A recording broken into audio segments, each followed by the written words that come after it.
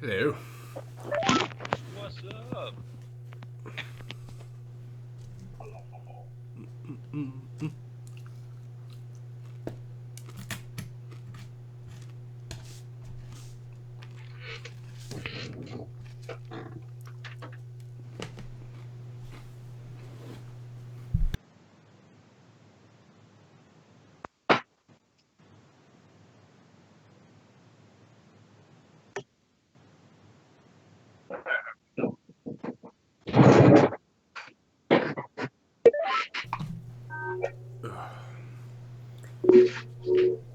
Oh.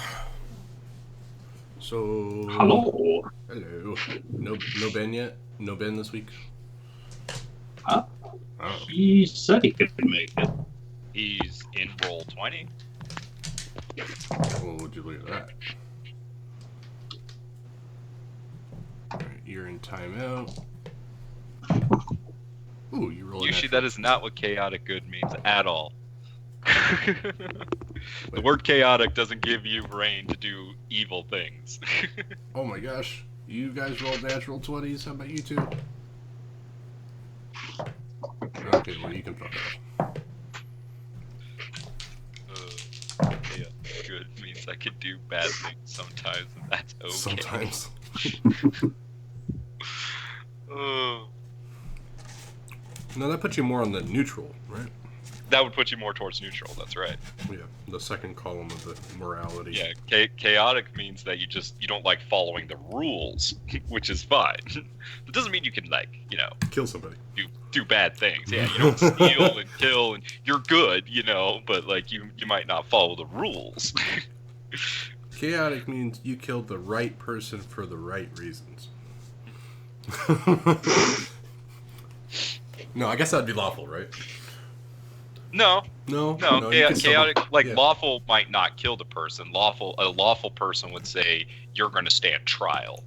A chaotic person might end an evil person's life.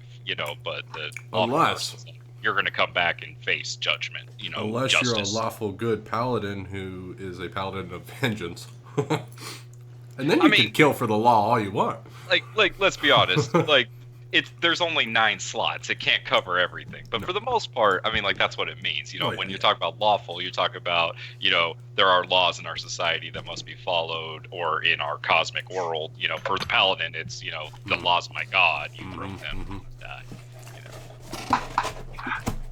But a chaotic person would just be like, yeah, my god has rules, but I'm going to break it to, take you down, bitch. My left mouse button has just started sticking randomly. Oh no, the worst. So, keeping my fingers crossed that it doesn't interfere too much with tonight's session. Because immediately after, I'm going to have to deconstruct this mouse. I just bought a new Clean one. I said, fuck it. That might I be can't. Actually, it was the mouse that got rum splashed on it, and I kept it for a while. But It gave it a new life. actually, I did. I took it to work. So I've got a Naga at work now. My Razer Naga at work. It's actually quite helpful having programmable keys for what Which I one do. do I have? So. I have the Death Adder Chroma. Oh, nice. I upgraded to the Razer Chroma, or the Naga Chroma. Yeah, I got this mouse at Walmart because it was sitting on a clearance rack, and my boss had given me a gift card to Walmart. Otherwise I wouldn't even fucking have been in Walmart.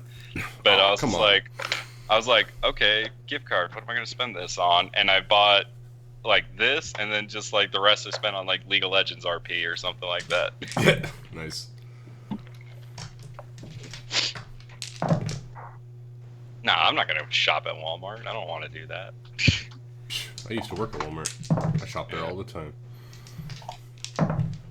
They take better care of their goods than Circuit City, I'll tell you that. That's why they're out of business. Nah, usually if I'm buying electronics and stuff, I go to Fry's Electronics. They're my go-to. If I had a Fry's, all I've got is a PC, Amigo, and Best Buy. So I figured I'd go to some place that speaks English. Yeah, I try to avoid Best Buy too. Well, yeah. Yeah, no, I love fries. It's like so great. If like something like my hard drive crashed on my laptop, just went over to Fry's and bought a new hard drive. It was great. Didn't have to order anything. Didn't have to wait. I was just like, oh, we got it. Yeah, we don't have any PC stores within like at least an hour and a half. So Yeah, I live in a big city. What are you gonna do? Yeah. The downside is my street is very loud. Yeah. Come on, Ben. Answer your damn Skype call. I'm gonna try adding you again. What if you don't want to talk? Well, in the meantime, he's obviously just trying to get out of rolling that D20. Oh, that's what it is. That's what it is. He's gonna come late. As soon as you guys wrap that up, Can't he's hear him. probably just watching the stream right now. He's That's like, as soon as they're done with the recap, I'll just join up. Amanda spoke. Okay, it's my turn. These are the biggest goddamn cards I have ever seen. What the hell? Look at the size of this card compared to my hand. What is that for? Is it just playing cards or what? It's. I have no idea Just what it the is. other side of the card. I don't know. There's this card in my bed with a black spot on it. I don't know what it means. It's a black spot. No, I think it's like a Star Wars dueling game or something. It's kind of like what's that? Like War, I think. You play with just a standard deck of Oh, cards. it's just like a two-player. Yeah, it's like a card. two-player. You play down thing, and then whoever's got the highest like strength or something wins. Or I don't know, but it's all Star Wars cards. Or you could do that weird flick of the wrist trick and see if you could like cut someone's head off because they're big enough to do that. Probably. Just go. I don't know why this one has got like Chinese writing on it. Like, Why is Amanda's go-to thing always violence? because she's the prophetess. Because it makes things more interesting. It makes her chaotic. I think it makes her psychotic. Just a little bit. Kind of by definition, right, Ryan? And you Just a know, little. Oh, who packs playing cards with a sleeve of cardboard to fill out the box? I mean, seriously, just make the box the right size. Nah, Magic the Out of Gathering budget. does that all the time. Well, They're like, yeah, here, but there's this little extra piece of cardboard in here. Oh yeah, and they always put it in the top so you can't reclose the box if you get like the fat packs or whatever. It's like, come on, guys. But that's the official Wizards of the Coast cardboard, though. That's different. I will. To be fair, though, that they have this like new little box that goes in the bottom of these boosters Mm-hmm. or these fat packs, Mm-hmm. and it's stupid. The box is not the right size to fit cards and clothes. Yeah. So I have no idea what the point of this like box is, because it's clearly it opens and it closes, but it doesn't fit the cards. So I have no clue what the point of this box is. But what I use it for is my window here in my living room doesn't stay open by itself, so it's just a little window. I was just gonna say it's probably like just as functional as like an Apple box. Yeah, And I supposed to use it to put things on top of. like, are your dice supposed to go in there? Like, I don't know what the box is for. I can't figure it out. Have you I have tried two of them, and I don't know what they're for. I'm like, tell me, Wizards. Like, is it just like, am I supposed to stand my cards up vertically and the box isn't supposed to close? Then it's not a box. Like, I don't get it. Does it close like a You little haven't bit and solved then the stop mystery before it of the gets to the box. bottom? So, like, it's a box. It's like just a rectangular box, Uh-huh. right? Normal Yeah. size box. But the magic cards don't fit in it sideways. Uh-huh. So they could actually, like, go in and then you could close the box, right? Right, Like, right, you know how you have, like, any of those, like, white, like, card holders? Mm-hmm. So it's not wide enough where you can actually turn a card horizontal and put it in. Hmm. They only fit in vertically. Right. And if you put a card in vertically, then you can't close the lid of the box. So I have no clue what the point of the box is. You know what? What did you get the box in? It came in the fat packs Yeah. so like it's like a box so this is like a 10-pack booster box basically that you buy, and Yeah. it just comes with that to kind of fill in space of the box, I think. I think But so. like I can't figure it. Like, I was like, why make it a box? I don't get it. I was gonna say because the the Pokemon card set that I got had something similar to that, but they basically made it so that way it stood off like an inch off the deck or off the bottom of the box, which is highly irritating in itself. It's like, make it close all the way, damn it. Yeah, like they put in a I'll show you on my camera. Hold on. yeah, like on this one they put in a sleeve at the top, so that way you put it all the way down. Oh, hey, there's Ben. Hey. I will be here shortly. I'm still packing stuff. Okay. Well, Ryan's gonna be right back anyway, so. So yeah, you guys do whatever you need to do. See, look, And box. I didn't watch it, but there that you is go. a box. It's a box of magic cards. Yeah, Right, now that look, is the terrible. card does not fit in it sideways. Yeah. And it fits in vertically, but then you can't close this lid. What is the point of this box? Can you that's- lay them flat? And that's supposed to be a Like- magic box. Yeah. It is. Yeah, so look, No, No, not that like way. card, lay 'em right, like box you would stack does a not deck fit in in there. sideways. No, you Like you would stack turn a it the deck. other So way you and lay it flat. you'd Like put you like have them standing up. 30 cards. Yeah, ver- like you can put them vertically like this, but then the lid doesn't close. Lay them. That's just messed up. Can you put like Right? 2 decks I'm like, why laying the flat fuck is on this there? coming with my magic cards? This serves no purpose. Yeah. Can you lay them down though? No. Like, Well, I mean, and I then- guess like you could put it in like Could you fit 2 decks in there no, like you could barely fit like if you laid them flat, like flat? So like if I lay it flat like that, yeah, but like nobody stores their magic cards like that. I'm just saying they might. there is a purpose. It's weird. Can I fit 2 sides? No, look at this. 2 Oh, don't fit side see by now side. that's terrible Literally would packaging. only hold That's one terrible stack. packaging. If you can't Well, even fit 2 then never cards mind. by itself, Don't understand this box, wizards. it's waste. Weird, like It's waste. That's why maybe you're if they paying had like a little premiums. divider or something, you could store like the dice and the cards or Right? something. Like I don't know. Like, Yeah. I don't understand. Tell me what to do. Send a YouTube video. I couldn't watch it. I'm glad you guys Even though- understand my but confusion we'll now. It's a puzzle that we don't have the intelligence to solve I will- ourselves. One day I will just like it'll just dawn on me like I know what I could do with the box. Well, I think you already found a use. Well, like an actual card use. Oh. Yeah, I don't know. And that's the day that Nick will be joined into and welcomed into a very secret society. And we'll never see him again. And we'll be like, he figured out what the box was for. And we're still trying to figure out what was in the box. It's like figure out what was in the box, figure out the meaning of life, I save think the it's- chicks, or save the world. I think it's completely just a space packer, and No, I think that's what it is, They yeah. use it for. I think it's useful in holding your dice. Actually, I have been using it. It for might be a that. dice It's actually box. quite useful. But yeah, I A think it's a counter dice box. box actually.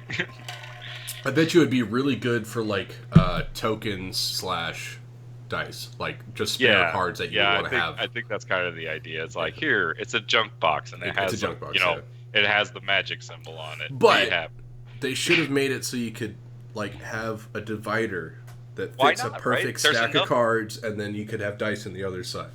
right? Like clearly the Fat Pad box like could be wide enough to do that. It's not that hard.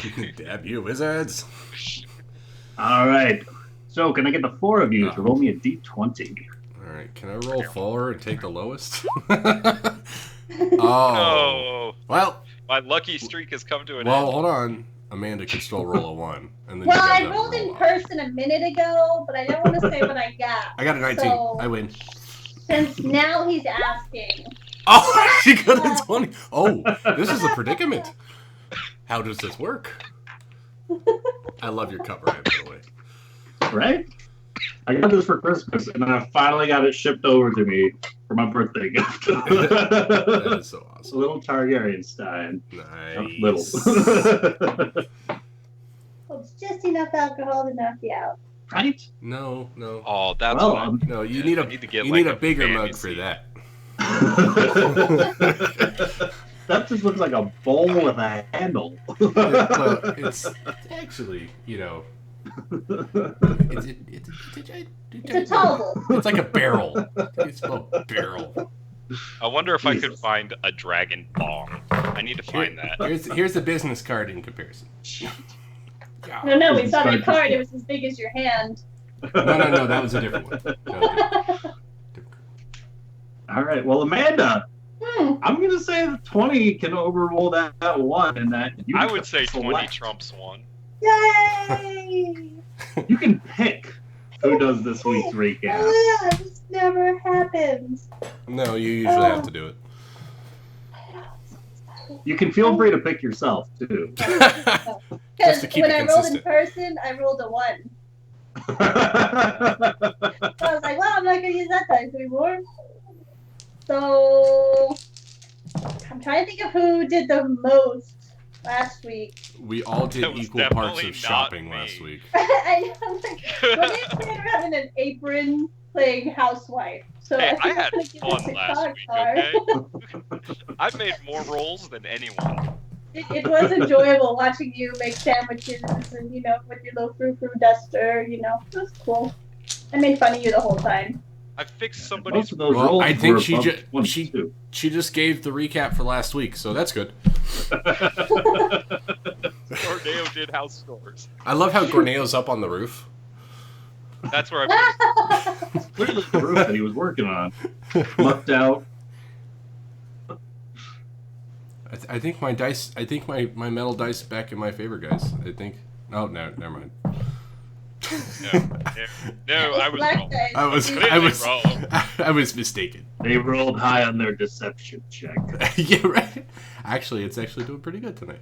So that's what it gets for That was 3 weeks of not using it. I was like, I'm done with you. Put it in the shame section. It almost went into the bag. If it would have given me another fit, I would have put it in the bag. Alright, so Amanda. It's jail. I picked Cognar because he Oh, did a lot last week. I did not. Okay.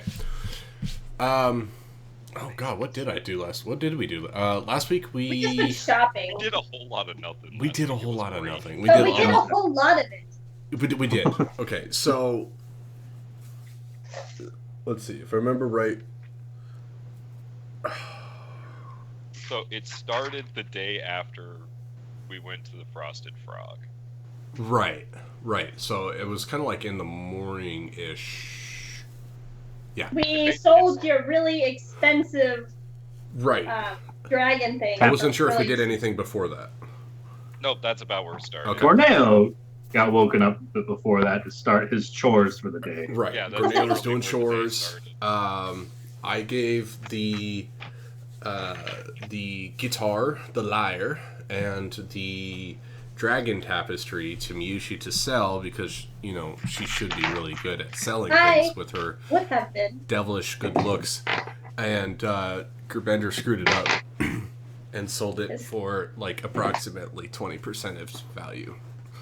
We tried so hard. And so Cognar decided to get 3 bottles of wine and start drinking heavily.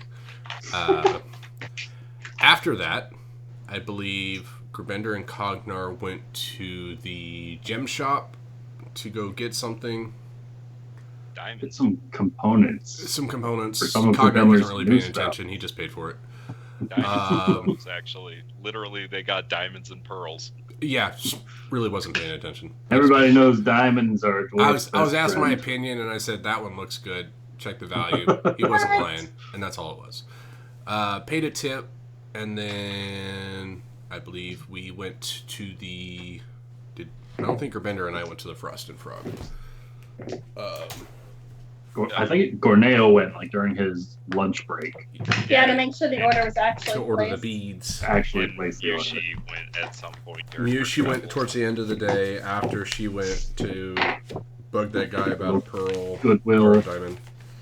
In between bugging that guy about a pearl And because I had to then- go back. Yeah, she went to Goodwill to go get some components and potion making stuff. Let's see. Went to a carton coin to pick up some components of her own to begin with her potion crafting. Yes.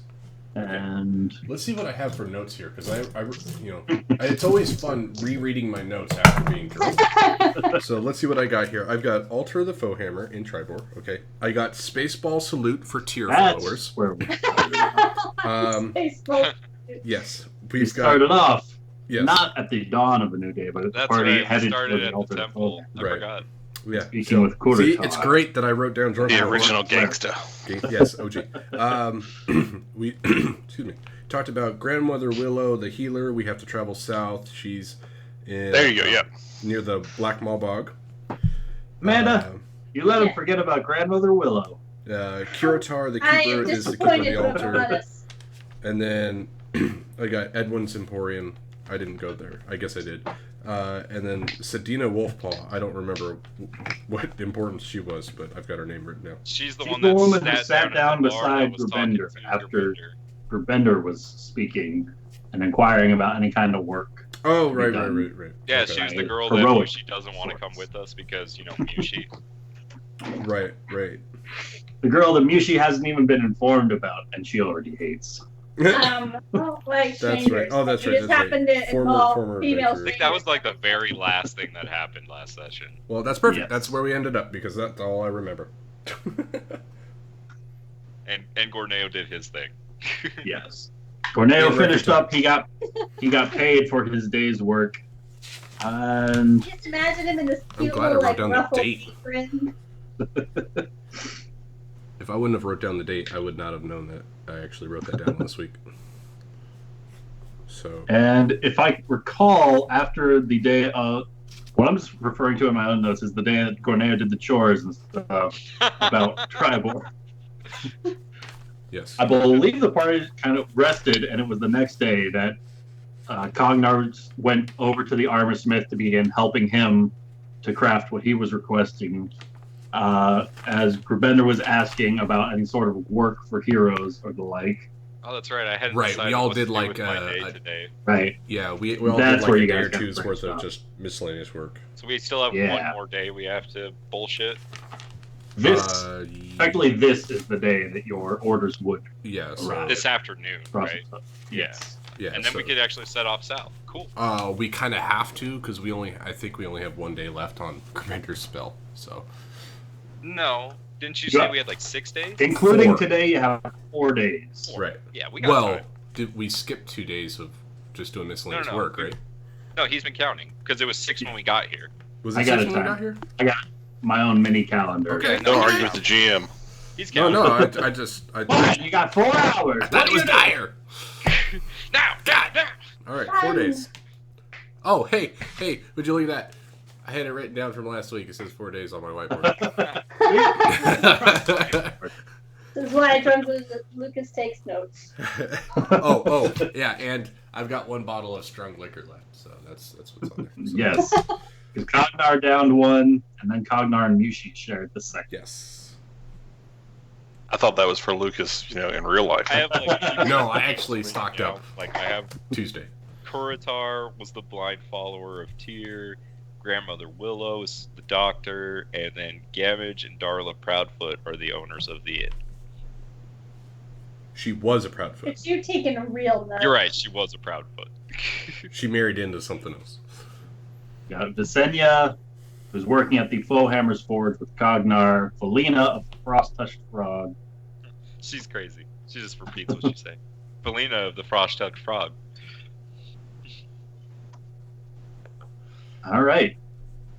Um, Go ahead. I was just going to say, if we do have downtime, I would like to start crafting an antitoxin potion. The one All right. I have to craft. So that one is going to take 2 days to craft. 2 days. You Okay. do have effectively all the materials required, having already paid the 50 gold pieces, the 25 gold pieces materials. But you can spend your day beginning to work on the antitoxin. Agreed. She's going to be sitting in her room, making plumes of Figuring out smoke, all these new components that she has acquired. catching her bed sheets on fire. Yeah, I mean, if I have time to take a break, I will go check on my jeweler guy and Mrs. Frog. Effectively, as long as you spend 8 hours doing the crafting, Okay. you get the day.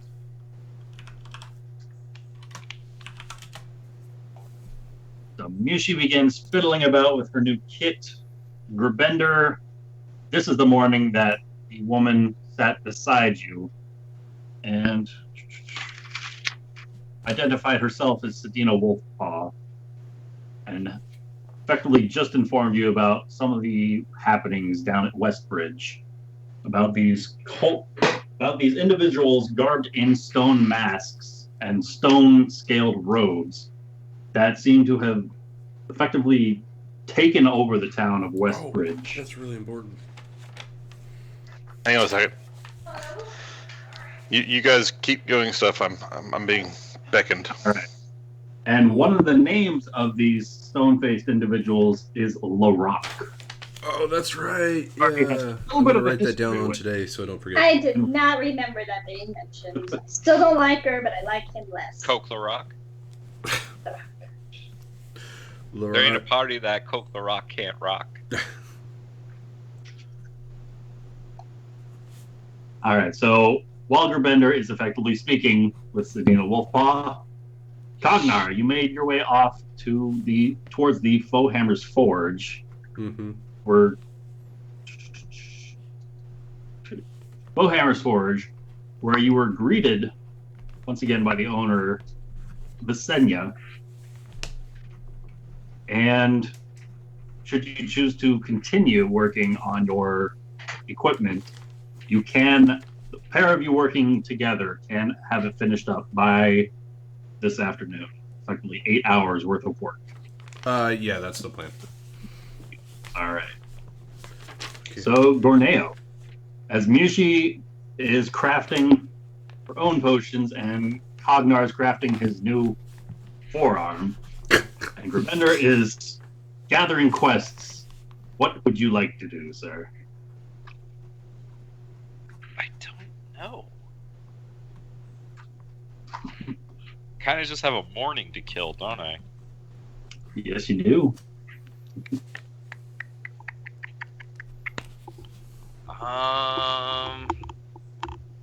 Is there any place interesting else? What else is in this town? So we've been to the tavern, we've been to the stores and the temple. What else is here? As you kind of call Gamage over to be like, hey, so now that all the chores are kind of wrapped up, what else is there? Yeah. So he'll go over to Gamage and just be like, hey, I've got a morning to kill. What's something that's, I don't know, something to do for the morning? Oh, well, the Tower of the Lord Protector is always a bit of a staple when riding through. You at least want to stop by. Occasionally, the architects get a bit of a kick out of that one. That's where our kind of mayor lives of Tribor. There's the tall tower in the middle of town. Yeah, the one in the center, just outside of the market square. You can climb up it? I would not recommend that. Oh. The city guard might not take too kindly to someone trying to scale the Tower of the Protector. Okay. But inside you'll find Arathra. She's stern, but she's good-hearted, at the very least. She's single-handedly fended off a number of orc invasions from the forest to the east, forest to the west, more times than I can count. Her and her guard are formidable in that line of work. Otherwise, there are the campgrounds. You probably saw them on your way into town, kind of scattered about the outside of the walls. All sorts of vendors trying to sell their steeds and mounts and wagon carriers and what have you. You say you checked out the shops in town. Oh, yeah. Went to a few of those. The Forge, the Frog, and the Emporium. Oh, yeah, we went to the Frog. That chick is weird. Well, I suppose there's the altar of the Foehammer you can check out. We went there as well. We met Kuritar. Very lovely woman. Very lovely indeed. Well, I can't say there's not a whole lot else to do with it entertainment-wise here in town. Well, there is something to be said for living in a quiet place. Right, Gamage? Maybe I'll go find something to do. Thank you for the suggestions. Absolutely. And thanks again for the help. It was my pleasure. Um, so what time of the morning is it right now? It's brushing closer to like lunchtime. Damn, that ruins my plan. Could be earlier. Well, I was just saying lunchtime to kind of like try and speed the clock up a bit so it's closer to evening. I was just thinking, because technically you came downstairs in the morning. Right. If there's shade being cast by the tower, I could probably just vamp my way up to it and just hang out on top of the tower for a little bit. But you can certainly try. Yeah, I was just thinking about it. I'll head that way. All right. So, now you make your way out of the home of the Boars, and you're kind of basking in the glory of the quaintness of a small city.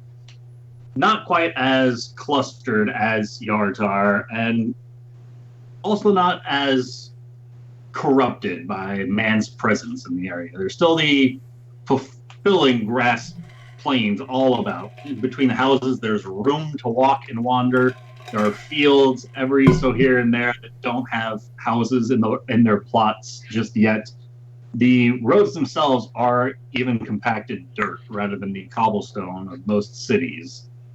As you kind of wander closer and closer towards the market square, you can hear a number of sellers shouting for their wares. Various kinds of armaments, potions, ingredients from far and away, and all sorts of common goods. There's a kind of rope climber who seems to be getting a bit of attention from some of the locals. He's got all sorts of ropes, climbing gear, pythons, hammers, tools, and a variety of other things. There's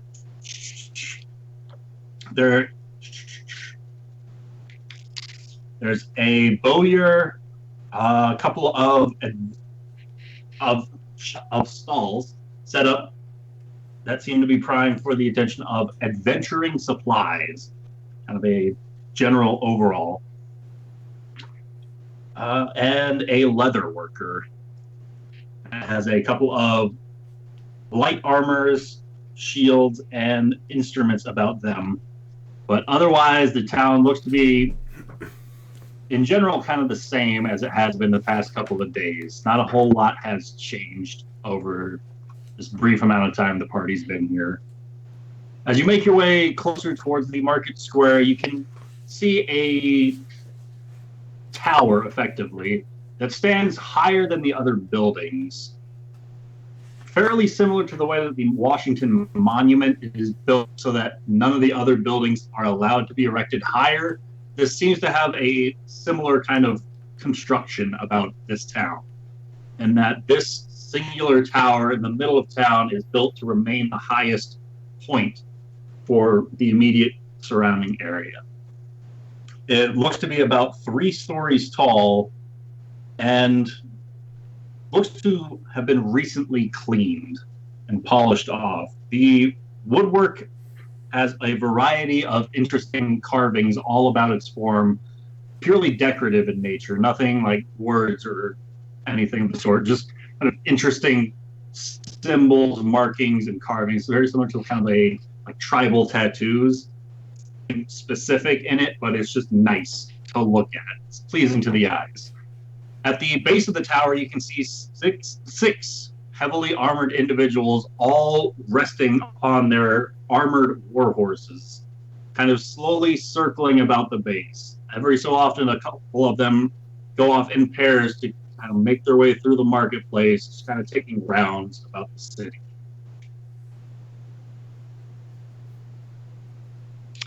Oh, that is a lot of security.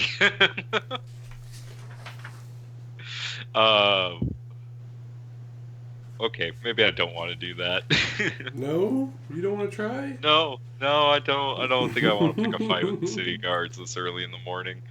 It's a very nice tower. He'll wander back over to the the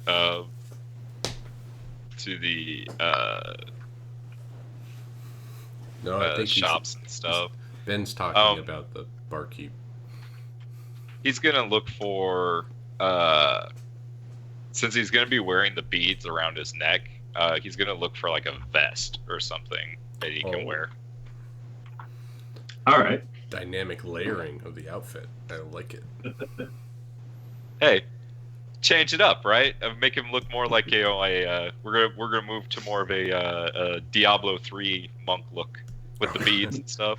Yes. So you do happen upon a textile seller, and he's got a variety of fine cloths available, as well as several already crafted pieces of clothing.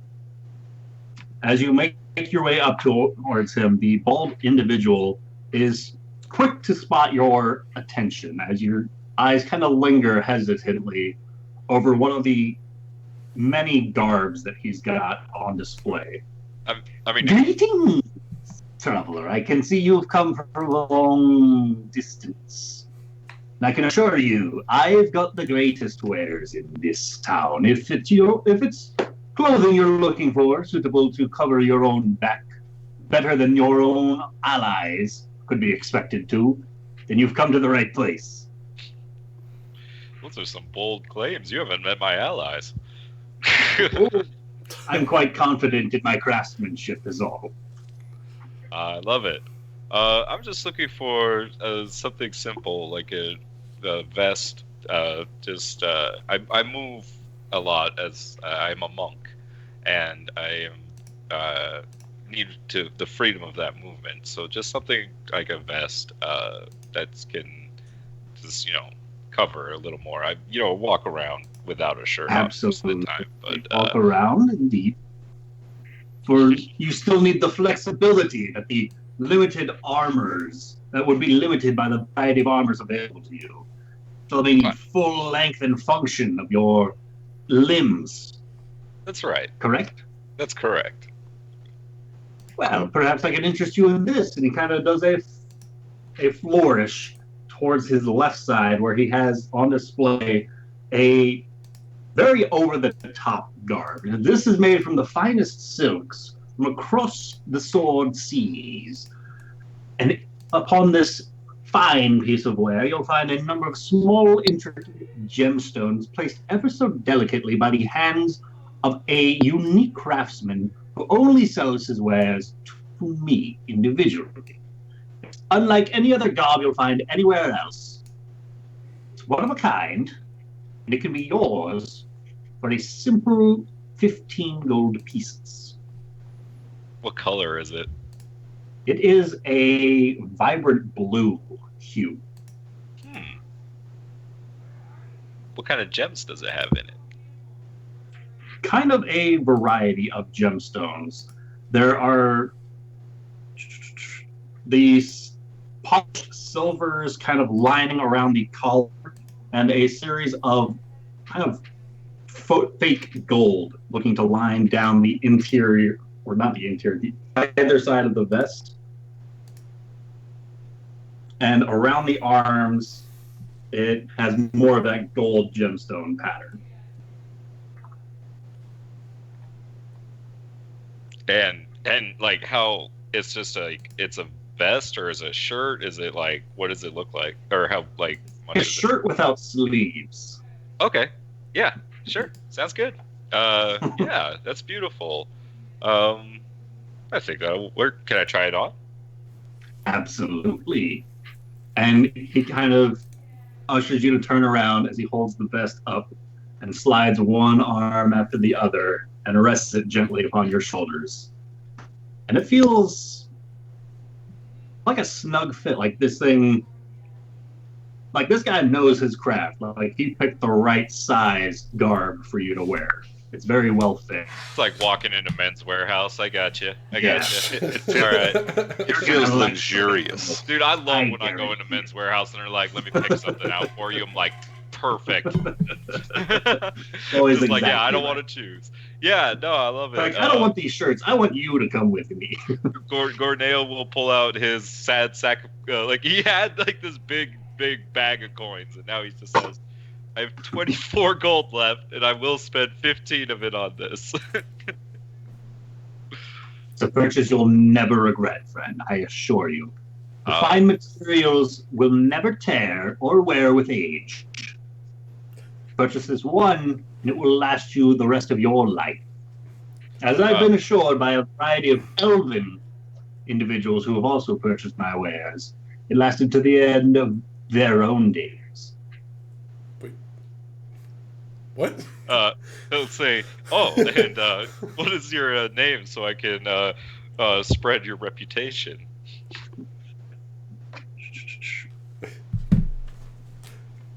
How could they tell? And he takes a deep bow.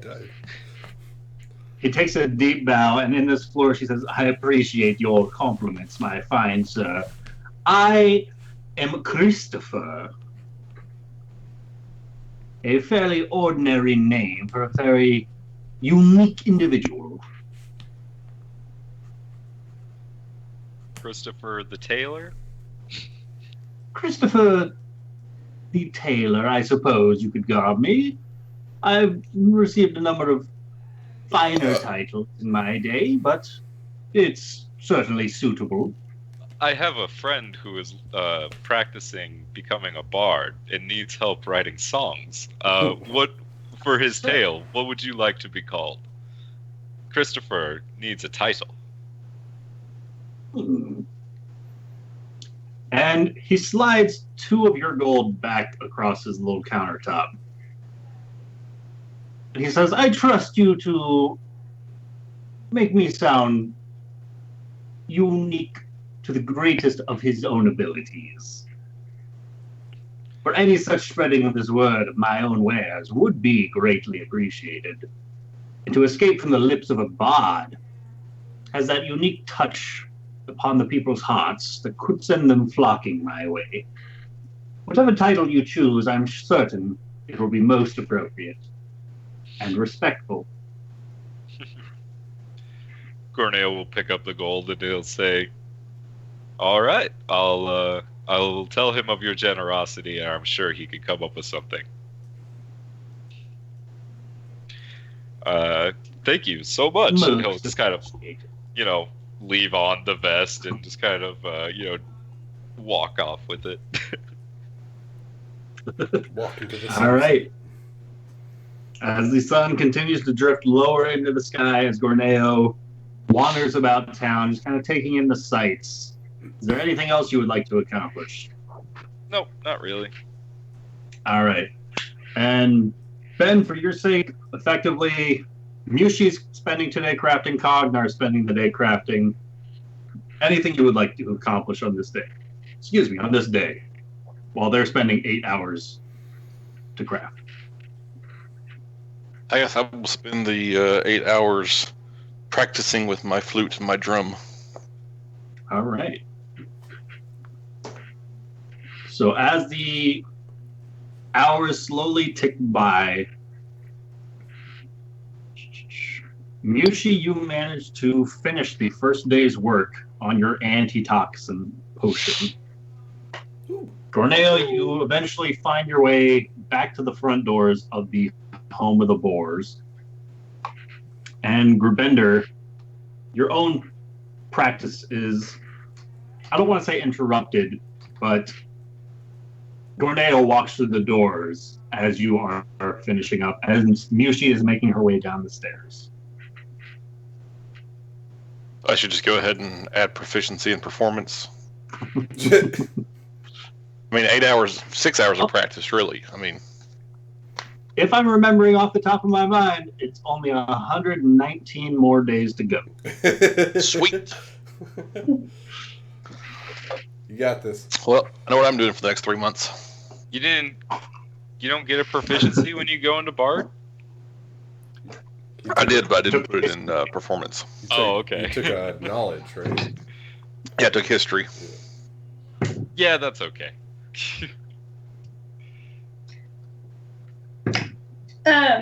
Can I make my way to the jeweler's? Absolutely. So Miyoshi walks right by Gravender and Gorneo as he's entering and makes her way out Hi of guys. the town towards Edwin's Emporium as the sun is starting to get lower into the sky. Gorneo will say, "Are you going to pick up your wares?" I was hoping to, yes. I'll go with you. I need to stop by the Frosted Frog and pick up our healing potions. Oh, I have to stop there too. I would love some Perfect. company. People I seem to will give go me with some you. stares. Do you like my new vest? It's very flashy. Thank you. Did you say It's, flashy or flashy? Flashy with an F. Okay. I'm like, wow, that's mean. No, that's Clashes with Miyoshi. our attitudes.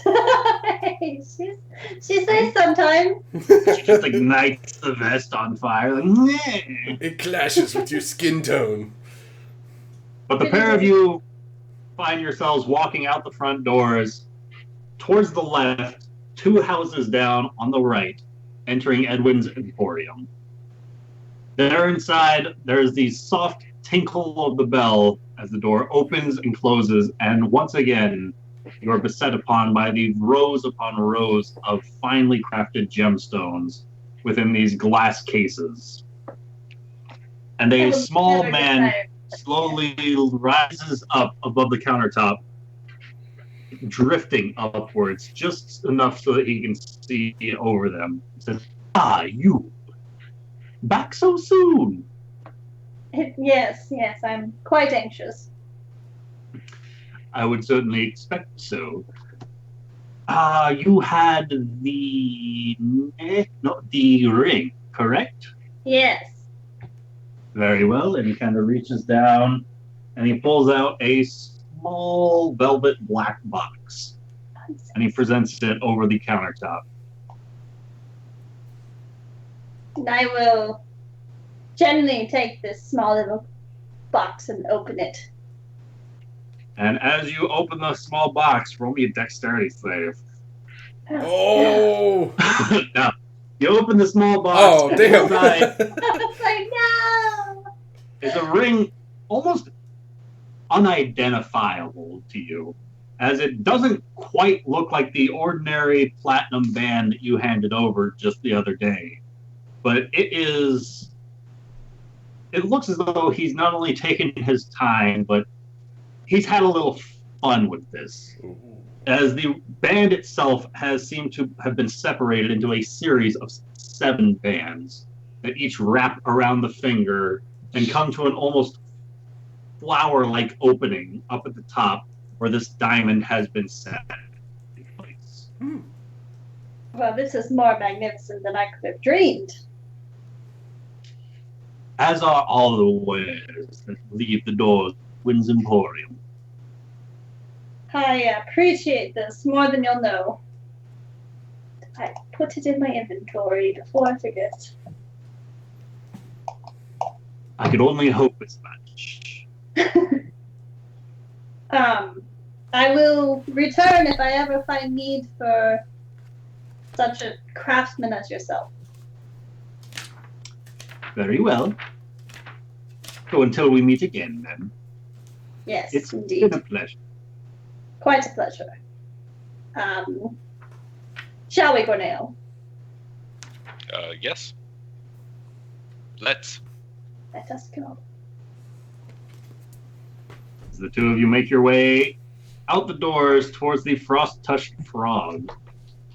As the frost-tinted the frost-tinted door opens up, a number of the lists seem to have been ripped off and kind of rearranged in some manner. As you walk in, you can also see that same purple, frizzle-haired woman with the pointed ears and these small spectacles adorning her nose that seems to be in the process of rearranging a series of these lists, kind of loosely talking to herself in a means that doesn't make any sense. Healing potions, third word starts C, and so it would most appropriately go here. The potion of invisibility, and of course, naturally following the dwarf belt of belt of dwarven kind. Yes, absolutely. And,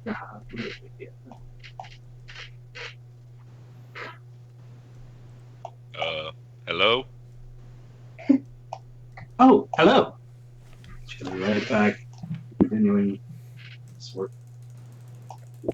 We're here to pick up orders. Pick a board.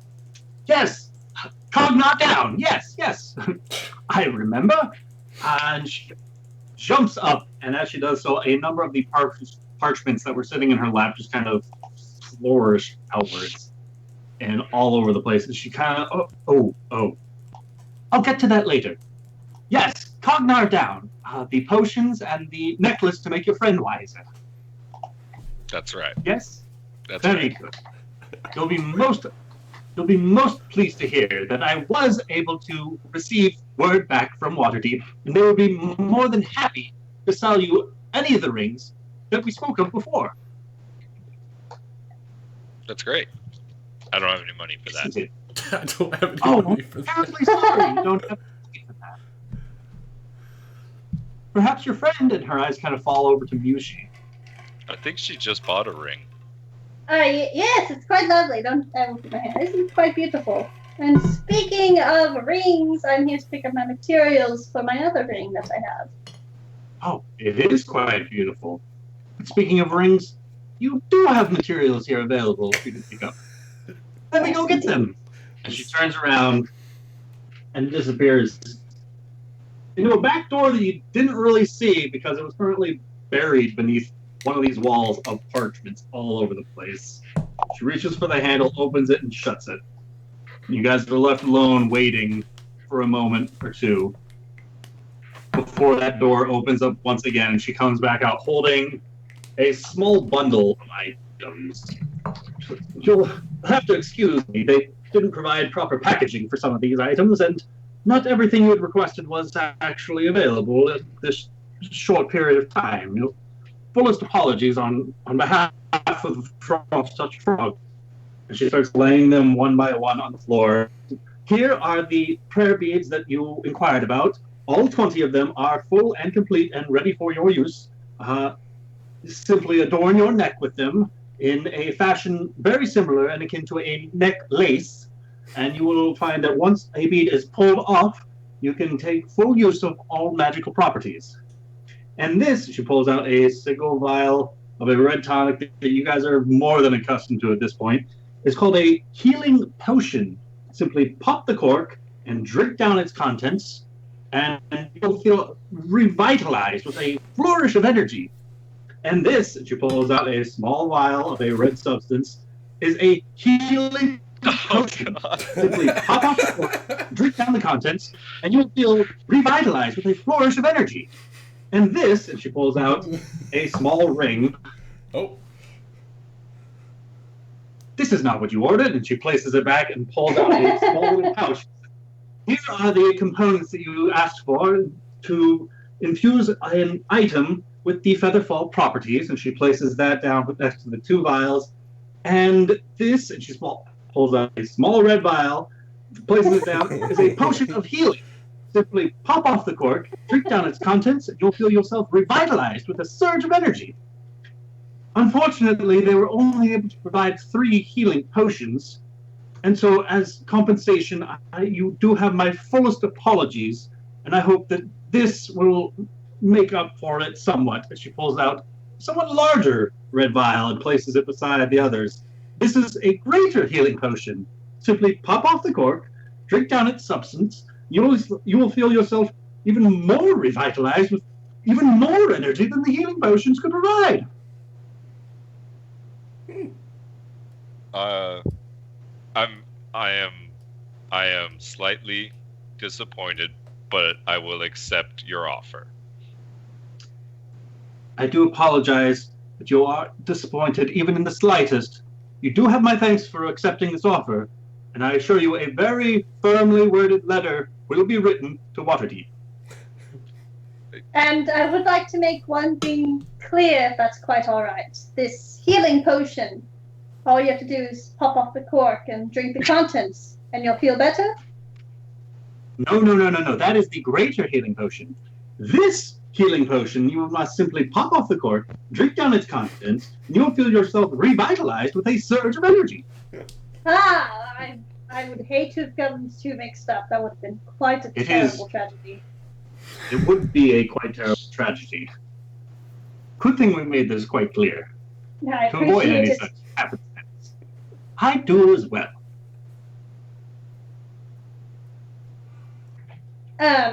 So I have my receipt if you'd like to take a look at it, and I'm ready to take my wares, and we can be on our way. I'd love to see your receipt. And she rips it out of your hand. She starts skimming it, and a little bit of a frown goes over her face. She says, I'm once again sorry. It seems that this item here," and she kind of points to a number on the list, "seems to have been added twice to the full cost of it." Yes, but if you would flip it over, you can see you clearly corrected your mistake. Oh, So yes! probably got money back from that. It would seem that the error was corrected here. Very well. Well, is there anything else I can be of assistance with? That's it. Thank you so much. Collect items and get out of there because she freaks me out. Well, thank you, and I will help you collect your items. Leave. On the way out, do I happen to notice a wand she's using as a doorstep? You do see a small little splintering, almost stick that looks to have been broken at some point, as you did have to push the door open when you guys came in. But it's not the And one. it seems that I was wondering if it was the wand I sold her. it seems that it didn't quite work so well as a doorstop. I won't mention it then. I'll smile and be on my way. And she smiles and watches you on your way. I love her. I couldn't spend all day with her, but I love her. And roughly about this time, Cognar, the heat and the sweat have been quite an obstacle to overcome inside of the Faux Hammer's Forge. But nevertheless, you believe that you have been able to even pick up a couple of tips from Visenya during your work together, and you have more than certainly left him with a number of tips of your own during the entirety of this process. But as the total accumulation of the work from the pair of you comes to a completion, there is the final pressing of the completed component into a large vat of water, and as it is raised upwards, the fully refurbished draconic image of Bahamut has been restored in its entirety, and it now comes attached with the gauntlet and matching gauntlet for your offhand, so that it doesn't look as awkward to just have a single gauntlet and nothing on the other palm. And it does function in the manner that you would hope. It does still lock in place like the other one, in order to make use of a two-handed weapon should you choose to forego the shield. But it's not quite as awesome as the moments you had inside the Crypt of Memory, where you could feel the presence of your own hand again. But it's noticeably better to have something there, even if it's just solid steel, than to have nothing that you've had for the past couple of days. Okay. And his name is Visenya, right? Visenya. Visenya. Visenya. Mighty fine work. And you as well, Daggerbeard. I'll certainly have to try out those tips you gave me about the forging of iron and crafted swords. Yes. It's a dwarven specialty. It will serve you well. Did you put your mark on it?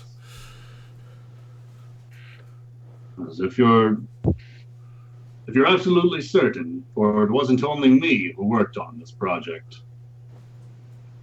I'll put my mark underneath yours. Very well. And he goes over to the corner and pulls off a smaller iron piece as well as a hammer. And he goes towards the corner of the on the back of the shield of Bahamut, close by where the gauntlet and the shield itself kind of meets. And with a single blow, a solid clank of metal upon metal upon metal, his own brand is left behind. It looks to be a small hammer itself, and each side of the hammer looks to be an F for Faux Hammers Forge. Nice. All right. I will take my tools and stamp my mark in it as well. All right. And I'll stamp it below him and give him a hearty handshake.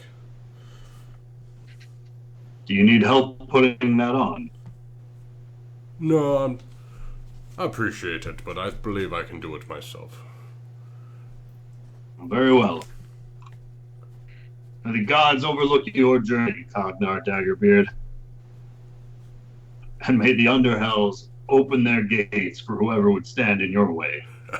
I like the way you think. What do you say to a drink? Well, it would be rude of me to decline, wouldn't it? I know a good inn down the road. Let's say we go get a couple rounds. Very well. And he follows you out towards the home of the Boars. All right. Do some drinking. And Grubender, one by one, your party members return to the home of the Boars, where you are currently nursing a frostbang of your own. As it should be. And as the final member, Cognar Daggerbeard, enters, accompanied by Visenya, shortly thereafter, the doors open once again, and the presence of Sedina Wolfpaw stands at the entrance of the home of the Boars. And she kind of gives a quick survey of the room before beelining it straight towards the party's table. Is it busy right now? It looks like more than just the regulars have come in. Corneo, haven't gotten a little familiar with a couple of the regulars yourselves. You can see a number of them have occupied their regular tables, as well as the usual kind of dinner crowd. The after dinner crowd, I guess, would be more appropriate, as the inn itself is slowly starting to fill up. Conversation in private probably wouldn't happen here on the tavern floor. Does she look hostile when she's walking towards us? Because I've never met her before, and I just see someone beelining it towards us. Yushi, roll me an insight check.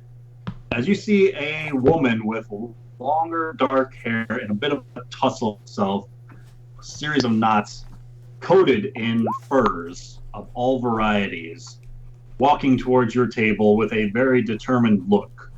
You see a pair of blades on either side of her hip, as well as a longbow strapped to her back, but she doesn't reach for any of them. Her eyes seem to be focused on Grubender, and he seems to meet her gaze as you take this brief moment to follow her gaze. And you see Grubender's looking a little calm, seeing her approach this rapidly, and so you're kind of put at ease as well. Any friend of yours? I'll look around kind of more to the group. I understand she's focused on Grubender, but I'll kind of eyeball each of them. A potential friend and client. And if I could remember her name, I would introduce her. As Grubender introduces Sedina Wolfpaw and pulls up another chair for her before it's occupied by other patrons, she accepts the chair and sits down with you, but refuses any drink offered to her. And she says, have you come close to wrapping up your business about town? I'm going to look around at everybody else and say, are we ready to proceed out of town on the morrow? I'm ready. Yes. Oh, by the way, Corneo will reach in his bag and he's gonna distribute. Let's see, Mushi, you got a healing potion for yourself? I will be crafting one eventually. Okay, so you get one, and then Cognar, do you want the greater? Probably should have the greater. What? Said you probably should have the greater. Yeah, I'll take it. I probably won't use it, so I mean, if you won't use it, I probably will. I'll take the greater. Yeah, you take the greater. And then you guys can each have a healing potion. Thank you, Corneo. Oh, I forgot to speak to that lady. I was busy working. That's okay. I went back. And if you guys need information as to how to use the healing potion, she's more than happy to help. Oh, you simply just remove the cork.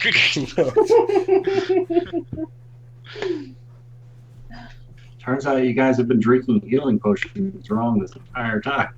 Apparently. I mean, one of them wasn't even letting me fly like it was supposed to. What kind of healing potion is this? Lots of healing drops.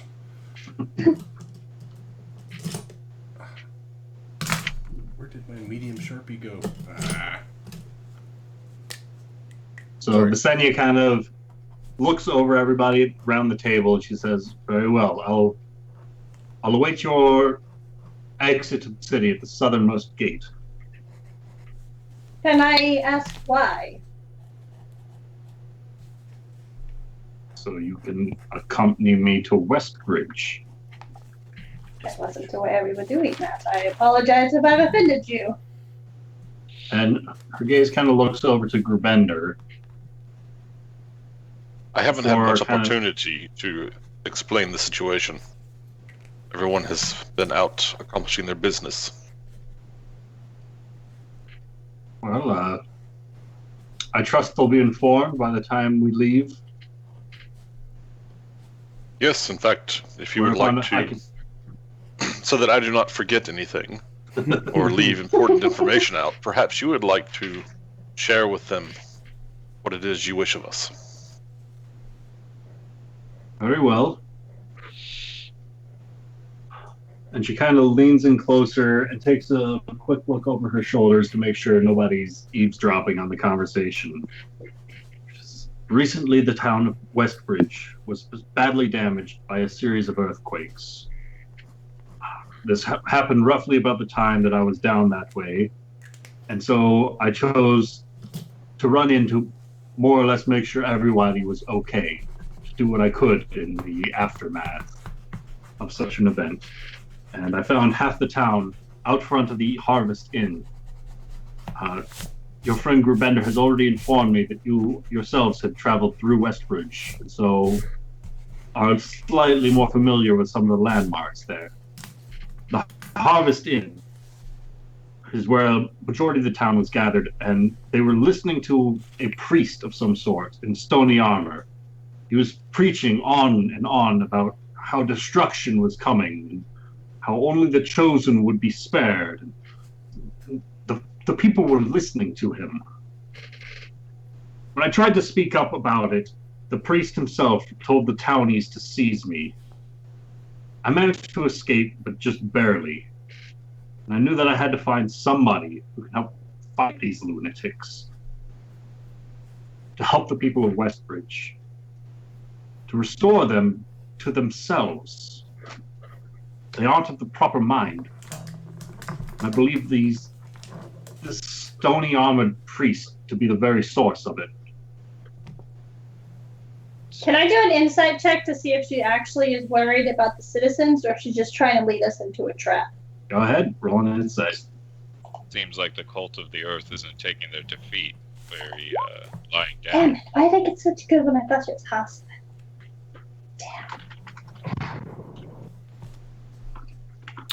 You know what? I would like to incite her as well, just for the sole fact of the last time that someone talked about the Earth cult, that they were going to get stronger. So I want to see if she seems culty. All right, go ahead and insider. All right, come on, guys, metal die, don't fail me.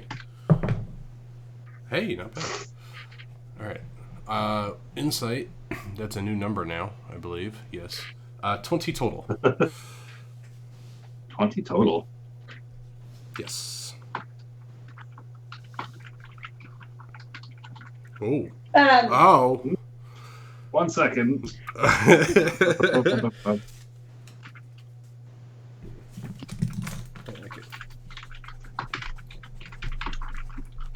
So I know I've been playing Cognar for like almost a year, and I haven't even come up with a crest for him yet. So I'm working on it. You didn't think he'd make it this long, did you? No, but this is the second piece of armor that I've actually had to put my symbol on. So, okay, cool. You say that these cultists, they just showed up. I mean, do you have any reason as to why they might choose, what was it, Westbridge or Westgate? What? Westbridge. Westbridge? I have no idea why they chose Westbridge. But like I said, I was simply nearby the town when a series of earthquakes drew me to it. You're not sure why they decided to preach at your town. It's not you my listened town. to some of them. I'm a local of Tribor myself.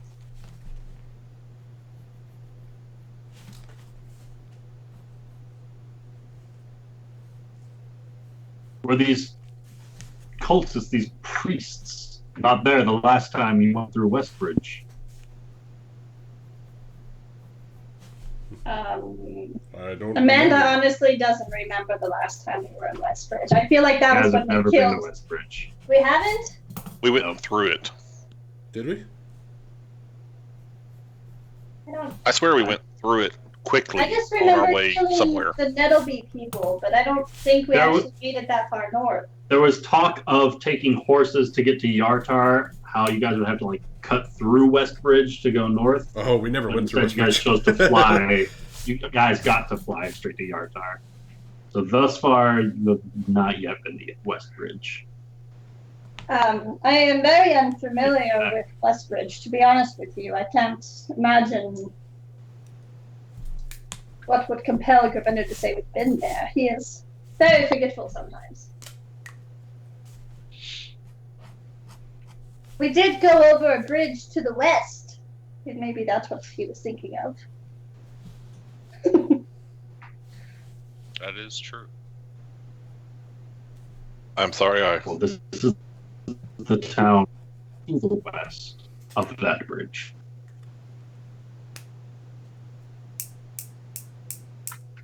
Oh, you know what?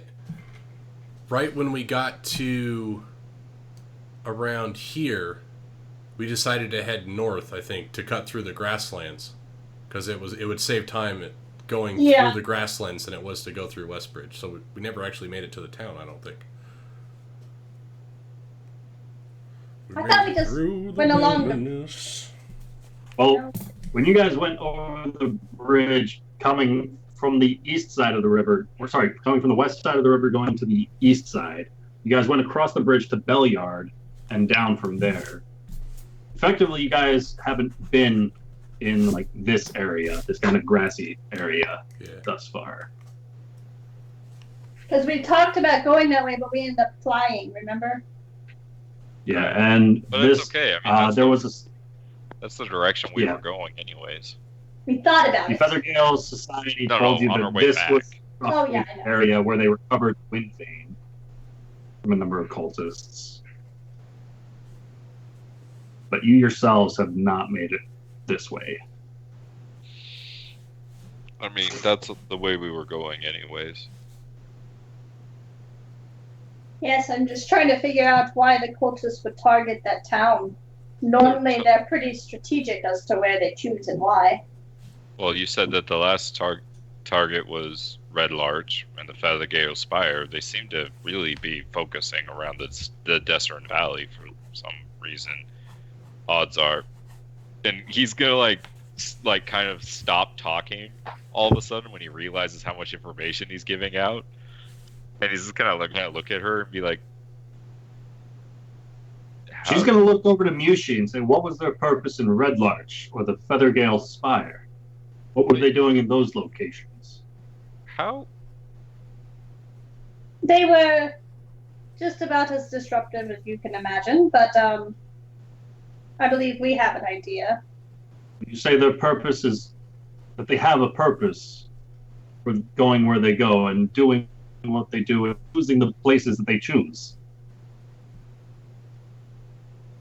I feel like they have some sort of plan in the long run, yes. I feel like it's not all just up to chance, so they don't just randomly pick out locations. I feel like these are very strategic enemies we're dealing with here. Tell me, Maybe if you were to recruit people, wouldn't you recruit not the most intelligent of people? For something as culty as what they're doing? I can't It depends say I could on ever what. put myself in shoes such as that. It's hard to even imagine. Well, if you go to recruit people for a mission where they're planning to die, you don't get the smartest group. You get as many dumb people concentrated as you can. Smaller villages are the way to go. Unless you give them a greater purpose to die for. Now you're giving them too much credit, Muji. Yeah, that's what religion's for.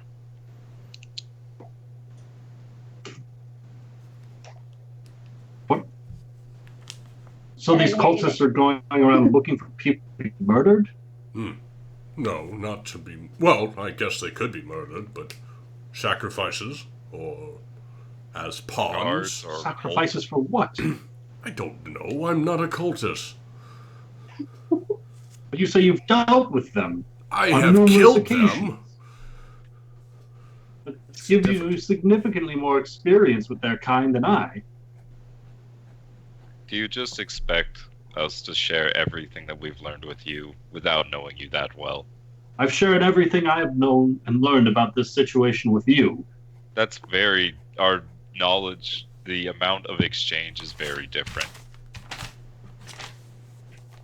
Well, when I inquired with your friend here, and she kind of points over towards Grubender, he gave no indication that you had any prior history with these cultists whatsoever. Easy, easy.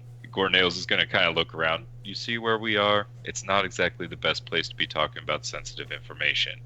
Just calm down, all right? We'll be setting out in the morning, and we could talk more when we're on the road, when we know it's a little more private. Then I'll await you at the south gate. And she stands up from the table and makes her way towards the doors. Found a real fighter there, Gerbender. He's very charming. I found someone who knew of a new cultist incursion. No, it's actually good information. Unfortunately. I think that's our prophet. I don't Earn think- rail. You mean LaRock? It could be, but Larock, I mean, to be going from village to village recruiting people doesn't sound like something the prophet would do. He would send underlings for that, wouldn't he? He But he that's was originally in Red Larch, and we ran him off, so he had to restart from scratch. We killed all of his cultists from beforehand. Who, Larock or the other guy? LaRock. guys. LaRock. We know who has the answers for us. We must go see Grandmother Willow. No. What? What? Right? Isn't she the one who can help us? No, wait. We just need No. to revive the guy, right? Should, Yeah. what do we... She wasn't helping us revive. God. She was helping us with Can you, the for eyeball. once, I shove a drink in her face. Like, shut up. can't talk about anything with you people. Here she looks genuinely confused why Grandmother Willow wasn't the right answer to this.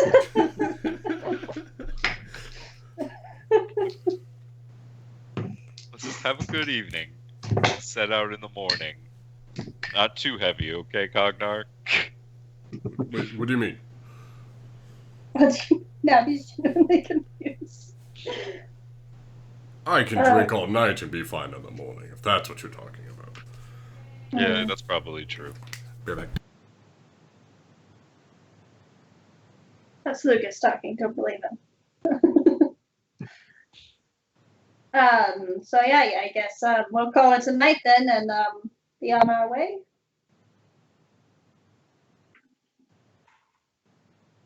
I think that sounds most reasonable. So with that, the party finishes their drinks and slowly meanders their way up towards their rooms. Cognar being the last to enjoy his free drinks. Get the most out of it while it still can. Before the party eventually passes out in the comforts of a bed before being awoken by the morning sun. And one by one, they make their way down the stairs, where they're offered a free meal to accompany their stay. A simple preparation of sausages with a couple of different types of bread. I'm going to enjoy this breakfast because it could be our last enjoyable meal for quite some time. Thank you. Your Speaking of hospitality has been meals, wonderful. did any of us get any rations? And thank you, Corneo. You and yours haven't been the worst folk we've had stay here. He shoots you a wink. He's gonna eat his breakfast.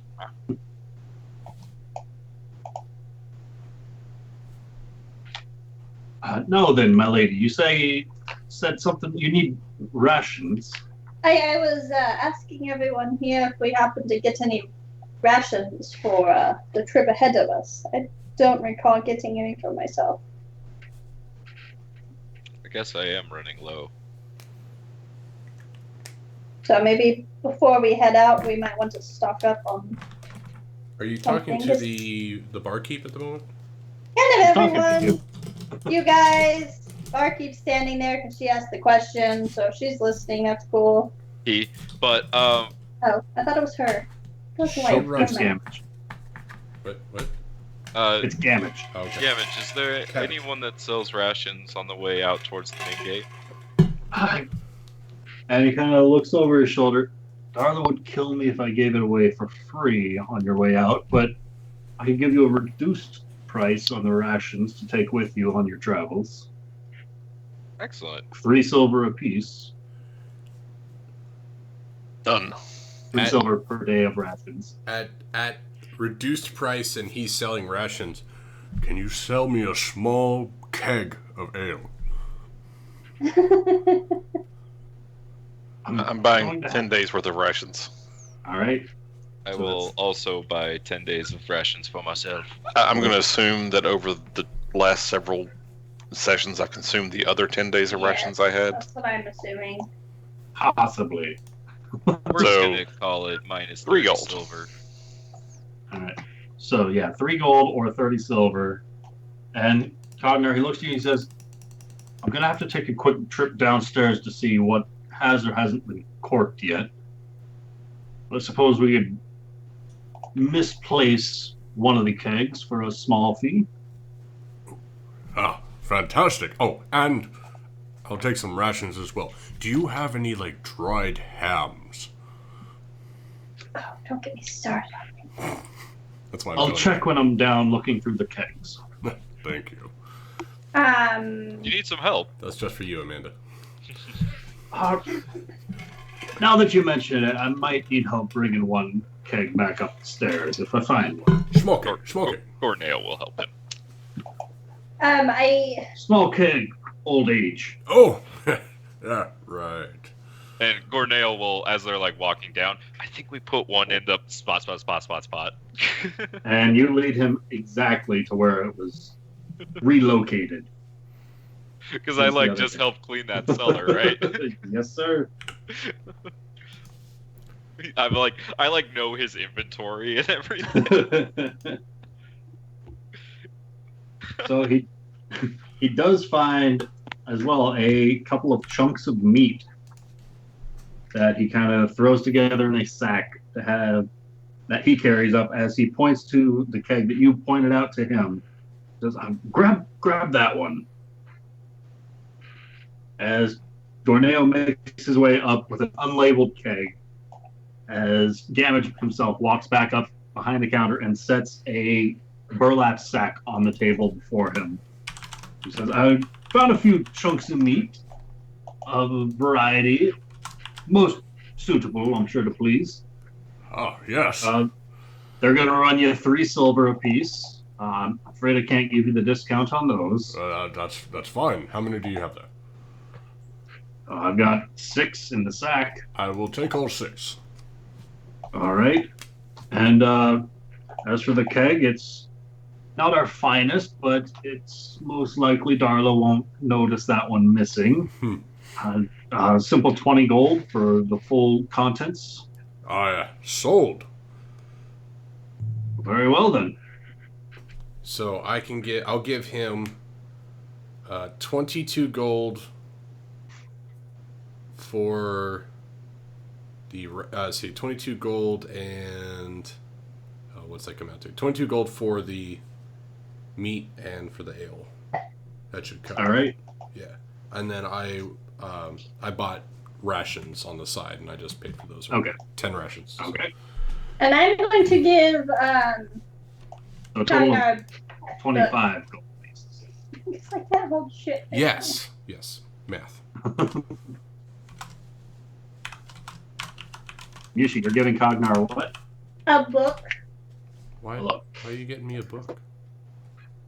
Because I can't carry it. It's 5 pounds. And Oh I'm my gosh. encumbered. What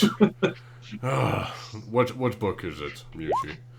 The Personal Testament of Marlowe's Earnril. It's actually the one book I want to keep because it has good information on it. Oh, God, I'll throw that with all carry. the other books. Yeah, we can get rid of the other books, but this is the Well, information. you in the have book. to go sell them. So that's a good book. I want to keep it because it reminds me of stuff. It's 5 pounds, but that's a good book. Cornell will carry that. I That's have fine. I it. just need someone to It's in there carry it. with all the other books of books. Yeah, but I want to read it. Here, there's what it is right there. I can give it to you later. So I have a keg of Sell a lot. ale, and I've got 6 dried meats. Yes, sir. Dried meats. Iron Fang, the holy implement of Earth power. Why You have we can't- not been trying to find this? You can't have it. Yeah. But for you, motherfucker. I don't.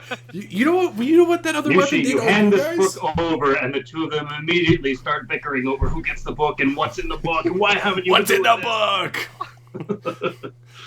All right. All right. So we got rations. My rations go back up to 14. Okay. The Black Geode? Yeah. It's intense. That's Yeah, important it's, stuff. it's a good read. Good read. Cognar is snoring already.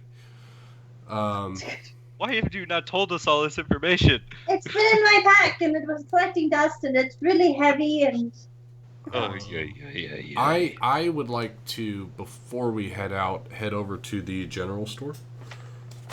right. Whatever that place was. The cart and coin? Yeah, Cart and Coin. I didn't go there. All right. So, after we divvy up and we say we're going to meet somewhere, I'm going to head out to the general store. All right. So as Grubender, Miyoshi, and Gorneo start heading towards the southernmost gate of Tribor, Cognar remembers something, and he makes his way over towards the cart and coin. He enters and is quickly greeted by one of the workers with curlier black hair, cropped fairly shortly, who makes his way forward. Says, greetings, sir. How can I be of assistance? Yes. I was wondering if you had any healer's kits or bandages. Healer's kits or bandages. I believe, and he kind of turns around and gives you one of these. As he starts walking down a series of shelves, we had some components for crafting healing potions right around. And he seems to stop his movement in front of a noticeable gap of items. Says, oh, seem they were purchased. I suppose we could make do with ordinary healer's kits. Yes, However, yes. That's fine. this way, and he starts to circle around to the other side of that same aisle. Yes, right here. A full supply for 8 gold pieces. Oh, that's fantastic. Is there anything else I wanted? I have no idea. just covering bases here because people die and things like that. Indeed, these are the troubles of the world we live in. Right. Woe is me. You know what? Would you happen to have a shovel? A shovel, just an ordinary thing. I don't know. Do you have extraordinary shovels? Something like a pick or a kin? No, just a shovel. No, that's...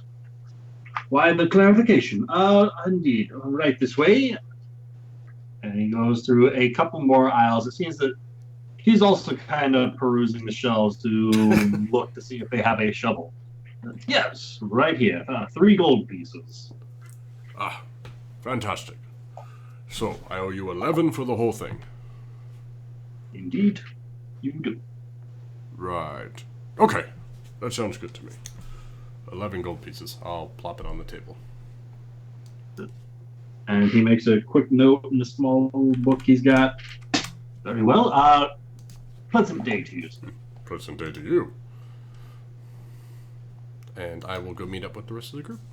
And Cognar's quick to join up with the rest of his party as they are making their way out the southernmost gates of Tribar. And it's within eyesight. You can see... Left click just did. Sedina Wolfpaw, not too far off, kind of waiting, leaning up against one of the nearby trees.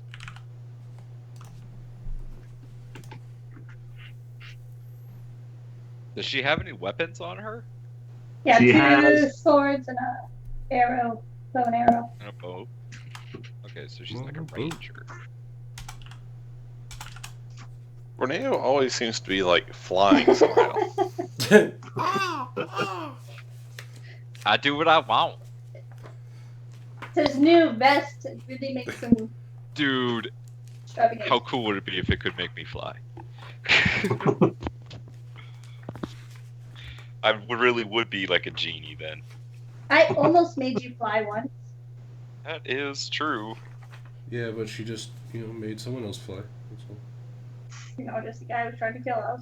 How much does a keg of ale weigh?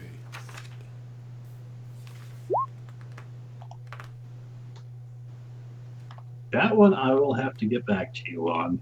I don't remember. I want to say it was something like 35 I want to say 30 pounds. 35 Sounds about pounds right. or something Yeah, like that sounds about right. Like, hold on, I got my player's handbook right here. Is it in? It's not. They have prices for ale by the gallon, but not weights. I Be don't think something that would be equivalent. They have a barrel. 70 pounds. Yeah, but that's huge. I just want a small thing. And Wait, a And barrel. small freaking- and half of that for 30. barrel carries 35. 40 gallons of liquid. How much ale did you give me? Shit. Not a big barrel's worth. No. I think last time I had it, I think it was like 35 pounds full. If I remember right. I think the last. I think you're right. Somewhere about there. That's what we found out about a buttload being an actual unit of measurement. Yes. Because we spent 2 weeks trying to figure out how much ale Cognar had. All right. Yeah. Because like a chest weighs 25 pounds, and I would probably put it equivalent to that. Well, a water I skin still is have 5 our pounds image. full, and a water skin is pretty small. So. All right. So as the group is approaching, Sedino kind of leans herself off of the tree and starts making her way, walking briskly Got the towards chart. the party. Good Did morning. everyone sleep well? Good morning. Yes. Are we ready slept just to fine. proceed to Westbridge then? Firkin. I think that's what I had last time. Yeah. Well, we're going to head that direction. We have a quick stop off at what's the name of the swamp? The Black Maw The Bog. Mog. Yes. That Mog. one. Just quick stop off there, and then we'll go to the West Bridge. Very well. We'll be traveling right through the bog by means of the bridge. Where did they say the hut was? Was right near there, right? I think it was to the east. I mean, Gorneo knows exactly direction. Yeah, wasn't really told a specific location because the priest, the cleric, wasn't really told exactly where because he's never been, but told a rough location of the other side of the bog to the east. Tell her rough location. Okay. Very well. As long as it's a quick stop. We'll see. Depends if we find the person we're looking for. I suppose. And you said there was more information you wish to discuss as the montage begins. My God, how much weight do I have in this bag? Sorry. Oh, that's right. I've got a dead person in my bag. The bag of holding. He's like, Cognar's feeling about the bag of holding and starts pulling out an arm, and he's like, "Oh, that's right." That's right. No. Gorneo will, as they're walking, he'll ask her, Bender, how much should we tell her? He's not here, man. He said BRB. Oh, So I'm assuming that He looks to be deep in thought. Is the question. before I went because to... Gorneo didn't incite her, so one of you that incited her needs to speak up. Oh. I don't trust her. That means Gorneo can feel absolutely free to make his own judgment about her. Well, he asked our opinion of her, right? I asked what I how got? much you want me to What tell you her should before tell. I just start telling her Well, everything. I am an expert at reading people, as you know. The only thing you can read is doors. I'm Even very then you good at don't reading even read 'em. doors. And her face, no offense, is like a door. And I can read it perfectly. I say she's trustworthy. I feel like there's something God, that sounds something- terrible. isn't there. She's missing something in the story, and it's just not making sense to me. And honestly, Mew, she Well, doesn't make ask away, sense. and I'd be more than happy to clear up any Yeah, that's what I'm saying. questions you have. Does anything we do sound like it makes sense? I trust all you. This is a new person who just. Do you trust me? I mean, honestly. Yeah, no, I trust you with my life. You know that. Okay, Oh, prior to I will these bring that showing into up memory. Now, what is it that you did? I was a ranger. Ew.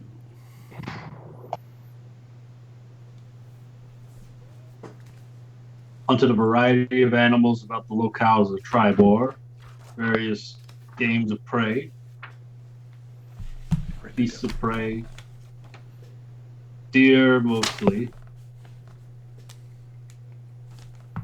Captured what I could, brought back a variety of meats for the townsfolk, and one of my voyages led me southwards towards the outskirts of Westbridge, where the earthquake happened.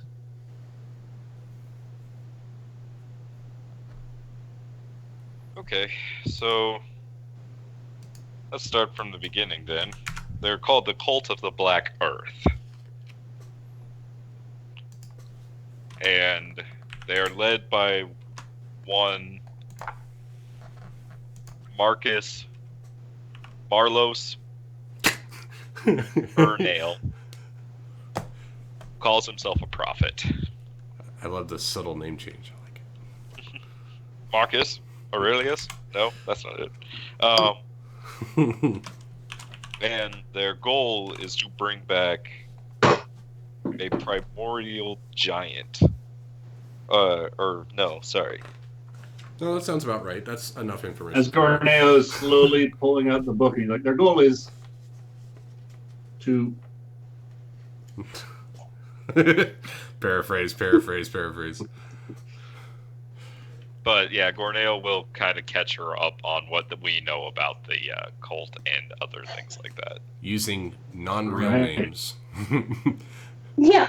Double talk. So she really knows nothing, but she thinks she knows everything.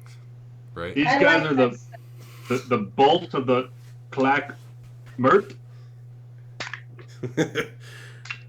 Yes. That's really all we can tell. If you're drunk, they're the cult of the Black Mert. This Cognar just reveals their real name, despite the subtleties. And Clearly. Gorneo actually being allowed to just kind of pontificate will probably actually tell her about the other cults and stuff too. All right. So as the information is being given and any questions are hopefully answered, you guys For the most have. part. As we are As asking, long as they don't get too Something personal. seems to keep coming back to Mushi. Like you seem like you have more that you want to ask. really real quick, as they're telling her, kind of filling her in on the information, so I want to get a read on her face to see if she's shocked or if she like already knew the information. Go ahead and roll me an insight check. So while they're all talking, I'm not actually going to be talking. I'm just going to be playing with my new shield. Swinging it back and forth and pretending like I'm Captain America and like slicing the air 300 style, slamming people. I'm practicing. Cognar is going full blown, getting them Getting acquainted. to understand his own capabilities. Yeah. Give him the business. Yeah, doing the business. Now that he's been rearmed. Gerbender. Literally. Rearmed. I love All this right, so joke. Rebender, what are you trying to get? I'm just making the same sort of insight checks to see if it seems like she's already familiar with any of this, or if she gives away anything that might indicate she's somehow sympathetic to them. Name recognition. Yeah, you know, that name Cognar gave her should really throw her off. What name did I give her? I don't know, whatever one Ryan said. The cult of the Mogs or whatever. The cult of the Urnail.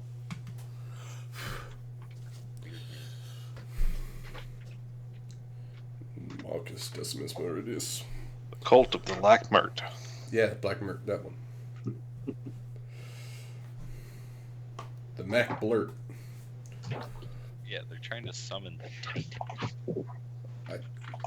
I mean, you said primordial giant. I would say that's pretty close to a Titan. Yeah, Titan is more specifically what it is. As far as a 9 intelligence dwarf thinks. Giant Titan. They're big.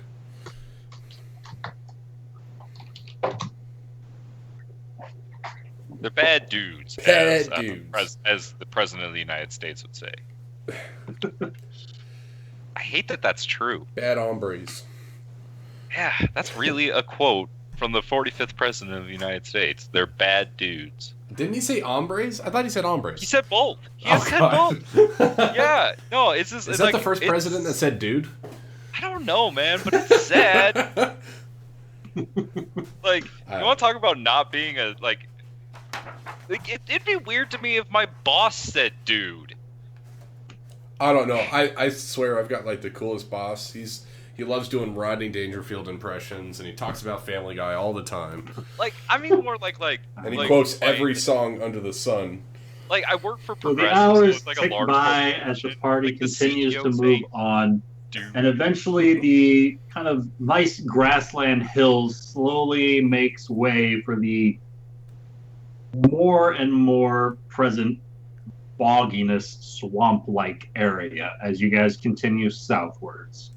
And eventually the well-worn dirt path slowly starts to wind and shift and get kind of muddy and more downtrodden, and it seems like people seem to take their own paths. You can see a couple of wagon carts have gone different routes to avoid larger mud puddles, and eventually you guys make your way to a fairly rotted out looking bridge that crosses a larger expanse of swampland.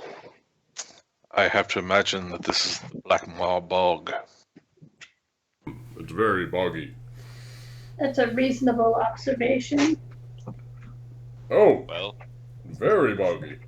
what's her? I keep forgetting her name. Sedina. One second. You I would need to write it know. right here. Here it is. I've got it. I have it written down on my whiteboard now. I should have bought a 10-foot pole. Damn. I got a shovel. I'm assuming the shovel is taller than I am, right? Probably not. You Cognar, sure? it is not taller than you are. Damn. I was hoping. I could use it like a a gauging stick. I might just still do that. That's the only thing I got. I'll use it as a gauging stick to make sure I don't fall into something. Well, Sedina, I think this is where your expertise is definitely going to come into play. I can't say I've wandered too far into the swamplands. The swamp seems to carry on to the west of here, to the east of here, whereas I tend to stick to the west myself, towards the grasslands and occasionally peeking my way into the nearby woods. Well, how did We you have get- been told that there is a healer of some ability in this area, and we are in need of her services. Have you heard of any such tales? Grandmother Willow, I believe Yeah. is her name. I've That's exactly who we're looking for. heard a variety of tales and rumors. Many seemingly disconfirming the next, so I can't say altogether how truthful any one of these stories is. Oh, We came by her knowledge of the healing arts by the priest at the temple in town. Kurotar. I believe that to be a reliable source.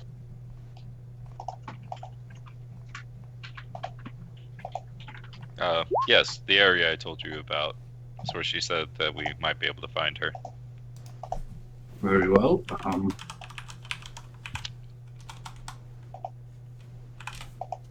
There's a small errand I have to see to. Small bit to the west of here myself.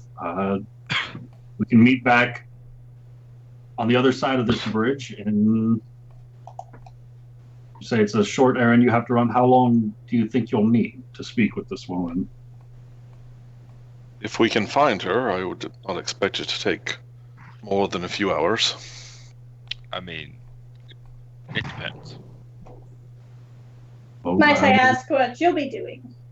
Are you meeting someone we as can well? re-meet. We can reacquaint ourselves on the south side of the bridge by sunset, we'll say. And of sorts, yes. There's an individual whose assistance I need to inquire about to see if they might be able to aid us with Westbridge. I would like to insight check her leaving the group. She seemed All right. very anxious to be staying with us, and now that I've shared information with her, she's just booking it. I don't like that. All right. Never mind. 7. Wait, so Maybe she. go ahead. I was just say maybe you're lucky and she has a very poor deception roll. Oh I yeah, don't like. I did worse. I have no reason to distrust her at this Now point. she's so- Wait, so she got us to the bog, and now she's splitting? She says she says needs she's to gonna come go. back. Effectively, she's got you guys to the bog. You guys are all going south, got to the bog. You guys have to go east. She needs to go west. And then you guys will meet back up down here. Gorneo will say, I see. "Why are you so frightened of the bog?" There are many more nefarious creatures that live within those swamplands than would be welcomed out in the grasslands or capable of surviving. And many and more of them are more acquainted to such a location than I myself am. And they could more than easily jump at you without having never spotted them in the first place. You intend to seek out this Grandmother Willow. Keep your wits about you. Well, how about I come with you then? It doesn't seem right sending you alone, and they are more than capable of taking care of themselves. She is a ranger. She is very much used to being in the wilderness on her own. She'll be fine. We need you with us. If there's anything out there that needs set on fire, we're gonna need you. Just don't feel right sending her on her own, Corneo. She'll be alright. If you're concerned about my safety, I'm much more familiar with the terrain that I am headed than the terrain in which you are. And I can't say for certain whether or not I could... It might be easier to ease any such allies into our party should I go alone. They are familiar with me, and introducing strangers immediately and asking for assistance Who are you could make it seeking more out? difficult. One by the name of Wolfpaw. He and I have worked together on a number of hunts in the past before, and we've been quite successful as a team. I thought her name was Wolfpaw. Her name is Wolfpaw. Greypaw. Sorry. Greypaw. Okay. Like, wait, I was like, wait a second. It's a Apologies. lie. I thought you were inquiring about my name. An ally by the name of Greypaw. We've worked together on a number of hunts before, and he's quite proficient in a number of means of incursion, whether straightforward attacks or the more stealthy variety. Whatsoever you should choose when we get closer to Westbridge, he should be more than sufficient to accommodate. He's not the fondest of strangers, however, which is why I would prefer to go alone. If you would wish to travel with me, I would not object, but it might make things more difficult for us all. We'll meet you here at sunset. It's fine. Yeah, we need to find that healer. Very well. Travel safe. You as well. She kind of just takes off running to the west.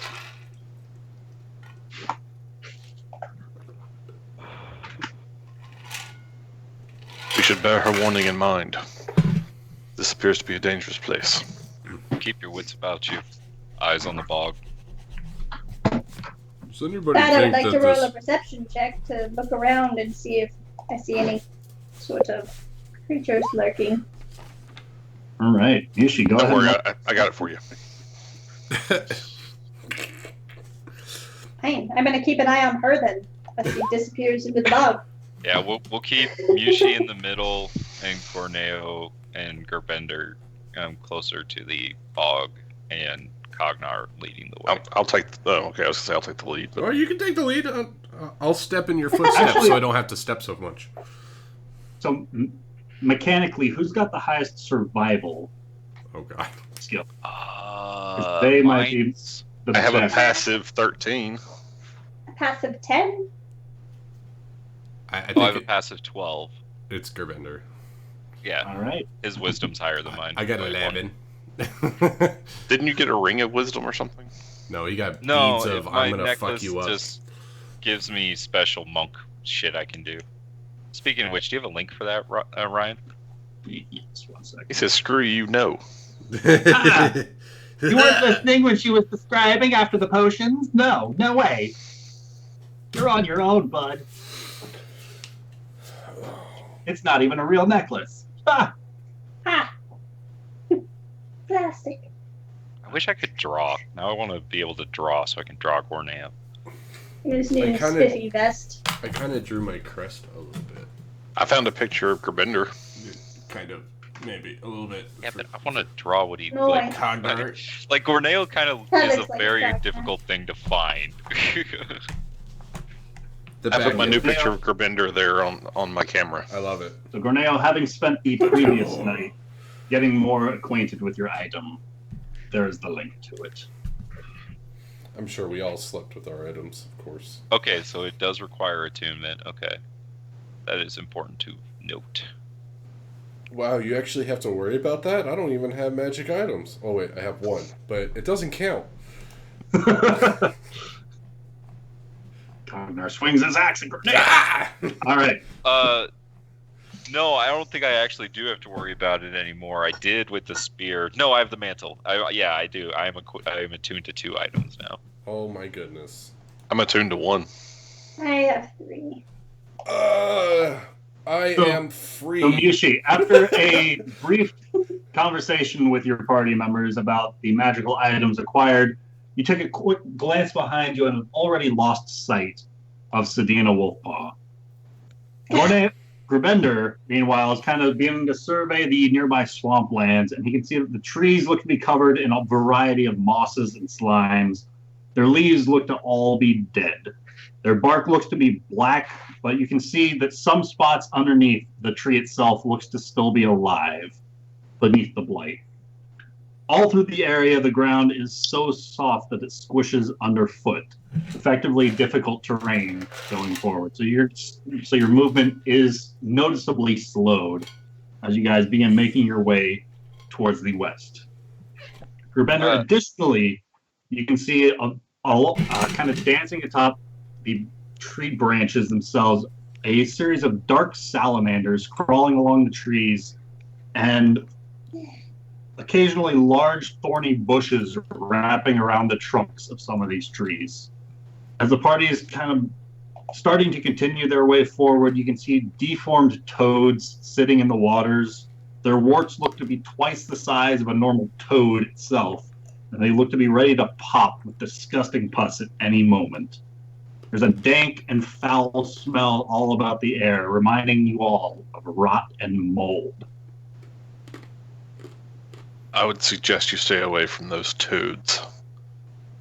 They look like they would spread contagion. I suggest we stay away from this bog if we ever come by it again. As you guys begin starting to weave your way in and out of some of the wet and dry patches, you begin to notice there's a loose kind of pattern, and that the bog has small patches of high ground that provide shelter from the putrid filth of the low grounds that are overrun with the moss and slime-coated waters. These areas, however, are few and far between, so you are forced to muck your way through this sludge.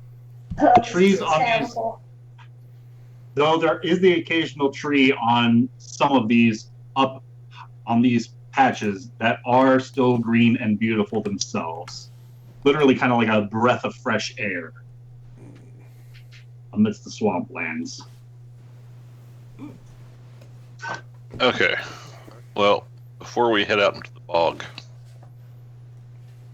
I'm going to Oh, do I have cast. to attune to the wand? I don't, right? You have a wand? Question, Yeah, I I gave believe, him the- from- Wand. No, I don't have to attune to that. Okay. So that's, I don't think so. Aid. So I'm going to aid Mushi, Corneo, and myself.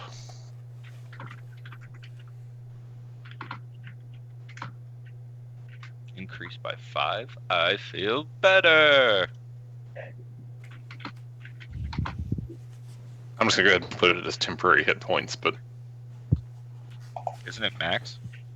it is, but it lasts for 8 hours. And I don't want to have to remember what my max was.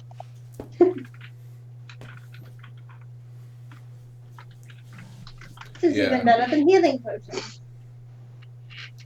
I put my Whoa. max down in my treasure loot section. But think Grbender, it actually- would you like to describe your spell for us? First, I think that like when I hit cast, it actually took a 2nd level spell slot away. Did it work? What? Did roll Did 20 fix Roll20 a thing? update? But let me I know Yeah. they updated Wait. sheets recently. Can you do it again? I thought these sheets went outdated like a long time ago. No, it didn't. You're seeing did not. things. But yours did, mine didn't. Because you're cheating. Okay, well, maybe not. That's true. Okay. Anyway, basically all you see is that I grip my holy symbol, and a small wave of light kind of emanates out from it and washes over us. And those of us who are impacted by it feel a slight boost to their vitality. Okay, so we get Nice. maximum 5 HP for 8 hours. Only Mushi, Grenade, and myself. Oh, okay. I had to pick 3. No, that's okay. It's okay. 3 within And range. you have shitloads of hit points, so. I know. That would effectively make them 10, but I understand. All right, and Ben, if you could just make a note somewhere so that you can keep track of that during the 8 hours. So effectively, once that's up, everyone goes back to their normal hit point maximum. All right. Thanks. And it's not concentration. All right. No, 8 is. So Oh continue. my god, if you had to concentrate Go for ahead. 8 hours. Yeah, that would suck. Just stop walking. I'm focusing. There you go. Everybody has a flamey thing for 8. There we go. Flame Flamey on. thing for 8. So with that, the party continues to squish through the sludge. And it's not too long before you guys can feel you've spent at least a couple of hours trudging through this. The noticeable stains are starting to become apparent. Most of you up to you, or maybe above your knees, riding up to the thighs. Cognar, you're occasionally waist deep in some of this sludge that you have Because to I'm just tall, it only reaches my wade your way ankles. through. Has it actually been a couple of hours? It has been a couple of hours as you guys are pressing forward. Do Have we seen any evidence of the Grandmother Willow's in anything like roads, A paths? willow tree. can I Roll me a perception check. Go ahead, We've Cog. been going in Yeah, I was circles. gonna say I'm using my eagle eyes to try to look for a hut of some sort for like a All right. hag. Oh, that's really good, guys. That's 24. 24. All right. Or a 20. I mean, but I rolled a 19, so I'll take that. All right. Blast my low wisdom. So, as the party kind of makes their way up to one of these drier patches, do their best to brush themselves off as again kind of surveying the land a bit. Grabender, you're kind of looking off in the distance. As Cognar, you see the faintest bit of movement, maybe like a foot away from where Grabender has his leg. In the Oh, God. mud, sunk down deep, you see something open up a dark amber eye.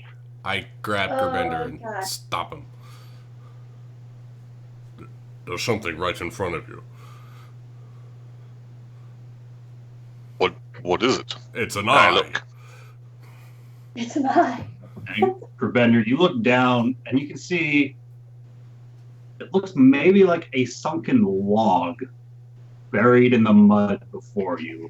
About 25 feet long, kind of taking up almost half of this dry encampment you guys are on. I'm sure I saw an eye, right? Like, I wouldn't mistake that. For There's something. a deep crimson amber eye that you saw before it shut for a moment as you started to point it out to Grubender. I'd like to hit it with my axe. All right. Cognar, go ahead and roll an attack roll.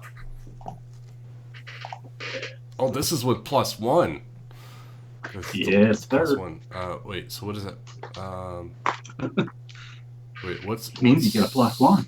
Yeah, proficiency 4, so that's 7. So this should actually be +8. How do I add to my plus to hit? So it's +8. Oh, well, that's a natural 1. Fuck you, metal die. You're going away. You've done it now. Yeah. He was afraid of falling in the bog, so he just half-heartedly swung at it. Yeah. Bonuses. There we go. Bonus to hit. Bonus to attack. 1. Bonus to damage. 1. Something's coming in my character sheet. Yeah, Amanda just told me she still had control of Grabender's token, but not her own for some reason. Oh my god. I rolled a 1 I can on get that onto one my as well. character sheet everything, I just can't get onto my token. I don't know. I think I'm gonna give the medal. No. No. You're back in timeout. Okay. So Cognar, natural one, you sink your axe right into the mud, nearly cleaving off Grubender's own foot as you do so. What are you doing? As you turn to start to scold Cognar, the large log opens up its jaws and takes a bite at you, Grubender. And this is going to be a 21 to hit. That's just gonna miss. As these Enormous enormous jaws burst out from these swamplands. I told you! The mud is shaken loose from this creature's massive form as it starts to writhe about in its place, turning to greet the party's gaze as you continue to trek towards it. Everybody roll me some initiative. Okay, now I just have a black screen. Is that That is right? a big crocodile. Oh, I rolled really well. There we go. Not as Gorneo well, but I rolled really well. That's literally the same token. That is the best I do short of natural 20. So, Did you roll a 19 on yours? yeah, I rolled 19. Nice. Do you guys see this? Can I Hey. I figured out I have my old Diablo like special edition box. Oh my gosh. Perfect for dice. Yes. There we go. Can I get on the initiative tracker, please? No, but Okay. thanks for asking. Okay, thank you. Cognar, you forego this fight. You chose to attack it before initiative. Ah! Right. Surprise round! You lost your axe. Wait. Was it surprised that I get advantage on the attack? It was not Damn. surprised. Not with the one. Not by my rash? No, My rashness? it saw it coming. It saw it coming. Cognar, remember how it opened its eyes when the movement stopped? I know, I figured it closed its eyes. Gorneo, seeing this massive beast plunge itself out of the mud, and the mud starts to slop off of its sides, revealing its form in its entirety, inches before Grubender's self. What would you like to do? It totally like bit at my shield. It absolutely did. Okay, so it's difficult terrain, right? Only in the wet areas. Okay. So, can you guys kind of make out what's water, what's Yeah. dry land? Yeah, I think it's so. A little blurry. These maps, but yeah. for whatever reason, were like very, very small, so stretching Okay. them. But I am having kind of a difficult time figuring out shadows. There don't look to be that many shadows in the roughly midday sun. Okay, so Early there's not afternoon. like tons of Not trees where it's A whole like lot, a no. dark bog. It's like sunny bog. It's like It's just like a very- swamp. fairly well lit swamp. Land. Okay, got it. Okay. Not a whole lot of cover to provide shadows. Okay, that answers all questions. Question is, do I want to get behind it? Corneo's gonna be so happy if one day we end up in like this really, really dense, dark forest. Dude, when we It's were like, oh my underground, God. I was in heaven. I never had to ask about shadows in there. All right. Except for I So- cast daylight. Going to Gorneo's going to move. Also, real quick, Amanda, is your max 62 hit points? No, That's fine, right. but yes, my max is 62. but I Okay, have so you 5 should have temporary. 67. Yes. now. Okay. I put 5 temporaries also. Gorneo, 5 feet more to the right, and you would have flanking if you can make it. I will Yeah. have to try again. I believe so. 37. Oh yeah. Sorry, I'll let go. Go do it. Can I? I don't think I can. I don't think so. You get So so close to flanking, but not quite. Oh. By next round, most likely. that's okay. So I will hit it with my dagger. All right.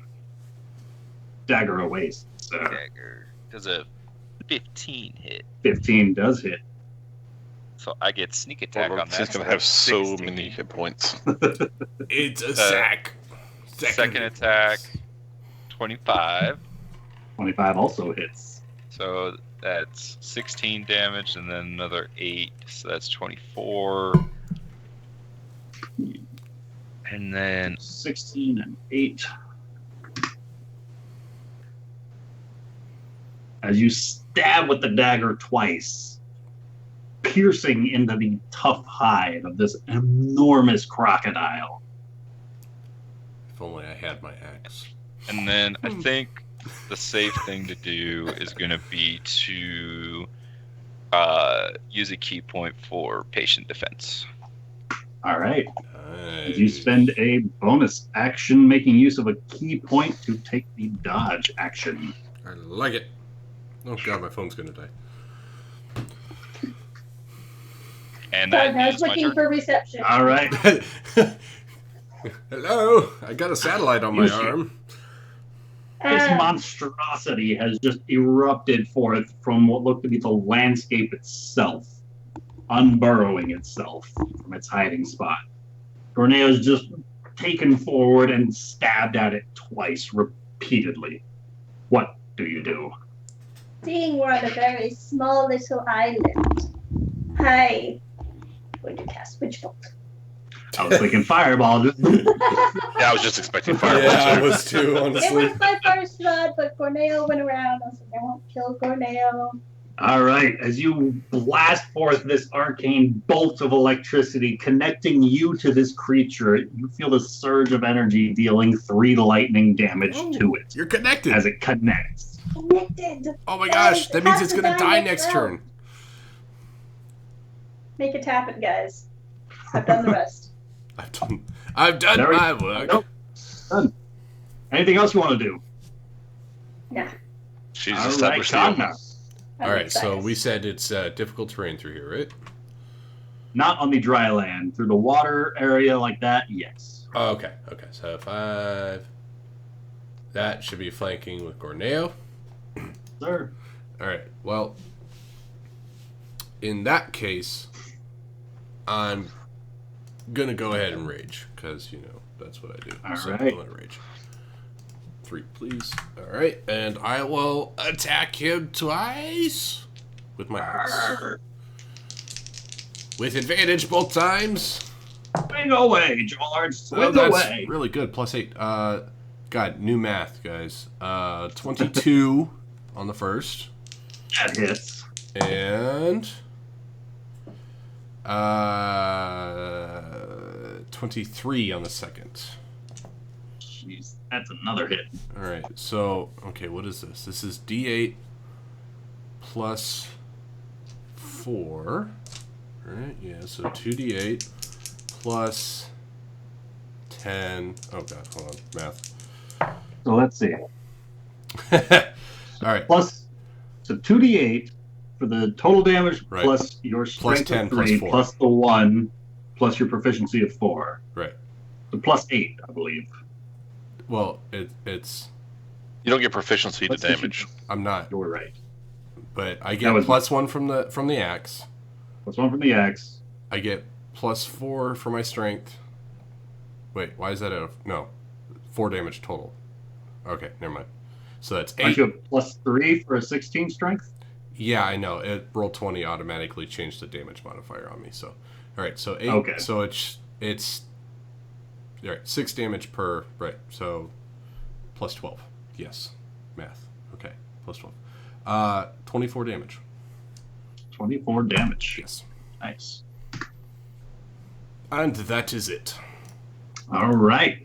With that, Gravender, you are up, sir. Okay. Bender does not like almost getting, bitten by this thing. I told you there was a thing there. And so he is going to... I'm gonna have to write this down so I know how to do my new math. that wouldn't be very useful, would it? Okay, he's just going to swing at the thing. All right. Swing away, sir. And I guess there's not really any way for me to flank with anybody, is there? Not presently, no. Well, I might as well just do this. You stand over there. All right. And I'm going to swing at it. Actually, no. I'm going to spiritual weapon it first. All right. Where would you like this spiritual weapon to go? I want sir? my spiritual weapon to flank it. Ah, The flanking weapon. It shall slice thee. With a 17.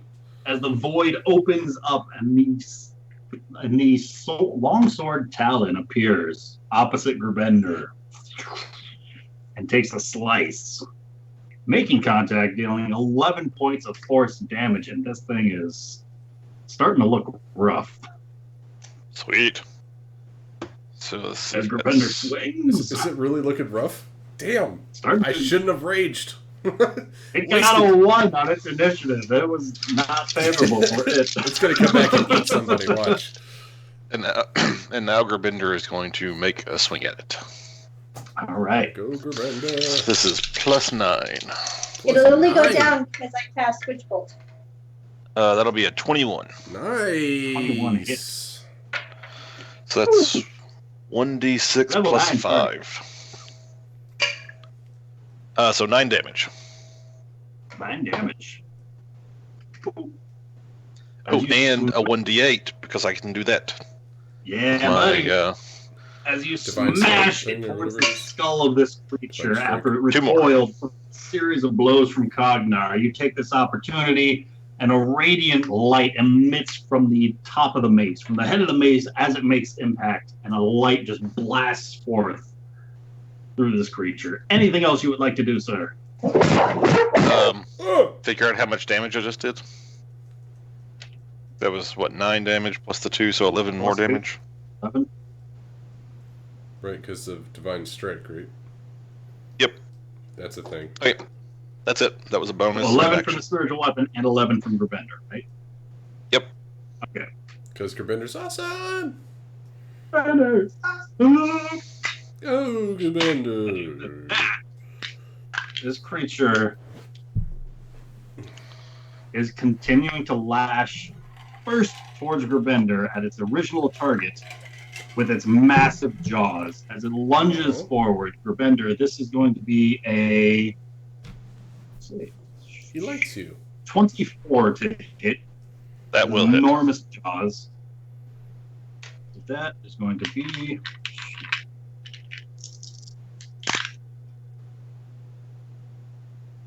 15 points of piercing damage as it rips you from your footing and starts to throw you back and forth. You are currently grappled by and restrained by this creature. And as it is just flinging you about side to side, its tail whips back towards Cognar. And Cognar, that is going to be a 11 to hit you. That misses. As it takes wildly about, you make use of your new shield to just smack it out of the way as it starts to step forward with Gerbender in its massive jaws. And not even looking at Gerbender, I'll Provoking say, attacks of opportunity from the spiritual weapon from Gorneo as well as from Cognar. oh, it's moving? It is moving. Oh, I was going to say, before I could see Gerbender getting hit, I would yell out and say, "Look, Bahamut protected me." Do Gorneo and I get advantage on that attack? Yes, you do. And Gorneo, you get the sneak attack damage on that. And That is... what's the new plus? It's plus 8, right? Yeah, plus 8. 13 for me. 13 misses. Ah! So it's That was with advantage? yeah, that was, I rolled a 5 All and right. 4. Cognar is showing Gerbender his new shield before he realizes that this creature is starting to waddle away from him. And Hey! Yushi, lightning is still connecting the two of you. Yeah. Squeakle, squeakle. Oh! Still connecting the two of you. As Gorneo.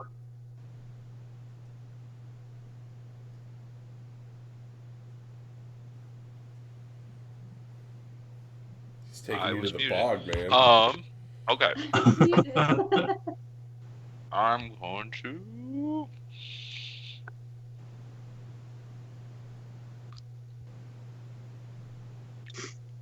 He doesn't get to give me flanking when he's restrained, right? Not grappled and restrained, no sir. That's okay. Because he's So- not threatening the creature anymore. He's currently in its mouth. That's what you think. Hey, He's a lot 216. less that's threatening not creature. fair. All the times I wanted to be in the 16 creature's hits mouth. for He used to try and crawl in there. So I that's know! I try every creature. It's like, eat me. I want to kill you from the inside. You sneak attack because he's still technically within 5 feet of the creature, or does he have to also be threatening it? No, Oh, it's that's just an he. excellent No, question. it's not threatening. It's just there's an adjacent. Just ally. within 5 feet? Yeah, All right. So that first one is 11 points of piercing I will damage. verify for you. Thank you, sir. Followed by another 11. Gorneo, how do you want to do this? Yeah. Oh, it's if really? Another enemy target is within 5 feet of it. Wow. Yeah. Damn it! I wasted a rage on that. Didn't even get to kill. Um, Kill stealer. Gorneo's just gonna run up its back and just jump on its head and just stab it in the head.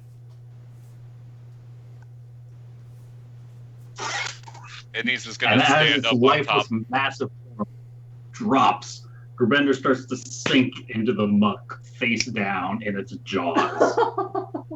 Guys, guess what? Witchbolt, one Creature round. is dead. It was it was one round. I would like to go over and cut the head off so I could free Gerbender. All right. Since I'm pissed that Cognar. Gorneo killed another creature. Cognar, go ahead and make an attack roll with disadvantage. Okay.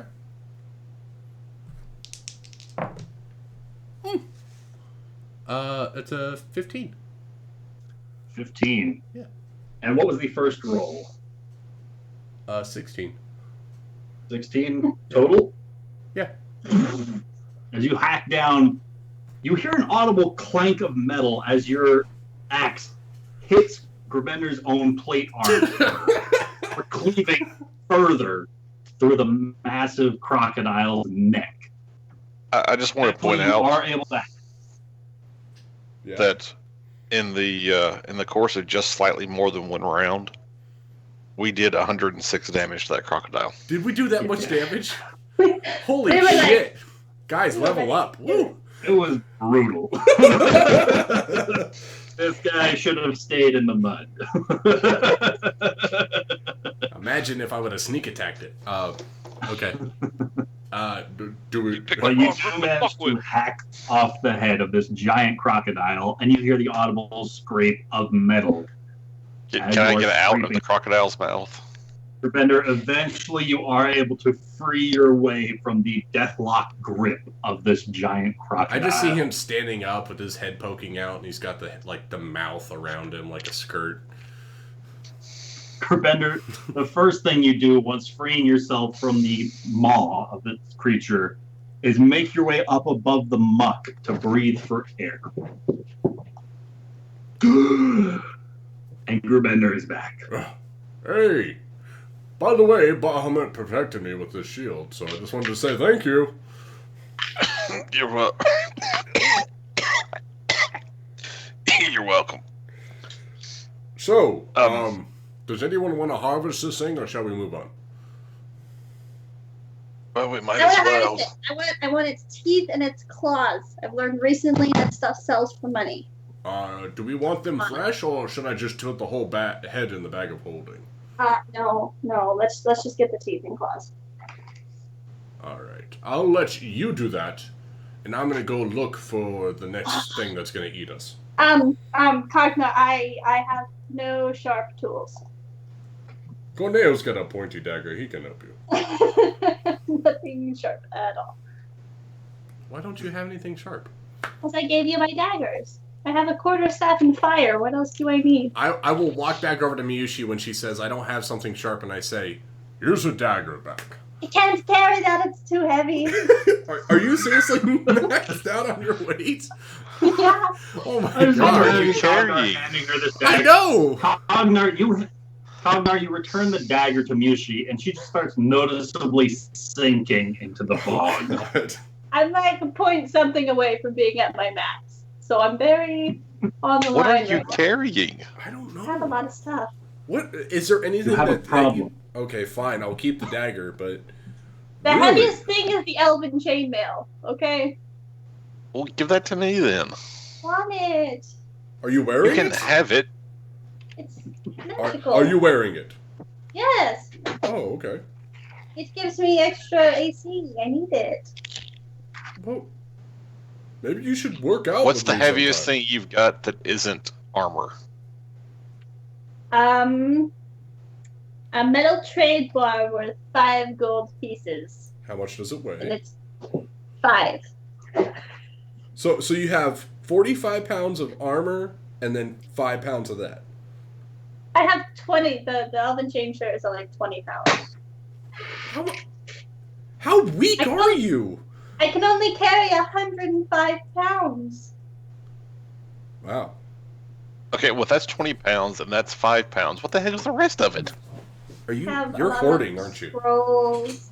I have some wands. She's hoarding. And I'm not. She's I know. hoarding. I She's a just hoarder. went through everything.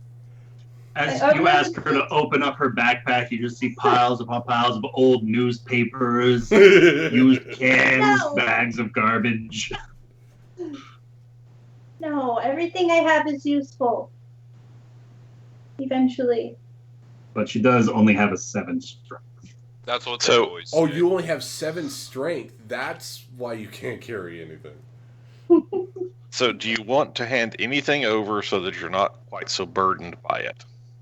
I'm happy now. I want someone to get the teeth and the claws so we can sell them. All right, I will hack at the teeth if nobody else is going to mess with it. I can't. I was going to, Okay, I'll let Gerbender do it. He's wiser than Guys, I'm here to catch things on fire. I'm not here to carry stuff. I'm not a pack mule. I catch things Apparently on you fire. think- Wait, whoa, you whoa, are. whoa. Are you saying I'm a pack mule now, Miyoshi? No, you kill stuff too. You're very strong. Hmm. Nice I add that gauntlet. Looks very nice on your arms. Well, thank you. So does your armor count towards your carry weight? Yeah. However you're wearing it, it like didn't quite count. You're still carrying that armor. Oh. Okay. I went through and reorganized my entire inventory these last few days, and I put weights on everything, and I made sure I was up to par. You weren't I'm not cheating. cheating. I don't want to cheat. I'm a good person. Well, if just so Miyushi knows, out of character, if you need me to carry something, I can carry another 200 pounds on Cognar God, Jesus. and another 40 pounds in the bag of holding. We really need to get this dead guy out of my bag of holding because it's sucking up weight here, guys. We're working on it. Must be nice to be able to carry 200 pounds, period. Jesus. I'm like 100 pounds dainty thing. Well, Cognar can carry Luckily- 240 by himself, so Luckily, I don't Just- have any money right now. yeah. Just so you all know, I think the most valuable thing we could take from this creature would be its hide. So, But that would probably take an hour or two at least to recover. well, could we use it for something? I mean, is there... Not to What kind of None of us creature are is exactly this? skilled at doing that. Oh my gosh. This reminds me of Rom. No, I think it's best we leave this creature for the others in the bog, and we. I think you're right. I said we smash the jaws, take the teeth, and then walk out of here. Fine, we'll go. I'm just saying my witch bolt killed him. Okay? Right. Cursed. I'm sure that's what you're saying. Do you guys remember that Rom took a dinosaur and made PJs out of it? Yeah. He had like a dinosaur jacket, and he wore it as a head, and Yeah. He had. Yeah. Oh my god, he was so awesome. he was literally like in one of those onesie dinosaur Yep. costumes. Yep. Oh my god. First 5e character. Something crazy. And then you killed him. I jumped him off a cliff. And then I jumped the You next killed one him. off a cliff. Yes. You killed him. I was honestly, I thought Cognar was going to die when we were facing the, what was his name? Hadar? The Punisher? I thought I was Oh, gonna yeah, die by I falling. thought we were again. all gonna die. That was But awful. yeah, but this is Cognar. Like, he's expected to die by falling. Although I don't think he can. I expect him to die. Was by foretold. falling. All right. The party is surveying the corpse of this giant crocodile. Yeah, so we're going to attempt to harvest some teeth and then just move on. Missing it. All right. Can I get survival checks from whoever's pulling teeth out of it? Can I just chop the front of the feet off? Not attempt to extract the claws at this moment, but just chop the feet in half. Roll me a survival check. Oh god. I miss. Hit Gerbender. Wouldn't surprise me. Commander's used to it by now. Third time's the charm, you know. Oh, it's actually not bad. 15. My dice are very odd tonight. I don't know what's their deal. This pink one. It's just being all like, careful and stuff. What do those teeth weigh? And what kind of crocodile was it specifically? A giant crocodile. It The was teeth.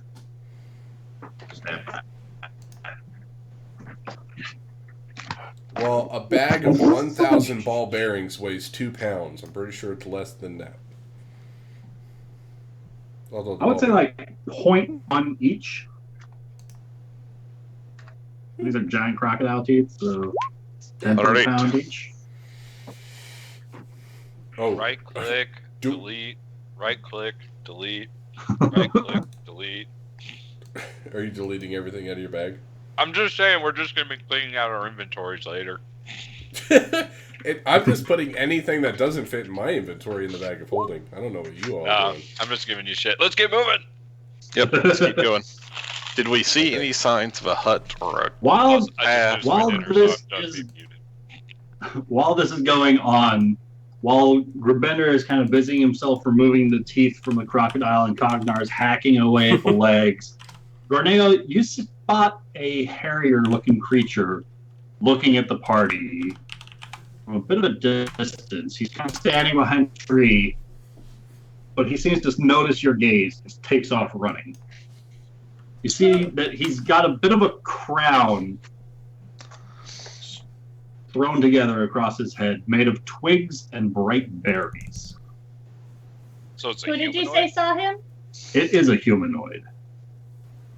Borneo saw him. I would How like big to is it? try to track him Medium with my size. eagle eyes as far as How he far goes. away? Borneo is slightly larger than you, and he's about 100 feet away. Well, that's pretty far. Well, I can see up to a mile as if it was 100 feet, so I would like to try to track him as far as he goes. Just Cognar, squinting. you're currently busying yourself with the legs. Oh. Oh. Gorneo will just kind of watch him go. Oh. Curious. Alright. That's probably Damn a it, bad Corneo, image. I had a plan. Alright, moving on. Do I see any huts on the horizon? Go ahead and roll me a perception check. A living quarters of some kind? Alright, I'm gonna give the metal one another try, guys, and let's see what happens. As we continue moving, It was a natural one on Borneo the metal will one. Fuck you. will pay particular attention to the direction that the figure went. My dice hate me. All right. Your dice hate you and you got a 24? I don't believe you. No, my metal one got a natural 1, and my other one got a 19. That one rolled another natural 1. God, you were going in the bag. I'm tired of it. Sorry. You've said that several times with your metal dice. I don't believe you anymore. Okay, look. All right, look here. Just, It comes Show it- back out show every it. week. No, Throw it in take the bag. right here, It's in the right. bag, man. metal die in the bag. Grebender and Cognar, you guys kind of survey the area, and you see a whole lot more of the same. Really? Can I start looking on like the floor of the bog? I know it's mostly water slush, but like see if there's like maybe a normal track or like pathway certain things might take, like any foot trails or anything like that. You see there having spent at least a couple of hours here in the swamplands thus far, there doesn't appear to be one. Or if there was one, even at some point, it would have been long since washed away or buried beneath the bog itself. Okay. Well, guys, we might be going on a wild goose chase. Okay. What did they say where this... Well, are we Grandmother anywhere Willow. near where they said we were supposed to be? Romeo, go ahead and roll me an intelligence check. Oh! I found mine 2 die. They're on fire!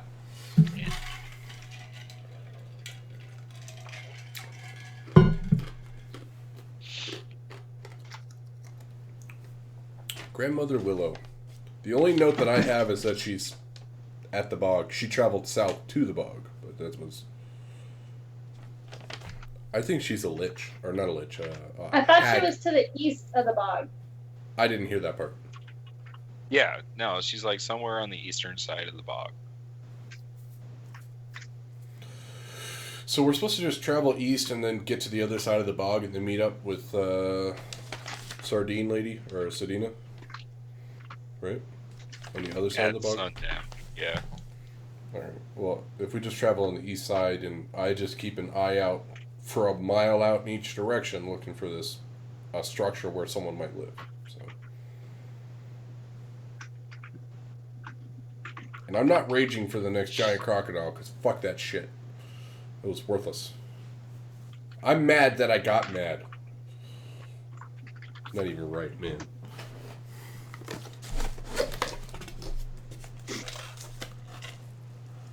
All right, so Grabender, would you like to describe what you were doing as the party's kind of surveying the land?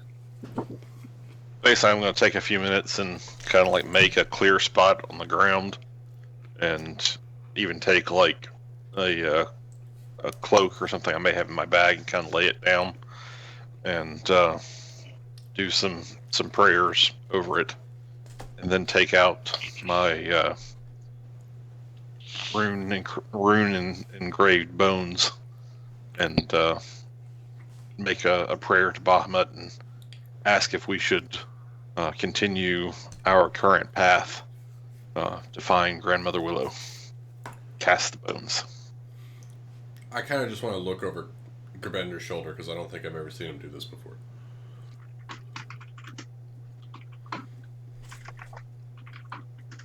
All right, so Grabender, as you release the die, you can see a number of them rest in their place before they start to move and shift and readjusting the faces upon the die.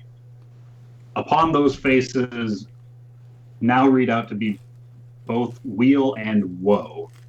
And there's a immediate, almost warmth that you feel emanating from your chest, as you can sense Jeveth kind of tying in with your own augury spell. And you feel a sense of protection, whatever route you would choose to take. Interesting. Undecided. Please try again later. No, there actually is a nothing result. Oh, is there really? Yep. Nice. So it's both good and bad. Well, I get the sense that there may be danger ahead of us, but I do believe that if we continue this way, we will find Grandmother Willow. Well, I mean, if the only thing we have to worry about are giant crocodiles, I think we have them covered. Oh. I mean, I haven't seen anything else in this bog since then, and I feel like we've been walking for days. Well, I'm ready to continue if you are.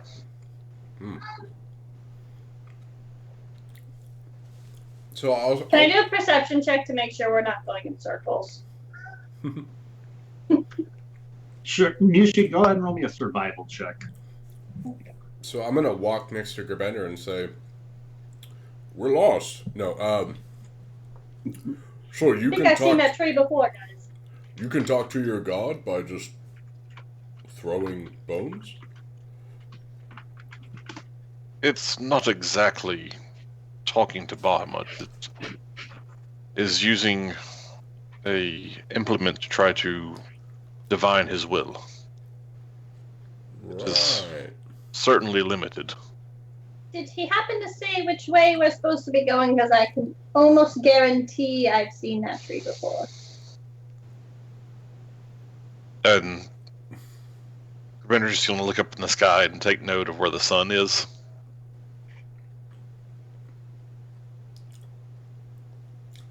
Assuming that I can do that. Dwarves Commander, don't have kind of that. look up to the sky, and it's a little hazy out, but you can get the general sense of where the sun is, and it's starting to drift lower into this. Oh, I know exactly what time it is. I can tell you. It's not so much what time as in what direction. What direction? And it's precisely Oh, I always know, 6:32 p.m. and I always know which way is north. It's So- That would be helpful. I mean, we've always been Everybody else going in the right says, way. "Hey, Commander, God damn it. the sun's setting over there, so that way is north." And I look at him I and can go, tell you exactly how many hours are left before the next sunset. and so I look at him and I say, And it looks haven't like been we've got traveling in about circles, 2 to have 3 we? hours before sunset. Why aren't you And east is taking that point, Gorneo? You're like one of those compasses I've heard about. "What's a compass?" One of those His, things that spins around, I think. Sailors points use them. His arrow may be broken though, because I don't think you guys have really truly taken care of what's around us. Because our tree is definitely familiar. You want Well, me to east cut is it down? that way. So, let's go. Well, let us continue.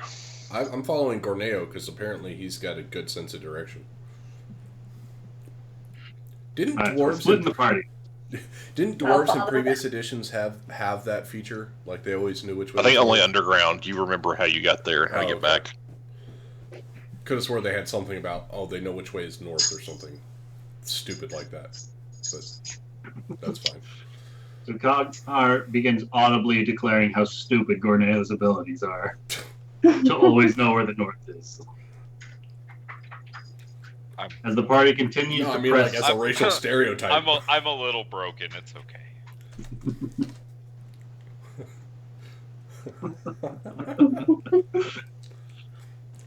Rumpus. Well, I think You say it makes sailors spin. no, it spins and it tells sailors where to go. I think that's how it works. So we are going in circles. So it's like magic. I think so.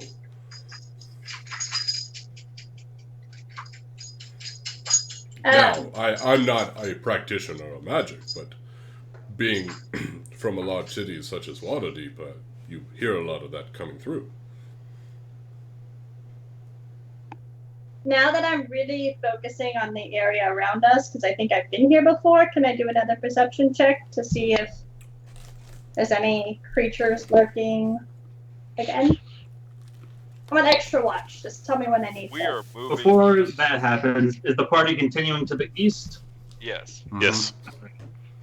So a couple of more hours go by, and it's starting to get a little bit dark in the sky. Not sun's down, but the sun is starting to grow to make its way towards the horizon. The colors of the sunset are starting to paint the sky. And as it's starting to get dark, the party spots a large hollowed out tree that must be about 20 feet across, and strange carvings look to coat the outside of it. On one side of the tree, through all the tangles of roots and vines and thorns, looks to be an opening, and a dim light looks to emanate from within. It's Yoda's hut. We I mean- have not seen that tree before. Who's Yoda? Oh, it's a wise old halfling then. Stories come through Waterdeep, of course. Of course. Strange magics, you know. But that is very an interesting place to live. Do I So see you a say door? it belongs to this halfling named Yoda. Possibly, but that could be a code name for. But we were looking Willow. for Grandmother Willow. That's exactly what we're looking Well- for. Perhaps if it is Yoda, that he would know where Grandmother Willow is. Ah, a great master of healing we seek. You too. We have 9 intelligence. Walk off. Let us have I fun. know. That's why Cornelius is gonna be like, I just walk towards the door. So it's less of a door, more like an opening in the side of this enormous tree. So he'll like walk As- towards it. As we get close, I'm going to start yelling out, Yeah. "Hello? Is anyone there? Is there a Yoda or a Grandmother Willow?" Yeah, One. someone of immense So healing feel free to capabilities. adjust your party order to show Well, apparently, me I'm who's following Corneo now. going where to. I was in We're assuming right side is the front. Gerbender, That's where he's heading. Cognar, Mushi. We are going east.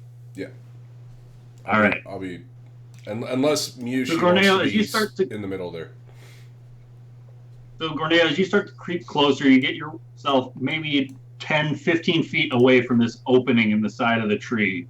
Before behind you, Gerbender starts shouting out, "Hello! Is there a Yoda?" And inside you can see movement. A large, heavily muscled, blue-skinned humanoid creature turns around, and you can see it's garbed with razor-sharp claws, and he stands up from where he's sitting and rises to a full 10 feet tall. While his hair tumbles down over his shoulders, and his pure white eyes make it seem almost blind, it looks to be currently eating a roasted crocodile of his own. His gaze falls from Gorneo to beyond to the voice that he just heard. I don't. Before he takes a long clawed finger and beckons Gorneo forward. Corneo or Gerbender? Gorneo. Is that Haon? That doesn't look like Haon, right? It does not. Okay. Just So, like, real quick, I will pull up a picture for. I was gonna say, not Lisa. not to be racist, but I kind of need to know what this guy really looks like. Kind Well, of I like. I need to judge a book by its cover here. You don't look like a halfling, so I guess you're not Yoda. Do you know Grandmother Willow? That guy looks dangerous. Gorneo Gorneo will, says this out loud. no, Or does he think Gorneo it in will his like head? take like a 5-foot step forward, like and still like that's 10 feet between me and him, right? He's a little further into the tree than the entrance, but it's So- still a small room, effectively. So Gorneo will say, "Hello, we're looking for Grandmother Willow." And he kind of shoots you a keen eye, and he says, "Well, come in. Might as well share the fire. Have you anything to trade?" I think my friends might have found some crocodile teeth and claws when we were coming through the bog. Not teeth and crocodile. I've had plenty of that since I came here. I mean, blankets, furs, sleeping rolls, something useful. Cognar? That's a nice vest you've got there. Has Cognar got there yet? Yeah, you're right You tell behind me. me. Am I? I don't know. I wasn't sure. I wasn't sure if I saw this big guy. Gandar pushes past Bender and enters the large tree behind Gorneo. Cognar, Ah, you then spot this individual speaking with Gorneo. okay. I don't And I'm want to be left following- out. Can I see? Yeah, The I'm fuck? following behind Cognar. So one Um, by one, the party enters this large tree, making it a very tight squeeze between the 5 of you. All right, so he's looking for like survival type items. Like he just wants. Yes.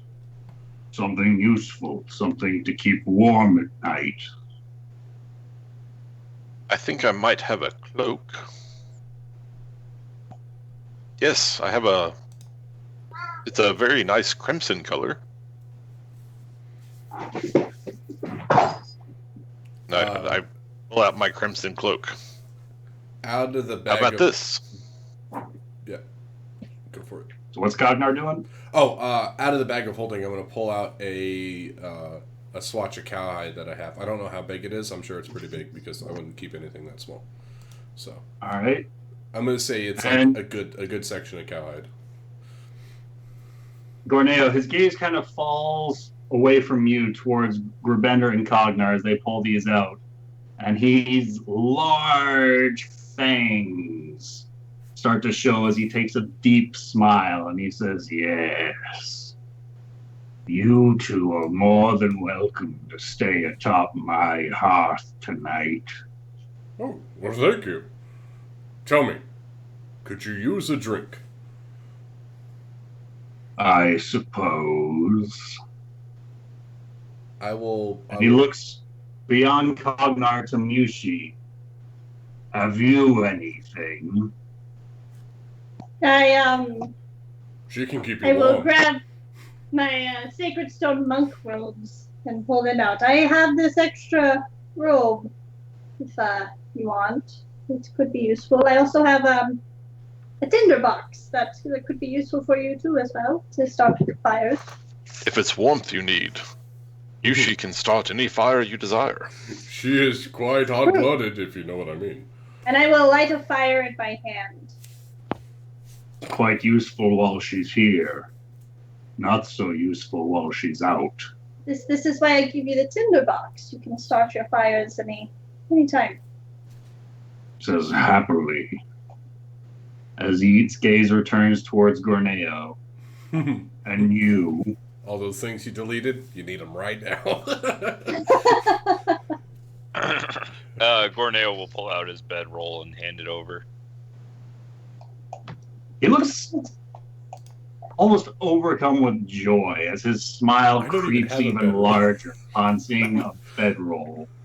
Don't have a bedroll. I should have bought a bedroll. And I don't have a bedroll either anymore. He's quick to snatch up all of the offered items and quickly tuck them away into a pouch on his person. Everybody's bunking with Gerbender. Turns around, going about 5 feet to the other side of this hollowed out tree, whereupon he opens a small chest and starts tucking the items away into here. Before he quickly closes it, an audible clicking of a lock is heard before he turns back around. That's better. My name's Korg. What's yours? Little Korg, I am Gerbender.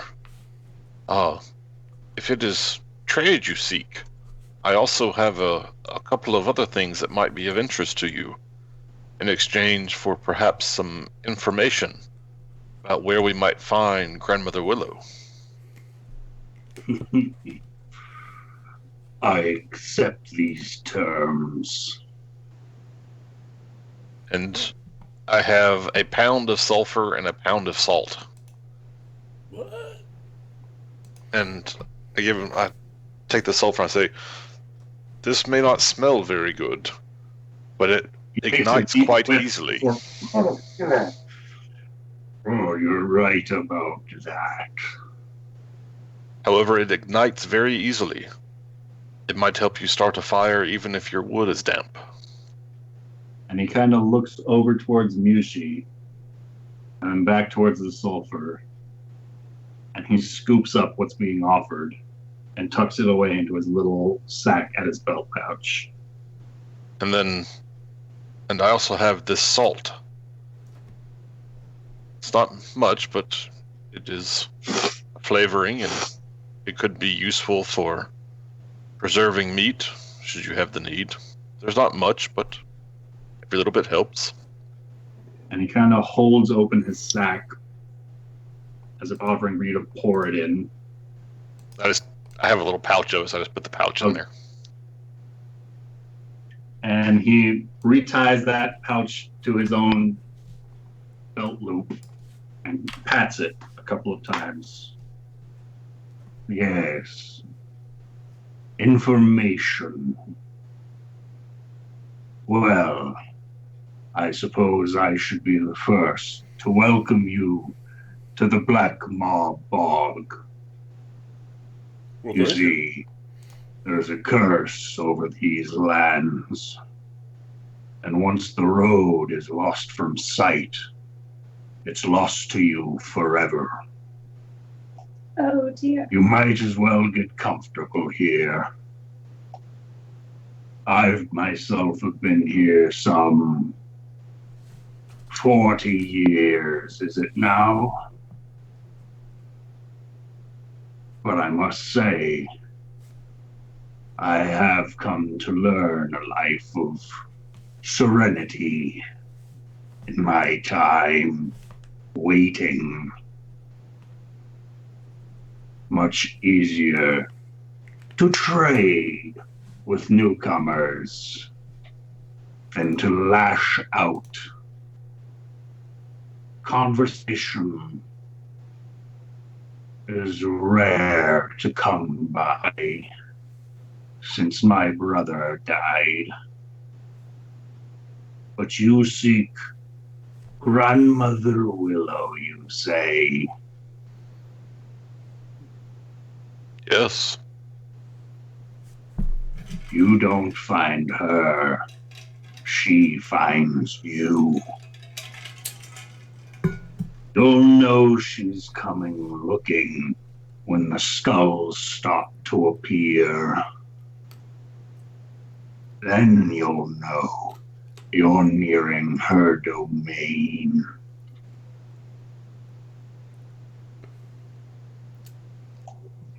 Who are the hairy humanoids I saw out there in the bog? Bugbears. A vicious lot. Greater numbers. But they leave me be. And I leave them.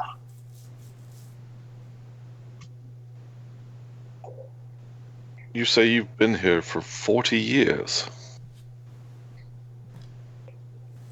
It may be more. It may be less. It's hard to keep count. I ran out of room amidst the bark of the tree, you see.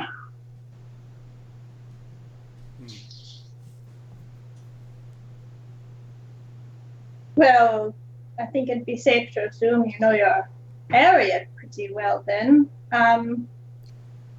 You say you enjoy conversation, and we have quite some stories if you'd like to hear them. If you wouldn't mind accompanying us for a while.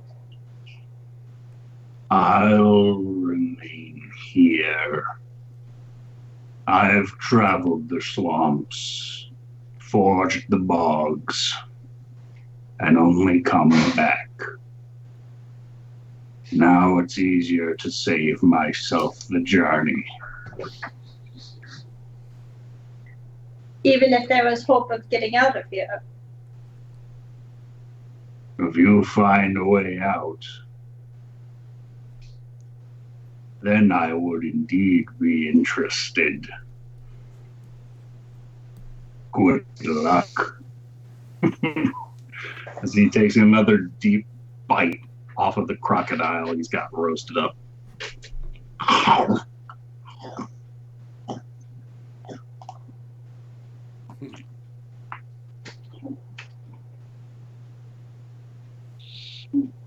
Where do you come from? My brother and I came from lands far to the north. We came some time ago, I believe for some pillaging or some sort. Seems almost meaningless now.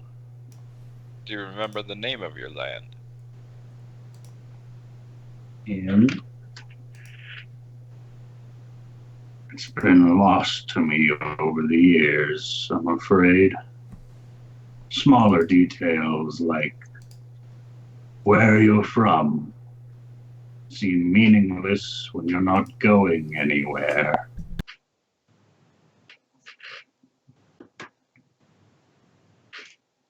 Where were they going without even knowing the way? Your words confuse me.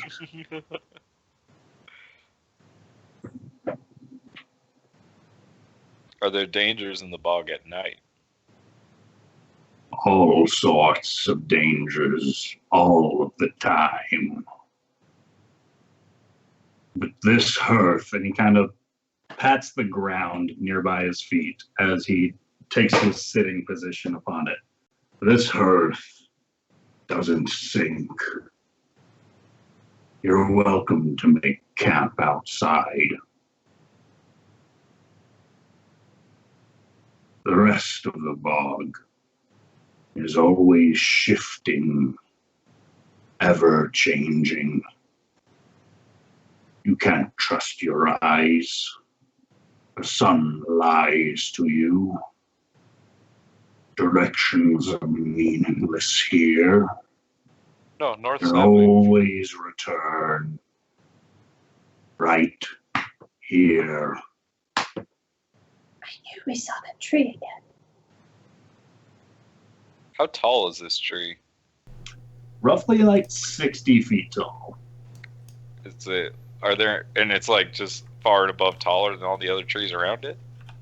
I mean, it didn't really seem like it until you guys got up closer. So, what was this guy's name again? Korg. Kulrg. I assume that was like a K-O-R-G. Kulrg. K-U-U-R-G. Kurik. Keurig. I Are need you hot or coffee. cold? I'm yes and I'm no. Okay. I'm going to step outside for a few moments.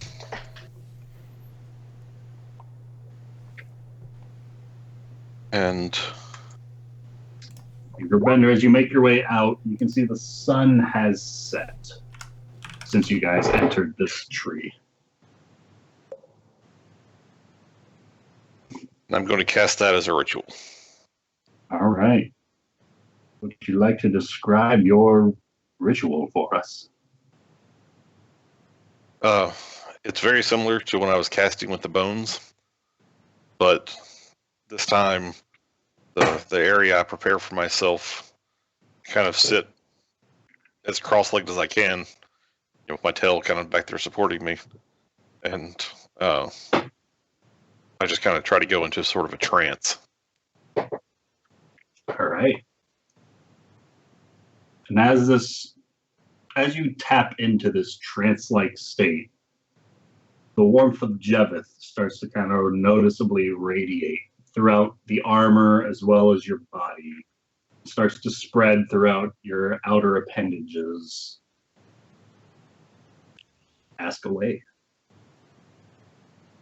The first question I want to ask is what Kurg tells us the truth? Yes. If we find Grandmother Willow, can we break the curse? Yes.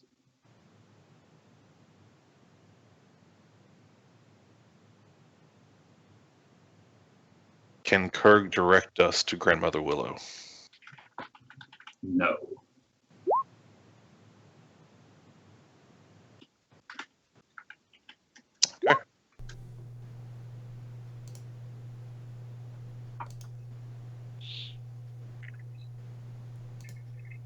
So I've been outside for about...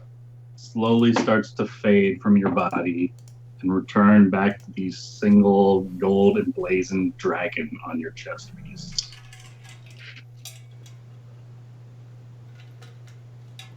So we're. I've been outside for about 10 minutes. When I come back, I say, and I go, Kudrik, I have prayed on this. I believe there is a way out. But to get out, we must find Grandmother Willow.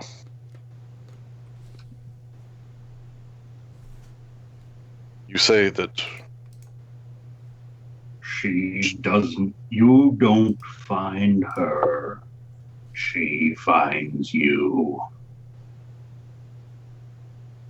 does she seem to come to those who seek her? Or is it simply she comes to those who are lost? Kind of shrugs his shoulders. She came eventually.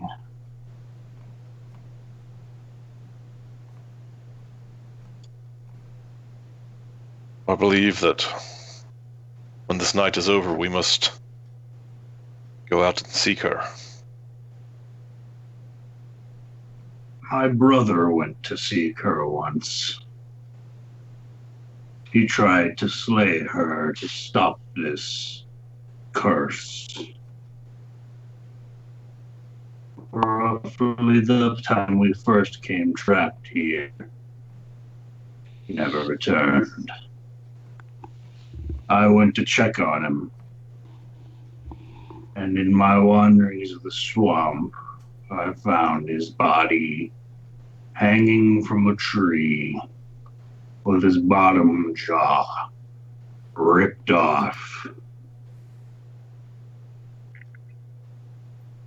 and hanging there, lifeless against his chest.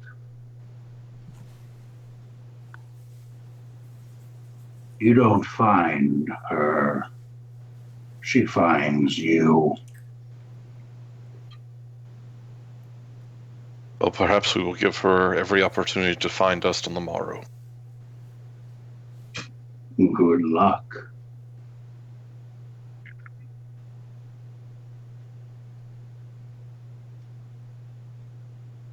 I'm getting tired now. You need to leave. As he kind of stands up and tosses kind of what remains of the alligator to the side of the fire. And his 10-foot tall form rises up from the ground.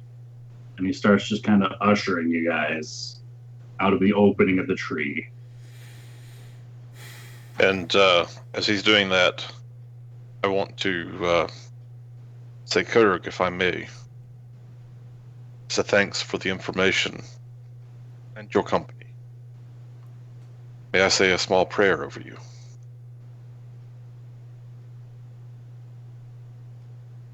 I suppose if it'll make you feel more comfortable. And as I say a short prayer, I reach out and kind of put my hand, I guess, like on his arm and cast Remove Curse. Oh. This could be good. Just in case anything good happens. All right. The only way I can remove curse is by removing someone's head. That's awesome. I mean, I don't know about anybody else here in the party, but I can live for like another 300 years. So. Assuming you find enough food. I'm sure I can kill some crocodiles. There might be cliffs in a bog. What? Gerbender, There could as be a you cliff. finish this prayer, you feel the energy release from your palm as the rest of the party's kind of making their way out. As your palm is kind of resting up against his hand and the remove curse spell is removed. He grabs your palm, he grabs your wrist with the other hand, and his own grip starts to tighten around, and you can loosely feel his long, sharp claws start to dig into your forearm as he pulls your hand away.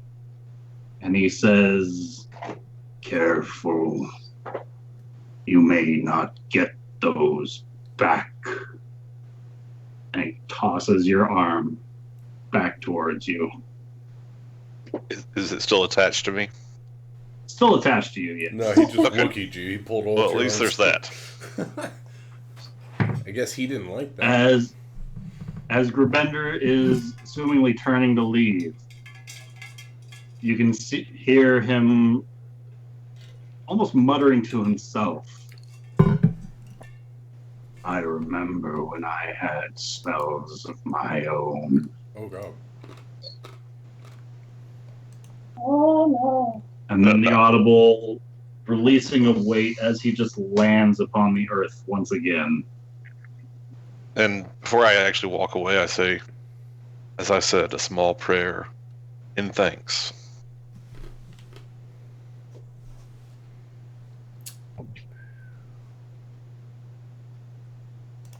Stick near the area of the haven marked by some of the driftwood. Venture beyond, and I'll be seeing you when you return.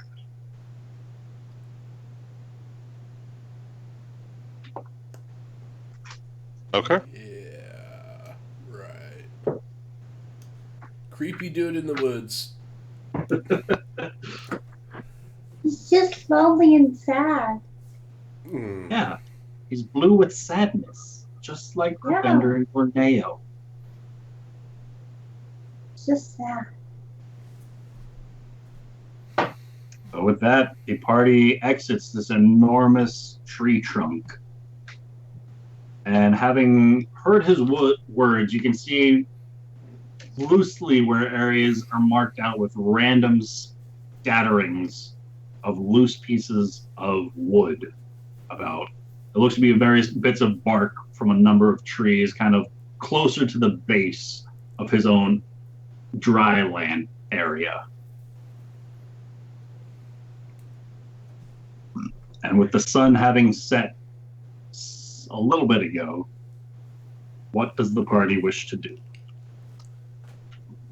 Guess Guess we'll we make should camp. make camp. Yeah. Hmm. All right. I had something I was thinking about doing, but I can't remember now. And I'm assuming we're setting up watch orders. Yeah. Oh, this place seems Alright. perfectly safe. Certainly free to just go to sleep. No, nothing bad is going to happen whatsoever Well, in that's this pretty very much how merry place. Cognar handles everything. But Probably just our normal watch rotation, right? Grabender. Yeah, pretty much. All right, so Grabender first, Cognar second, Mushi third, Corneo fourth. Grabender, do we want to revive our friend? And he is a mud prophet. He might be able to assist us in this bog. Well, Like make This it is not as so private. boggy. This is as private a place as any. But I'm not do we have sure any- he'll appreciate us trapping him with us, but We found him in the mud. I guess now is as good a time as any. Traps us either way. Oh, I love the irony.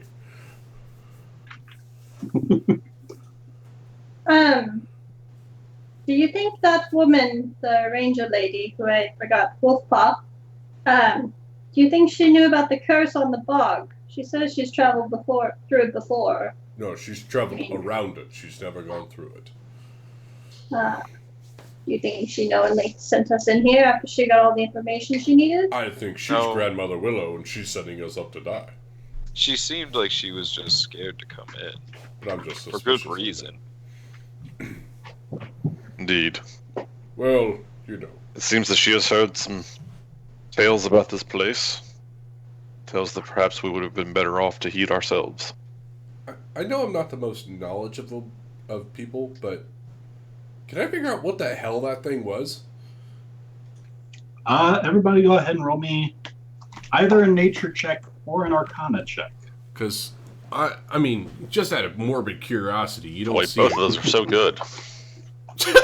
But You are so bad. I'm Oh, gonna roll God. this just to see what I get. Ah, okay, it's the same. I don't feel as bad. Okay. But I have like That's a plus. It was Oh, nature, wow. not survival. I nice. do want to Nice. say I'm pretty sure I've seen that picture before. I know I've seen that picture before, but I can't think of where. I thought it was a 6 Pathfinder was meant module to for be 6. some reason. Yeah. Well, Cognar, can you beat an 8? Oh, you got a natural 20. Aren't you? Cognar. Yes. Really a natural 20? Because that's awesome. Yeah. No, I got a natural 20. That is awesome. It was on Ben's camera for a second, so I didn't even see the dice roll. That is awesome. Yes. You know that these individuals are a type of ogre kin known as Oni, who are giants themselves that are magical ogres, effectively. Magical ogres. Okay. Spellcasters that are said to haunt the nights. Oh, he's haunting my night, that's for sure. And Oni, all right. I will relay this to everyone that, hey, this guy's like part giant. Don't fuck But with you're him. also aware that typical Oni tend to hide their actual form, this blue-skinned monstrosity, behind illusions by day. Oh. And it's very unusual that this guy not only wasn't hiding by day, but once discovered, didn't try to change his appearance. I see. So, yeah. Okay. So what was it? An Oni. I thought it looked very anime-ish.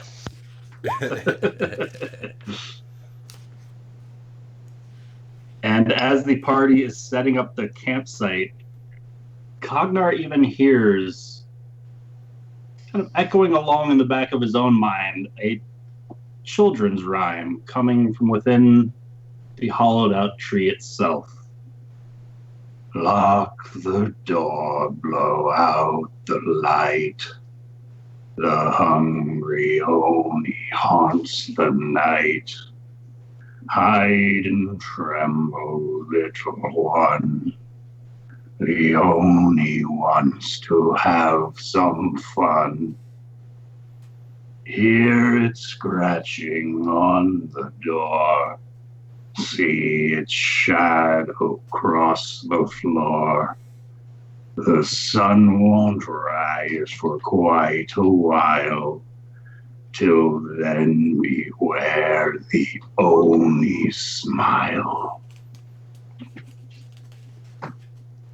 No, I'll actually yell out. That was quite magnificent. Thank you. And as Cognar's voice kind of cuts through the absolute silence of the swamp at night, the Oni's voice immediately stops, and you can hear a bit of a shifting inside, followed by nothing. He didn't expect me to hear him. I've got good Alone ears. for a long time, didn't expect anyone to hear him. Oh, he's shy.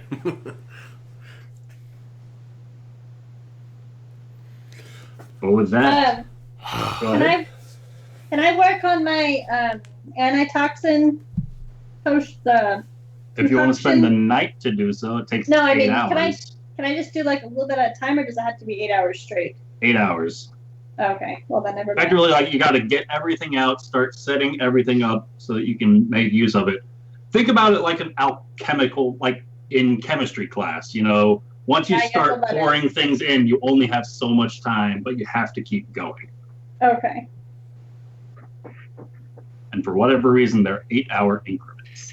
Can I do one of? Well, I'll wait on that. I'll wait.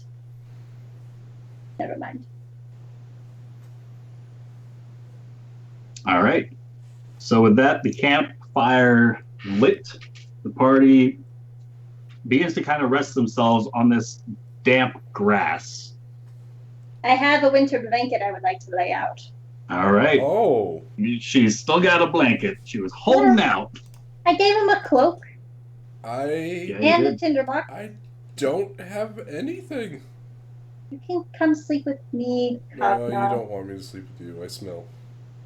Yeah, I smell too. I don't know if you've seen this bog we're in, but I have been navel deep in it, so. Gerbender looks mildly disappointed as he was about to offer Mushi the share of those blankets. Oh. I will be fine. I'm gonna pour myself a drink out of my lovely keg. Oh.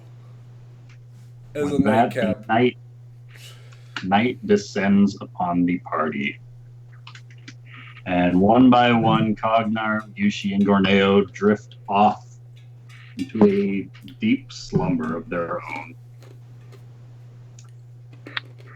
Meanwhile, Gerbender, as the absolute absence of noises from the bog is eerie, to say the very least. And it's making the time that you're spending on your own watch seem to draw out longer and longer. Which is why it's particularly noticeable when a flash of green light appears in the distance, followed by a yellow light. Sorry, I gotta be right back. Oh, All right. red light. damn Green it! light. No! Bender is going to sleep, waking Cognar up for his watch. Oh. As not seeing any of that, as Cognar, the night draws on. The tension is raised in the party, and Cognar, you see a flash of green light in the distance. Almost like a pulse of green light. Maybe like 200 feet away, before a yellow pulse of light. Maybe 180 feet. Mm. A pulse of blue light. Oh. About 120 feet away. A pulse of green light, maybe 60 feet away. Can I see something within 60 feet? Go ahead and roll me a perception check. Let's see. That's. I think I'm at +5 right now. Yes, 17.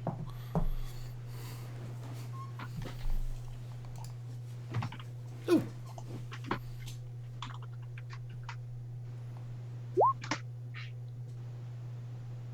The pulse of green light, followed by a pulse of yellow light. Oh, so it's going further away. Closer. Oh, okay. I thought the colors meant distance. Nope.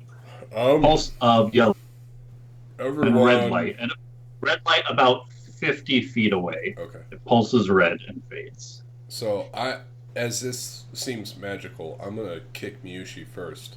Okay. Magic Pull lights. an arm back. Oh, Cognar, I got a steel toe boot. She's surprised. Yushi, you are kicked Oh, awake. I rolled really low. I don't think I'm gonna hit your AC with a an 8. You're lucky you didn't. I don't know. Yushi, are you wearing your armor I as don't you're have sleeping? armor. Oh, I do have armor You now. do? Yeah, but still, no. No, it I wouldn't be doesn't. able to hit her AC Doesn't if she hit. didn't have armor on. It only gives me. I missed her foot. Kicks her in the jaw and dislocates and breaks several teeth. She's like, I can't cast magic now. So loud. Just... Oh, But Mushi, you are kicked awake by Cognar's boot. magic lights. Can you do something about that? Magic lights. I think it's saying follow. Follow. Lights are talking to you. I told you dead people talk to me. Yes, that's true. I'm gonna sit up and I'm gonna look to where he's ushering towards. Bright light in the middle of the night. Roll me a Huh? perception check. Cognar, because these aren't like, it's a pulse of a light. Oh. And Damn it.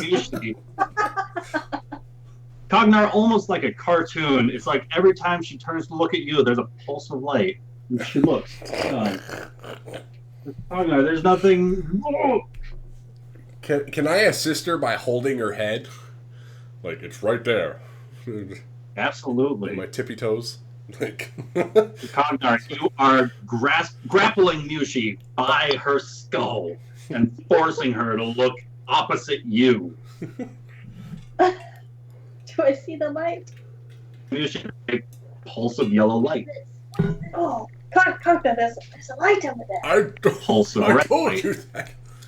Well, A pulse of blue.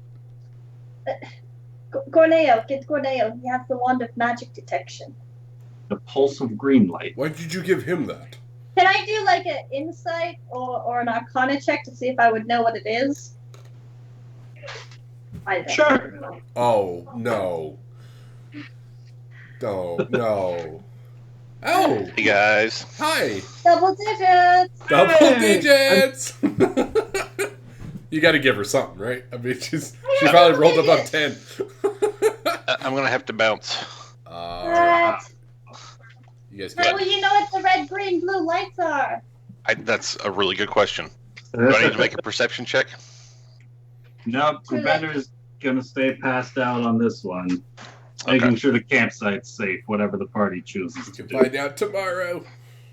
You'll have to tune in next week. All right, adios, Ben. Bye, Ben. You guys be good. Safe travels. Later. Promise Amanda won't kill her bender this time. Hopefully. That's why I plan on Skyping in. I may actually be home next Sunday, so we'll just see. Oh. We'll But see. I will let you guys know. Alright. See ya. Later. Bye-bye. Adios.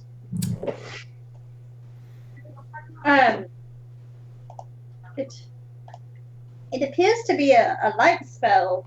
I mean, obviously it's a light, but Didn't do you see anyone close enough to be casting a spell, Cognar? Is there anyone around? I can only you have better eyes than I see do. 60 feet?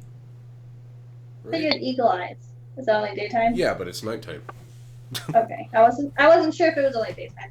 Well, yeah, but it lets me see out to a mile, but I can still only see so far in the dark. I know that Illyria used a spell called Dancing Lights, where you could change the color. Well, I mean, can't thaumaturgy change the lights and stuff too? So, I mean, I could cast light and then change Does the it look color. like there's like a number of 4, possibly? You've only seen one light Okay. at a time, not like 4 lights dancing around. Well, I say we go follow it because I'm bored. But we're just all going to be Yellow. exhausted in the morning. Red. So? What watches Cognar? I mean, is it like halfway through the night or not even? I'm 2 It's hours about in. halfway through the night, yeah. Oh, shit. I don't know if we should. Who sees dancing lights? This could be Grandmother Willow calling us. He said that they'll find us.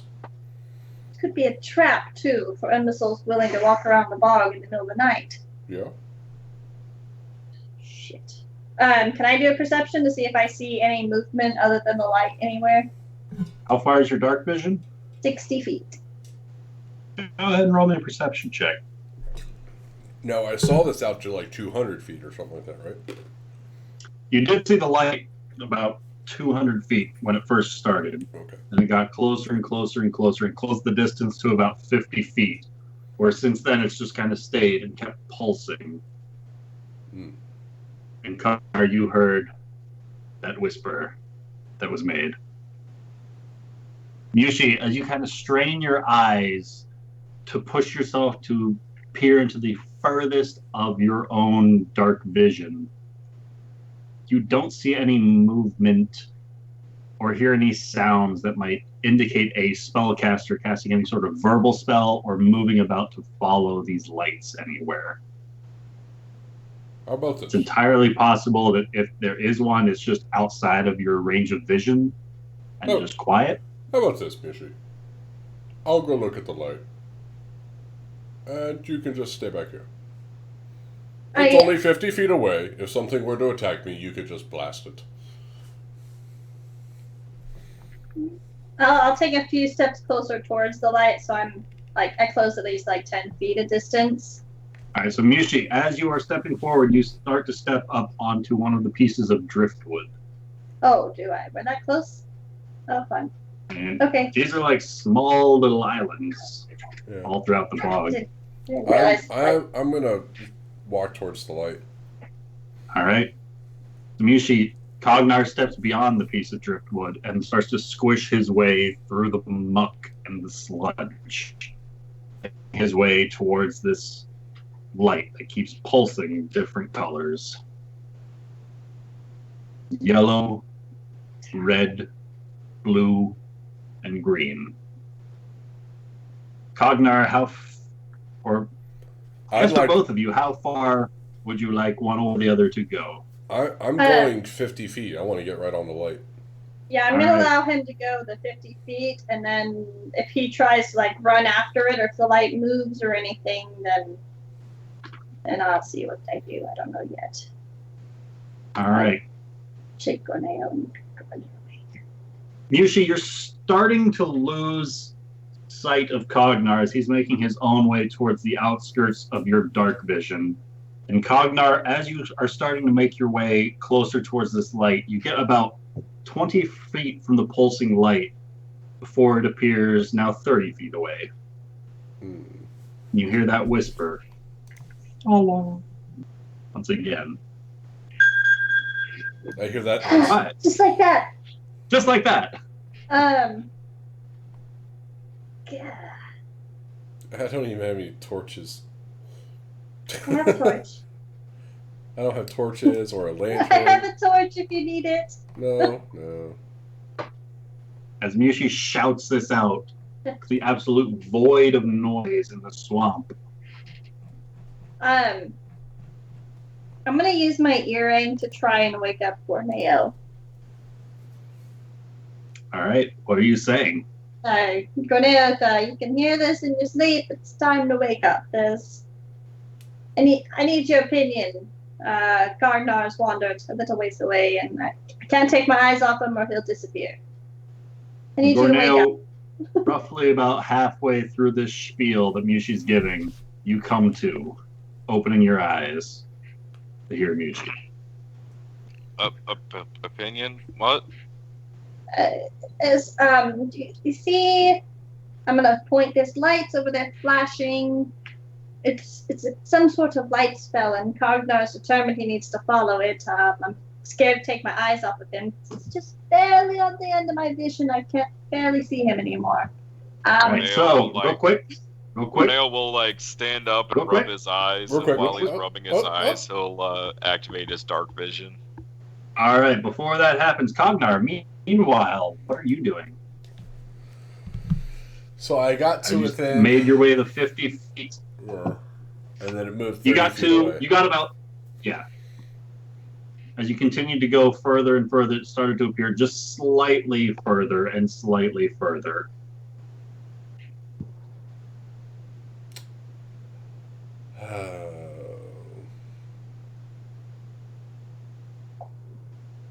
This sounds like a cautionary tale that Cognar should know of.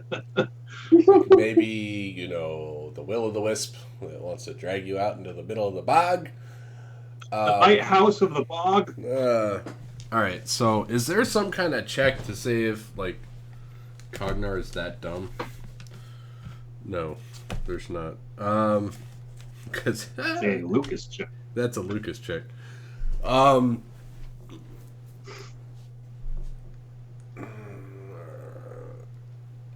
Because in this case, dumb would definitely mean what you take it to mean. Yeah, I know. She also pointed out several things about what this could be. She just said it could be a light. Cognar. She could have said, but she also said this could be the Grandmother Willow. I said that. Finding you. I said that. No, that was Cognar. That was me. I like that idea. I'm gonna bring Grandmother Willow to the group. I'm gonna follow the light. There you go. Because you know what? Cognar is going to get yelled at either way because I walked away from the group so much. He's gone, Gorneo. I can't see him anymore. All right. So, Gorneo, your dark vision activates, making use of your first key point. Now that you have rested at least an hour. There it is. And as you take a quick survey of the area, go ahead and roll me a perception check, as there is no sight of Cognar.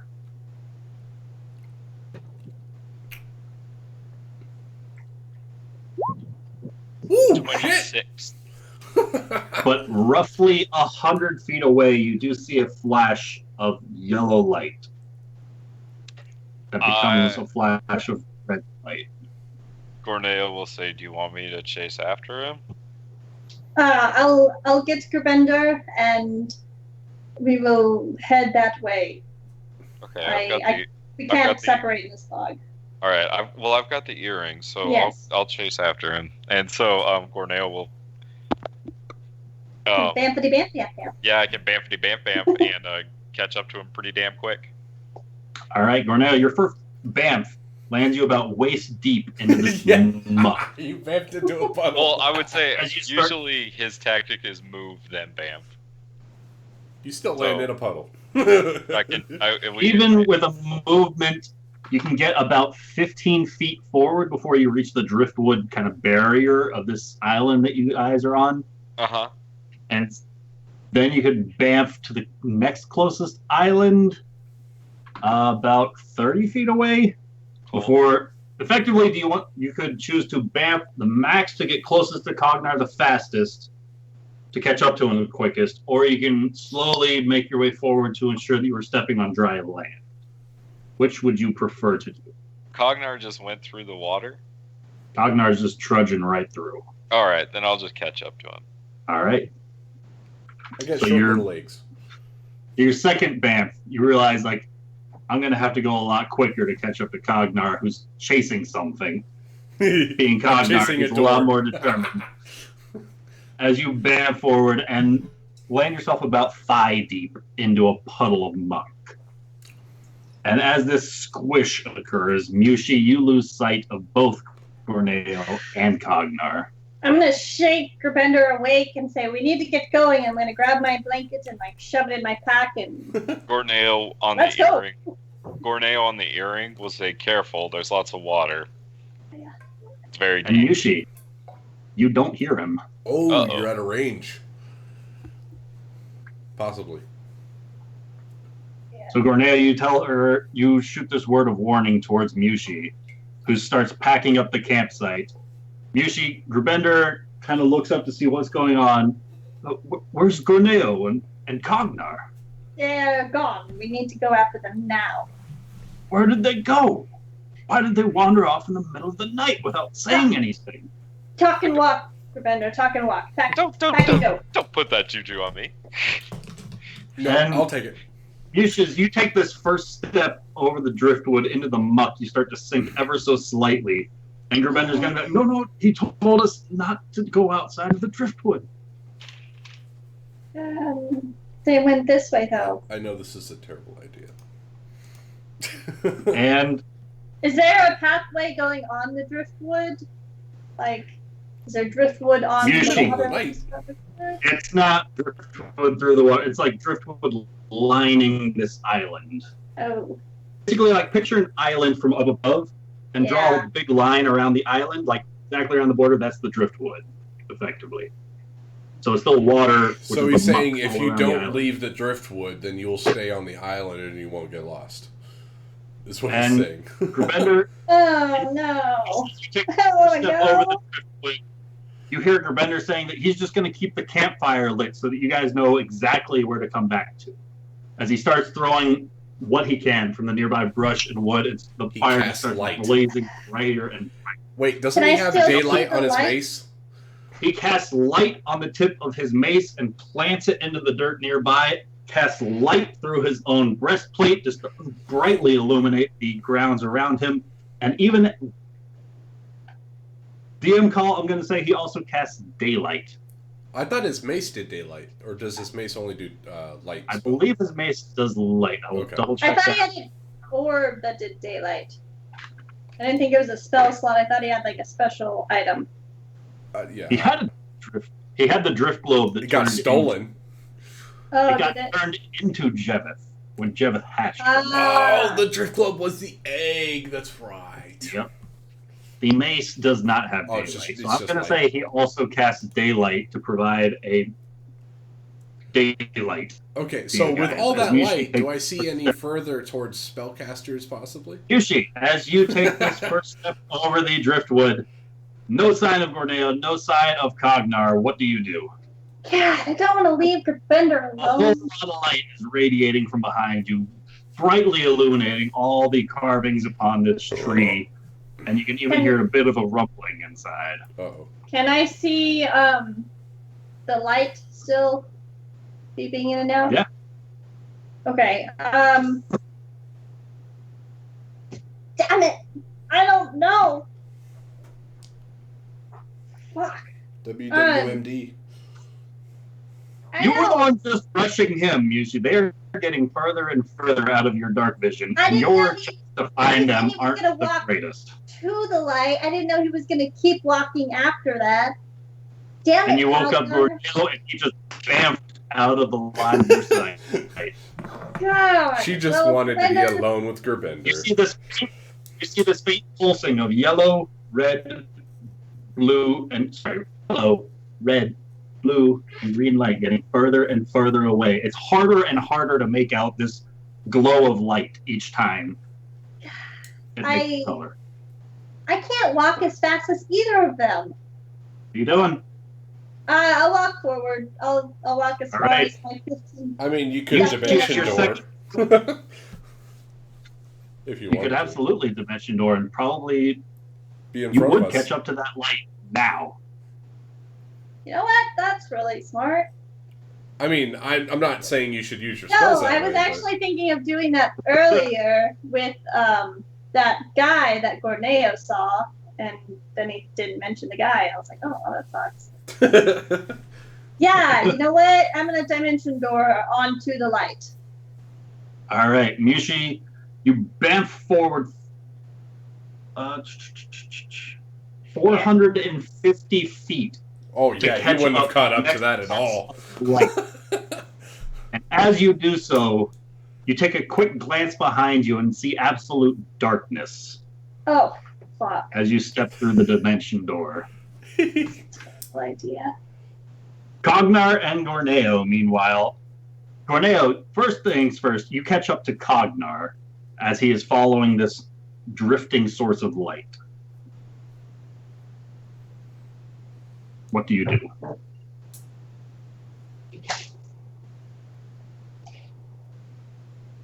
You might be muted. I was muted. Cognar, what's going on? Flashing lights, and it's telling me to follow, and it came from about 200 feet out, close to 50 feet, and I woke up Mushi, told her to check it out, and she said it was a light spell, so I assumed that as a sign from... Okay to run away? From Grandmother Willow, and so I was investigating it. What are you doing up? She sent me after you. Oh. I didn't think she was that worried about me. Anyway, I was investigating the light. How far away is the light? Every time Cognar takes a step forward, it seems to appear just one step further, keeping roughly about 30 feet in front of Cognar. I bamfed to where the light is. All right, Gorneo steps into the shadows, appearing 30 feet forward from Cognar. And Gorneo, you take a quick survey of the area, and 30 feet forward is the light pulsing. Do I see either of them? So Gorneo will shout back at Cognar, where do you see the light right now? Where do I see Cognar, you see this light pulsing about further than it has been for you, about 30 feet beyond Gorneo. It's about 60 feet from you, at the very outskirts of your own survey of dark vision. I keep running. It looks like it's leading us somewhere, Gorneo. As Cognar puts himself into it and he starts charging forward, Gorneo, there's an opening in the space beneath the light as almost a tear, even in the shadows, opens up, and out steps Mushi. And once again, the light appears about 20 feet from where Mushi has just appeared. Oh, not as far. She steps out. I'm sure that made you shit your pants. A door. It is a free action to shit your pants. The bog would cover the smell. You wouldn't even. Okay, we'll keep chasing it, I guess. All right. Let's talk about this, guys. As I see them approaching, let's take a minute now, okay? We are together. Grabender's lost. Who knows where back there? I don't know if he decided to follow us or not. Can I look back and see if I can see a light? Everybody, roll me a perception check. Oh, that rolled really good. 21. Half-half. Jesus, an 11. Wait. No, sorry, 22. It's +5 now. 22. Yeah, 11 with a natural 1. That must really suck. It's not even right. I have a +10. What are you gonna do? I mean, I got a +5, but I'm not gonna take any feats to make my eyebrows. All right, so Mushi, taking a quick glance behind you, and you point for Gorneo as he too follows your gesture. You guys look backwards, and there's no sign of the campfire for Gorneo. Mushi, there's no sign of the light spell, the other light spell, or the daylight spell that Grabender had cast. Jesus. I continue running in the direction that I should be heading. Dark, just wait for like 2 seconds. You don't even see me!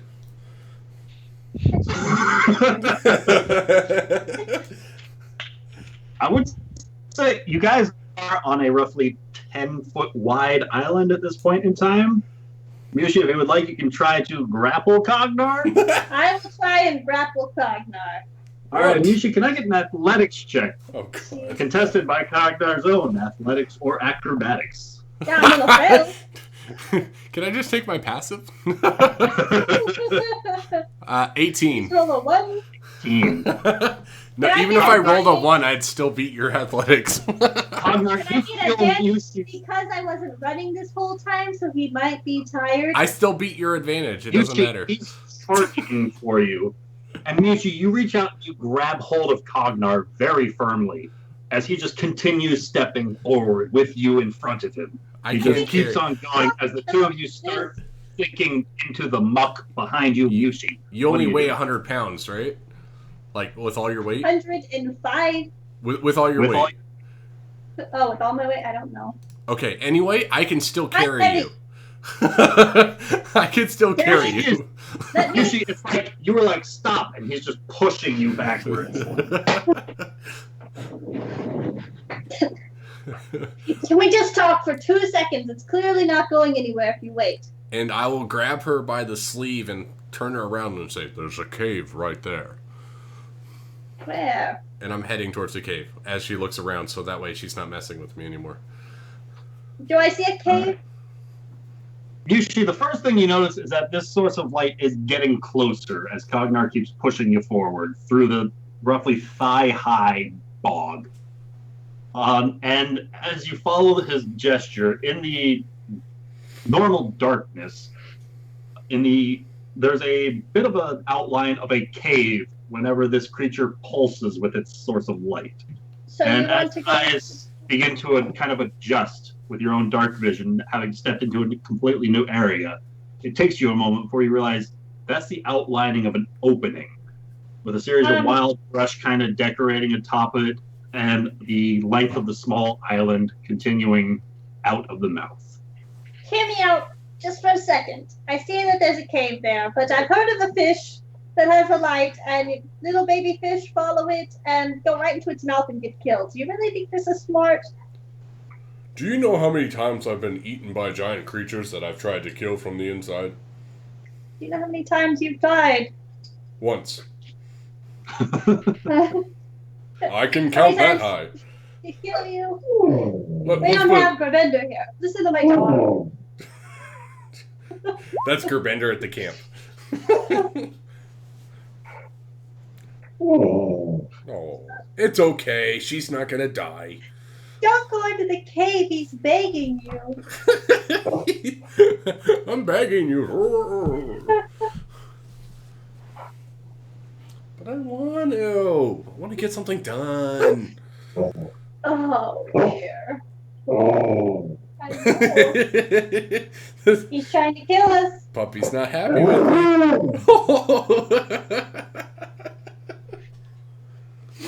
What? Okay, why don't Corneo jump over there? Oh wait, no, that's probably not a good idea. I'll go over there. Yeah. I mean, I'll go in. Yeah, but you know, you're not greatest with talking to people. Let's go in together or not at all. Okay, I I'll don't go in want first. us to get trapped in there. I'll go in first. Let's That go way, together. if I get eaten by the big fish, you guys can be outside. I can't watch you be eaten. You've seen me be eaten before. It's not something I like to watch. I've been eaten by a roper, by a purple worm. I try to get eaten by a rock. I mean, come on. It's my thing. Doesn't mean it's okay. All right. So This is terrible. This is terrible. Roughly, this is kind of what we're looking at. Cognar started to push Mushi into the muck. Gorneo, I would assume, has made his way to the edge of the dry patch of land that he's at. And you guys are looking at this opening of a cave. Which I'm assuming Not too far for yeah, you. okay. Is that, absolutely. All right. Oh, Cognar. Yes. Cognar. Yes. You can't. I have a torch if you want a torch. You want a torch? No, I can see in the Corneo. dark. Thank you. I was gonna say Gorneo will say, "We can all see in the dark, Mushi. Be quiet." Just, then I Okay, can okay. really see what's in I'll give you Let me 30 let me go seconds to make your first, point. and let me Also, stealth in. Let me stealth in. I'll go in quietly. I have the earring. Testing. Does the earring work now? Mushi, you don't hear him. Oh no! I'm just gonna shake my head. No Holy testing, shit! not testing. Ah, natural 20, natural 1. Well, Awesome. let me go in first, and Corneo just disappears give me a in front minute, of my face. and I will be right back. Miyoshi, can you try other magical things? Because you apparently can't hear Gorneo. Do you want me to blow something up? Cognar. No. I mean, don't you have something that's non-blowy uppy? That's not really. Non-blowy uppy. Can I make that light go brighter or dimmer? You can It's all certainly good. try. So, Gorneo, are you mucking your way through the bog beside Cognar and Mushi, or are you bamfed Stealthily. over? He bamfed. Right? I'm gonna bamf over because that's the quietest thing to do. All right, so 60-foot bamf. Pew.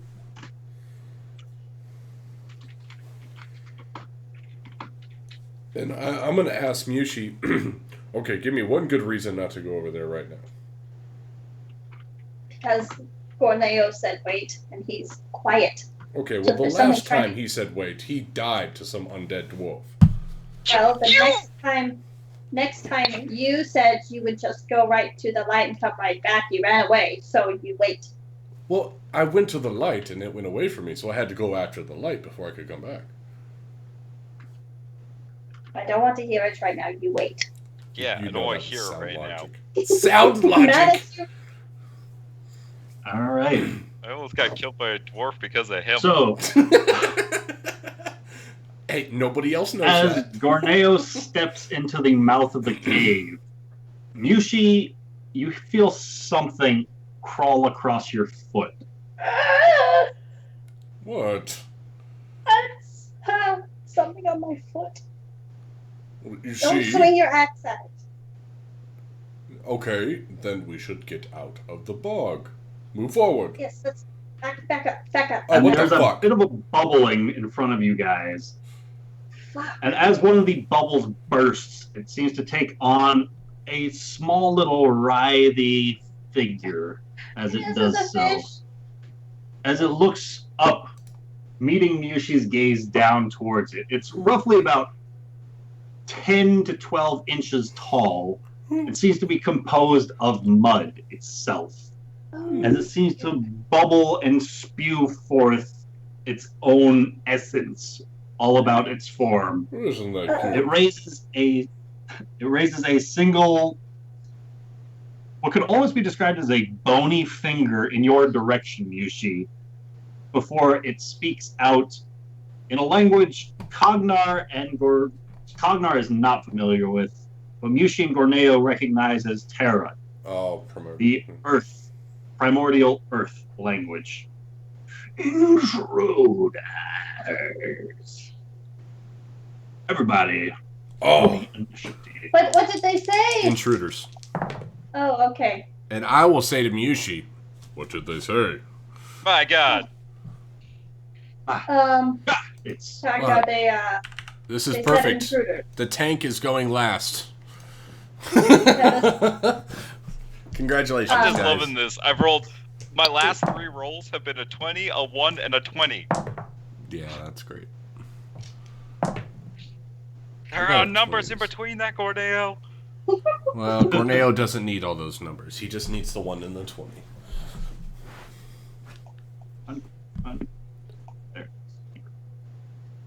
Damn it, Cornell. You're in the wrong spot. No, he's in prime position to be surrounded. Yeah. Hey, I mean, if you Gordeo. got fireball, I've got evasion. You're roughly 10 feet into the mouth of the cave at this point. So roughly there, but So not he's out of standing the in way. Fireball, bush fireball, up top. fireball. Usually you have no idea. You saw Gorneo I don't know step where into the it mouth is. of the She So would I do it heard- anyway. Let's so be I honest. heard it coming You from did out- hear a voice speaking a language you're familiar with. Did I hear it from outside of the cave? You did. So Let's not be- from Voice that the spoke- thing I see. Not from what you see. You heard a voice that spoke the word intruders. She would fireball anyway. She wouldn't care if anybody was sitting there. Just you. So that puts Just me me. about. So I'm about What do 30 you feet do? from the thing on the floor. You are about 35 feet from what you see And towards the is back there, of the cave. and is there anything else in the cave? Oh.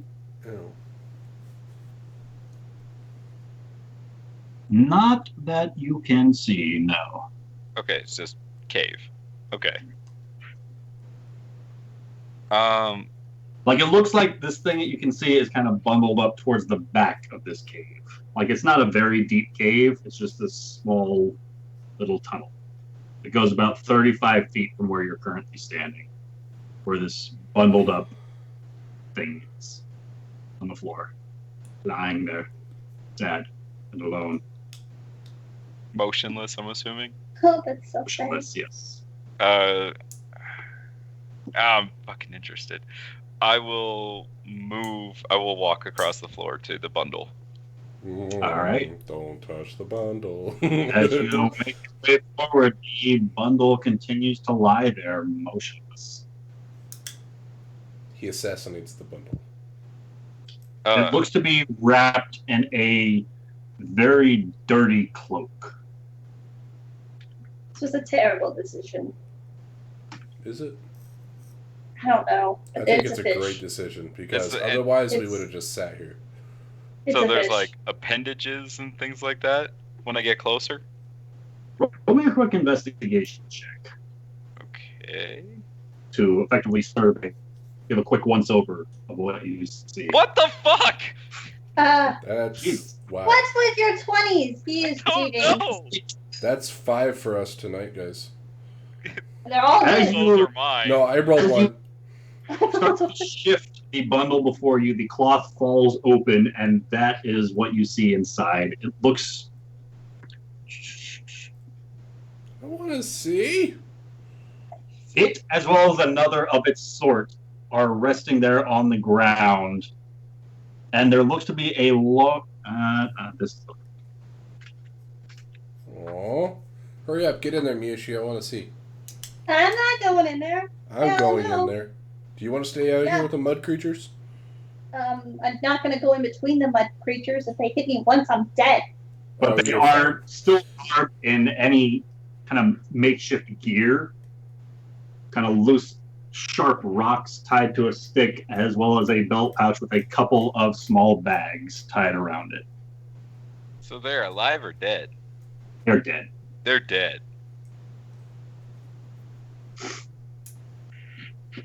Well, that's kind of weird. They're gonna be undead here in a minute. Yushi! Yeah, I'll call that my turn.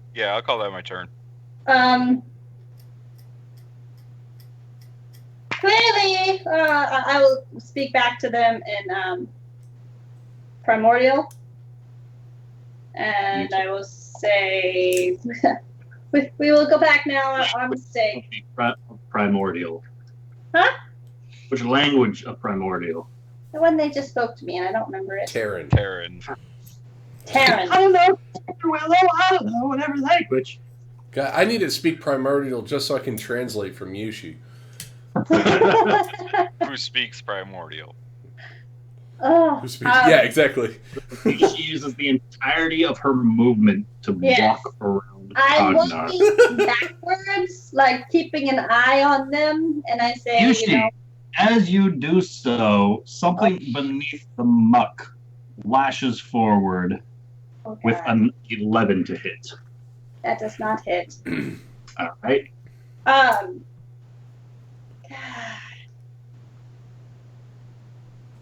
Are they clearly hostile? Like, that one just lashed at me.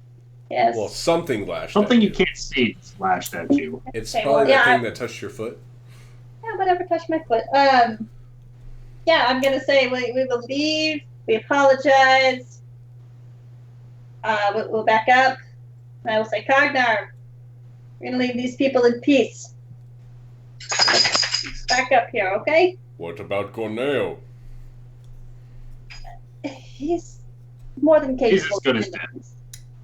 But if they do anything hostile towards either Cognar, which one was talking to me? All of them. Whichever. The closest one to you. This one. So Two. yeah, that one. Yeah. I will hit him with firebolt if he does any if either of them do anything hostile towards one of us. All right.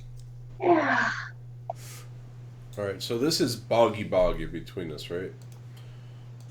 Liquid. So yeah, that's the difficult terrain to Okay, walk through. so I can make it to the other shore with standard movement. You can Damn it, certainly try. Cognar, why don't you ever listen to me? Because I didn't hear you say anything. I just said, Cognar, we're gonna back up. You speaking okay? in Primordial. No, I talked to them. I walked across to the other shore. All right, Cognar, as you are walking, you feel something beneath the muck attempt to strike at you, but a 9 is not going to hit. Mm-hmm. All right, do these, I don't know, gouts of mud look like they're going to do anything to me? Do they like, watch me intently, angrily? They are all following you, and being only about 12 inches tall, they all seem to grow angrier and angrier the closer you are stepping. They are just starting to shake, and their own claws start to protrude from the mud that composes of forearms. So,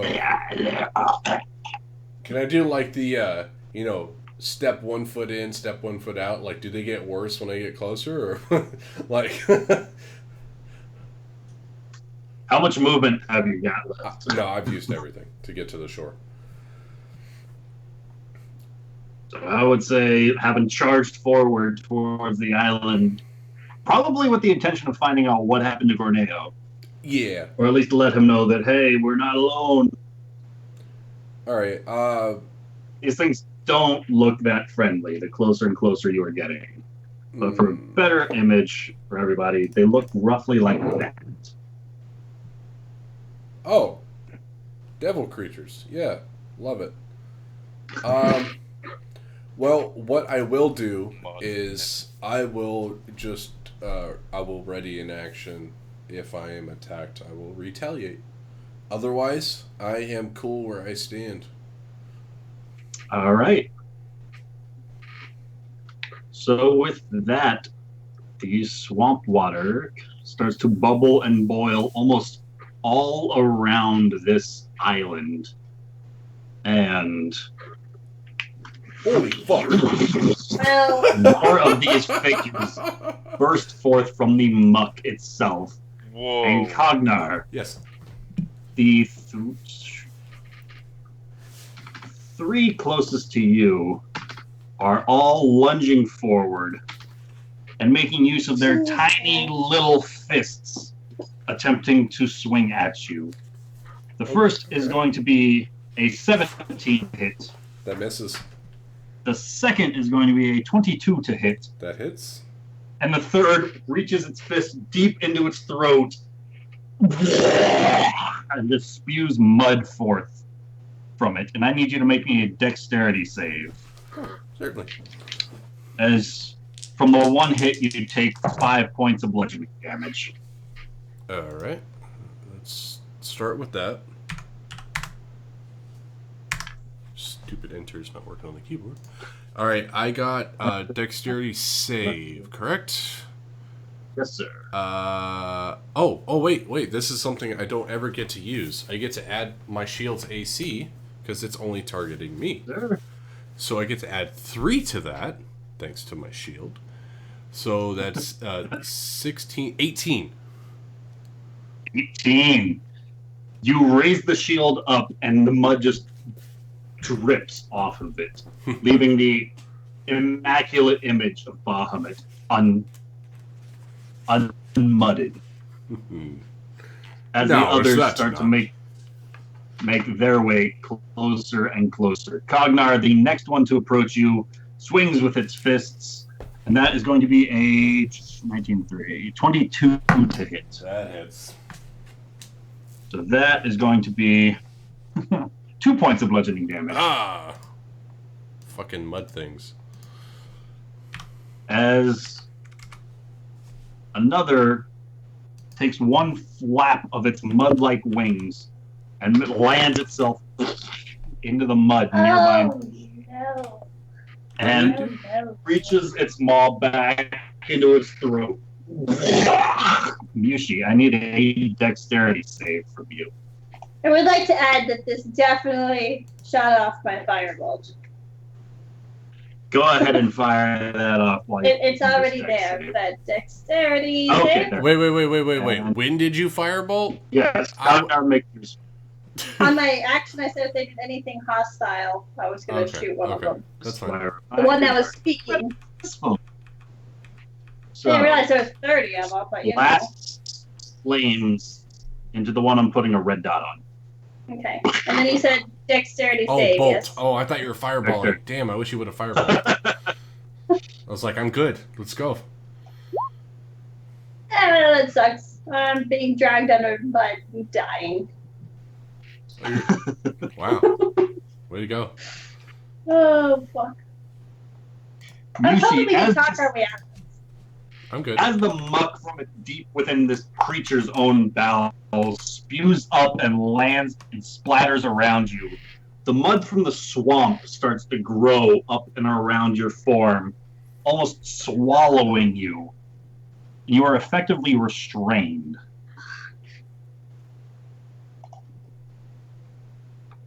So we're going to give you that guy. I'm sure that activates my held actions as well. Absolutely. Okay. Feel free to roll it, sir. Oh, okay, yes. Well, I guess now is as good a time as any to try this shit out. So, since nobody's looking, perfect time. I'm gonna throw my shield. All right. God. You don't have any throwing stuff? Yes, I'm gonna throw things. All right. Terrible. So, I don't care who I hit, but I guess I'm gonna hit green dot and the one next to it. So this is melee range, so this is going to be at disadvantage. Right. That's fine. All right. So I don't know how this works. So make an attack roll. yeah. First, most important, Yes. describe what Cognar is doing. Oh, definitely. Cognar has had this as he makes use ingenious of his new toy. contraption in my new toy. Cognar kind of winds back his arm and then swings it like a discus, and it just kind of bounces off a couple guys and then comes back to him because it's going to be great. I hope. All right. I really hope it comes back. So First attack. What is it? It's Green dot. All right. So it's not +1 because it's not the axe. So it's going to be plus 7. That's 19 to hit with disadvantage. 19 hits. All right. So that's a D4, right? Plus a D6. Yes, sir. Cognar, as you hurl your shield forward, at point blank, it just slices right through the arm of the nearest creature to you that just vomited all over this shield that you are now throwing into its face. And as you release the shield, not only does it push itself through the arm of this little annoying creature, the shield itself begins to glow and this radiant energy about it as it blasts through the arm and curves upwards and sparks in a very unnatural way towards the individual immediately next to it. Oh, yes. Go ahead and roll a second attack. First, what was that damage roll? The first damage was 9. 9. Nice. As it arcs upward, Oh, okay. Well, it's a 19 again. 19 hits. Roll that second damage. As the shield once again bashes right into the second target, 10 damage. emitting another radiant glow for 10 points of damage, Yes. before following through on this arc and landing right into Cognar's forearm. Once ready. See, Mushi, I still have it.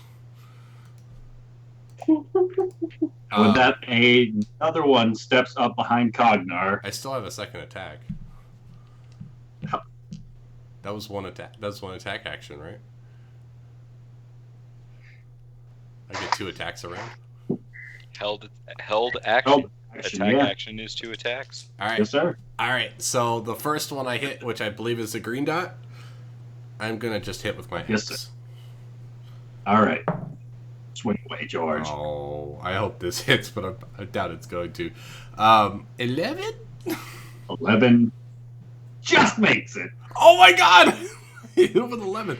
Oh, So wow. as it is fumbling about with its arm that's been bashed off by your shield, you take this opportunity to swing down with your axe. D8 plus 6. Oh, sorry. No, I'm not raging. So D8 plus 4. Alright, so he takes 8 damage. Nice. I'll put orange dots on all the ones that have been hit. Not bad for a held action, so I'll take that. Right? Yeah. All right. So with that, the one behind you creeps its way up across the land as you are throwing the shield. And that is going to be a 19 to hit. Oh, that hits. And that's going to be 6 points of bludgeoning damage from it. Okay. As the others continue to climb their way from the bog. Yushi! So many! Yushi! Save me! As the ones Condor who originally were here, the one who took the first firebolt is going to lash out at you, Cognar, attempting to vomit on you. I need a dexterity save Yeah. for this guy, Wait, followed by a bludgeoning attack, why is my AC? a 21. That's weird. It's not calculating my AC right. Alright, dexterity save? Yes. Plus 2 now, so that's 15. 17. You make it as you once again wipe off the mud that this creature vomits forward. As the one opposite the vomiting creature goes for an attack with advantage, that's going to be a 21 to hit That hits. for 2 points of bludgeoning damage. Okay. This And- thing is being so weird. These guys make their way I think forward. the sheet is just like broken. Corneo is up. Yay! This happens every time they update. Yeah, well, it's being really slow. So Gorneo will kind of come back out of the cave. Oh, fuck. Oh, Just perusing, Hey, what's up, guys? well, so like as he starts coming out, he sees all these. Are they flying or are they all on the ground? You see these tiny little creatures, like some of them are kind of using what look to be wings made out of muck, flapping to kind of hover in place. Others are kind of just one after the other running after Cognar, just flailing their tiny little arms. And Mushi looks to be completely coated in just mud, and she is kind of freezing up. Her own movement is noticeably slowed down. Well, I guess I will start. I mean, okay, quick question. How long are we going tonight?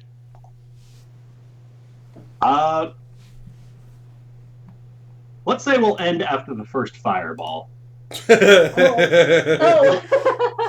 Just to see how that goes. Alright, then I will assist Cognar.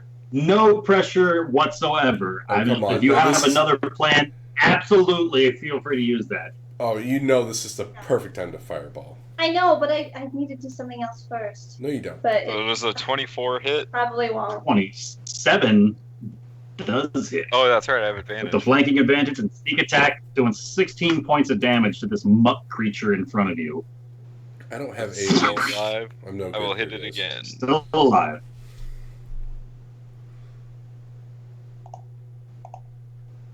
30. Natural Critical. 20. Good God. definitely hits. Dude, you know the Dealing best part 10 is, you know how many points times you of guys have been like, piercing 15. change your color? And I'm like, no, I will not change my color. Tornado, as your dagger connects with this small creature for the second time, it seems to swell and grow before it bursts, sending its muck flying all over Cognar and Gorneo. I need a dexterity save from each of you. Oh no. Oh, damn it, Corneo! Why'd you have to be close to it? 19 for me. No problem saving whatsoever. So I'm going to get rid of that guy. Okay, and then I will occupy that space to keep Cognar from getting surrounded. Oh, it's All right. alright. I mean, come on. These guys can't even touch me. And I will use my bonus action to flurry of blows that guy. So I'll spend a key point. I mean, there's not even a point for me to rage, because if Mushi hits me with a fireball, it's going to ignore my resistance anyway, so... Oh. So that's gonna miss. First there one. are One in ones in 20. What the fuck? It's karma, dude. You gotta get in balance. The monk ways. So weird. That's 3 natural ones. All right, that's my turn. Right. There are numbers in between. There are numbers in between, Gorneo. Gorneo realizes the significance of having advantage over an enemy. Mushi! He is in balance at the moment, actually, which is great. Okay. Come on. Obviously cheating. He's obviously So- We're going to have to spend the next week figuring out how. It's that dagger. So I still have like my arms, right? I'm just restrained. You're restrained. So effectively, your speed is 0. You can't benefit from bonus to your speed. Attack rolls against you have advantage. Your attack rolls have disadvantage. And you have disadvantage on dexterity saves. Okay, I am going to activate my cloak. All right. Oh. Mushi, can I get a wisdom save from you? What? Oh, hey, not bad. 17. As Mushi strains against the mud, freeing one arm, she flares up the top of this mantle of the phoenix. And as she does so, flames start to noticeably descend out from her form. Very kind of Super Saiyan-esque like. As they just start to slowly radiate, the mud surrounding her starts to lightly chip crack and just burst off of her as she does so, freeing her from her own restraint as this energy emitted continues to slowly alter Mushi's form as she lets out a scream of anger, pointing to her next target. Her own horns start to slowly pierce their way further from the top of her forehead. Oh shit! As her appearance changes significantly. What?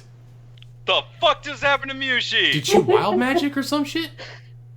Dun, dun, dun. What? You knew about Mushi's this. hair cascades all around her form. She points to her next target as these flames radiate around her form. What do you do, Mushi? Fuck.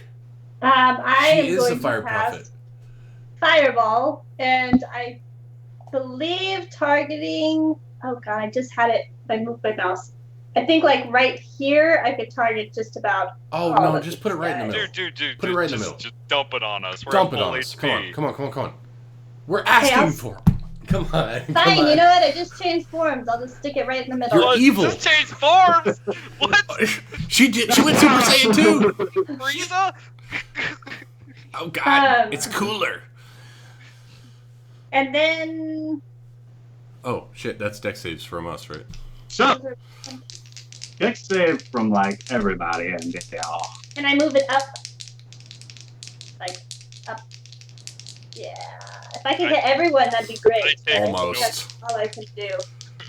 Yep, almost everybody. Oh Almost everybody. yes. So, Meets it, beats it. 17. flame burst from the midst of this chaos that is going on top of this island. You guys notice there's something noticeably different about this fire as it surges from Mushin. Cognar, even though a number of the times this fireball has been cast upon you, it is hotter than even when you were raged before. It burns brighter. The flames sting and lash at your skin in a much more fearsome manner as this magic is released from this new form of Mushi. As this fireball blasts forth throughout this area. I still block it, but what the fuck? What the fuck just happened? So, Amanda, that is going to be a, 25, 27.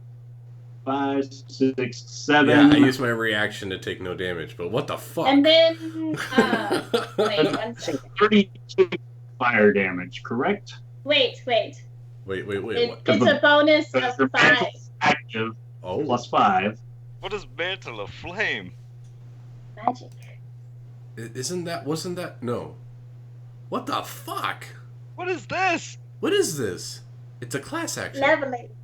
This sounds like a conversation the party's going to have with Mushi. Is Right. Mushi a warlock now? No, oh, I know exactly what that is. I know what that is. I know Lucas, what that is. you may. I do. But this is the joys of leveling up, No. guys. So But fun. I thought, isn't that the Phoenix Sorcerer ability? What's it? 10. Is that something from Unearthed Arcana? Yeah, that's the new Magic. Sorcerer origin. Tis exciting, is what it is. No, it is. It's very exciting. Yeah, dude. If Mushi But doesn't I- have to I- face wild magic anymore, that's kind of nice. Well, Did you switch from Wild Magic to Phoenix? So, I'm curious. I'm curious. what did we say, Amanda? 30, Anyway, 32? what the fuck? 7. 32, yes. Now she really looks like a fire prophet. The She really tornado does look like a fire and prophetess. take half of 32 points of fire damage, ignoring all resistance, even if you have it. Yeah. For 16 points of fire damage to each of you. Gorneo and I don't. I do I that. choose to take 0. Yeah, we take 0. we just sit there. We both put on our sunglasses and sit back and just like Damn. Here they are. We take the time to really analyze how this fireball feels different. Like, shit. It's like 500 degrees The hotter. two of them just continue to egg Mushi on and egg her on and egg her on. She finally does it. And now that she's stepped over the edge, the point of no return, they're like, oh, well, it's not our problem. It's not our problem, no. It's like, yes, roast them, woo! Gordeos is kind of like, oh, so this is what the rest of the world feels like to you guys. Mushi actually dexterity save from you as the one closest to you. Oh First. god, these are going to explode if they die. Oh gosh, We're in the middle of a nuke. Oh my goodness. Well, the good thing is... Cognar, I need one dex save from you. Yeah. Mushi, you pass. Just one? Only one of them died. Cognar, I'm going through right now. I'm going through. Okay, hold on. Cognar, I need Hold on. Let me do the one. Because that's where we're at. what's the final number of them that I need? Oh, and this only targets me, so I get to add my shield. So that's 12. Not all of them only target you. No, I know, but this first one. 12 for the first one? What's the number I gotta beat, Two so I know? of them only target you. As many red X's as you see, you gotta beat an 11. Okay, so I beat the first one. Alright, I get a second one with the shield, and then... Holy fuck. Did you just disintegrate all of Oh, okay, hold on. Just Oh tell my me how many God. saves I need to make, and I'll just... 1, 2, 3, 4, 5, 6 from Cognar, 1, 2, 3, 4 from Gorneo. Okay, Cognar, 2 of those are only targeting you. okay. So I get 2 with additional. Alright, so, okay, the 2... Alright, so I got a Pass. 19, 21, Pass. 28, and 18. Nice. That's 4, These guys, 5, nobody even. 6. Alright, so Corneo did not expect this to be an obstacle course day. one of them hits me. Out of all One of of those, them only hits you. one of them got me. Which one? 4. Fourth? Yeah. Out of 1, 2. 6. 4 out of 6. All right, so Cognar, as the fourth one hits, you feel yourself being restrained, Oh, fucker. and I need you Oh, that means you fail make the a other fifth two and after. sixth save with disadvantage. Alright. 5 and 6. So I get... I passed 1. That's one. Yeah. The other one hit. All right, so Cognar, upon the second failure, the mud continues to coat your form, and you feel the sweet, sweet taste of oxygen lacking from your lungs as it starts to fill you. Damn. I'm used to Gorneo this. and Mushi, you see Cognar's shorter form sink further into the muck. Okay. Well, Oh, I've save done him. I've dealt with water shit driving down my throat, so I got this. You have indeed. However, Gorneo and Cognar, Yes. there's a faint rustle of leaves Oh no. from back behind Gorneo, up above The undead the guys. What are you talking about? You just turned into a fire demon. as You know, in all honesty, she kinda looks like a tiny scientist. little creatures leap forth. These two tiny little creatures leap forth from the top of the cave mouth. A intelligence save Oh my as these god. tiny little brains Oh. with They're clawed so feet. cute. Oh shit, they're intellect devour. All right. So what do I need? What are we doing? Intelligence. Intelligence. All right. All right. So you know what? Since this is very important, I will break out the metal die. Or maybe I know it. I don't know. It's lost in here somewhere. Don't you have to be on? Well, you have to be unconscious for them to burrow into your brain. I don't know. Now, the first thought that crosses your mind is those things you saw at the back. Oh no, I exactly know what caused their deaths. Oh my god, of all times, Cognar, I love you. I got a natural 20. All right. For a 19. Because I have -1. All times to get a natural 20. Ooh. Gorneo. If it's a magical there. effect, never mind. Just go ahead. You're getting brain eaten, dude. While we're getting brain eaten, we might have to continue next week, but I have to call it a night. Aw, why? Oh, I have things to do. Okay? Gorneo, Oh. first you take 12 points of psychic damage. Oh my god, you threw And brain Gorneo. eaters at us? God. Is your charisma below 15? Yeah. Or sorry. Intelligence below 15. Yes. Damn. You guys watch as this creature leaps forth, lands on top of Gorneo's head, and Gorneo collapses. Oh. What? God. Yeah. From a failed save. Okay. So hold up. Question. Magic resistance. Does that give me advantage on the save, or is that just half the damage? That does not. It just does halves the not damage, state- right? This isn't a spell. Real quick, what page are you looking at? Well, I just have magic. I can use a charge for my cloak and have magic resistance. So that it would give you advantage, like on a spell save, I believe. Is One that second, what I'm this pulling is? up the cloak now. Cloak of Lunar Light. Mantle of Moonlit Mists.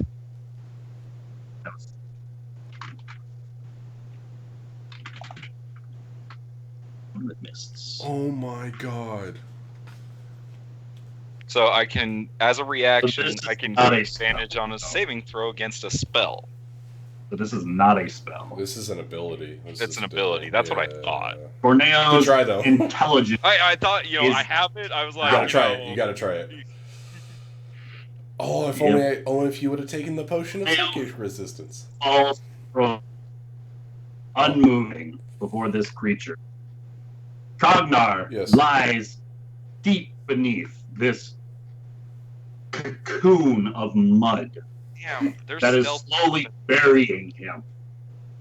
Mushi has just awakened something within her.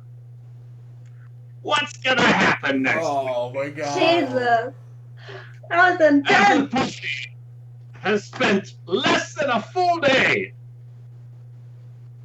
within the Black Maw Bog. Oh All right. my god. Going left or right, Cognar, what is your character highlight? Actually, starting with Amanda because she's got to go.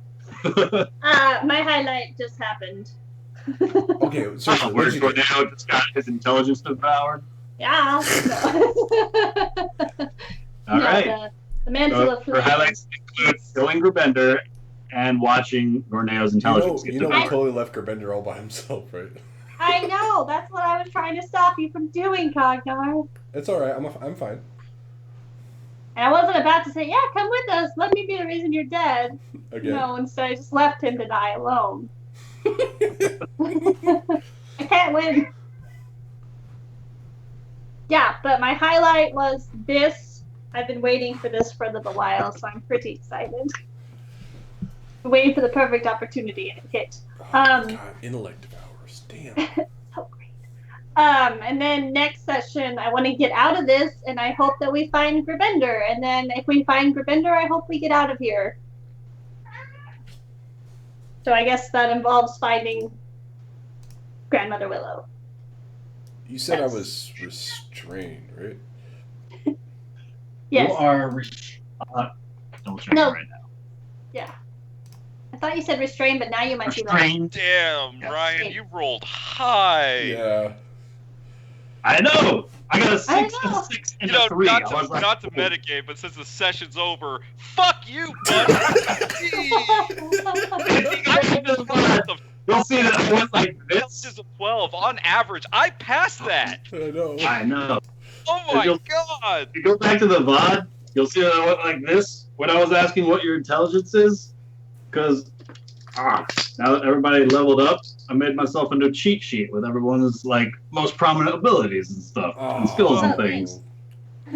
You, Just so Now that you every have time, like a- well, just because I know like, every time that Gorneo does stunning strike, I'm like, okay, what's the save and what's the DC on that one? So I got it right there. Just like, oh, DC 14 con save.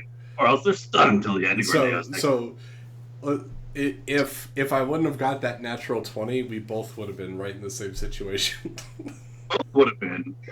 Because I've got a -1 intelligence, so no matter what he rolled, I would have died. No, it's your total intelligence. Intelligence total. You're 9 or 8. Not the modifier. I know, it's still, but I would have missed my save, and then I wouldn't have got my thing. Oh my god, Ryan, jeez. But then it would have been Ishi alone in this new form, with Cognar and Gorneo down for the count. Jesus. Versus all of these mud creatures, as well as these two tiny brains. So I'm sinking in the mud and restrained. They were in the trees. They weren't in the cave, right? They were on top of the cave, in the brush. Cave. Did they? So my passive perception didn't see them when I walked past. They did not. No. Oh, no, that's what I figured.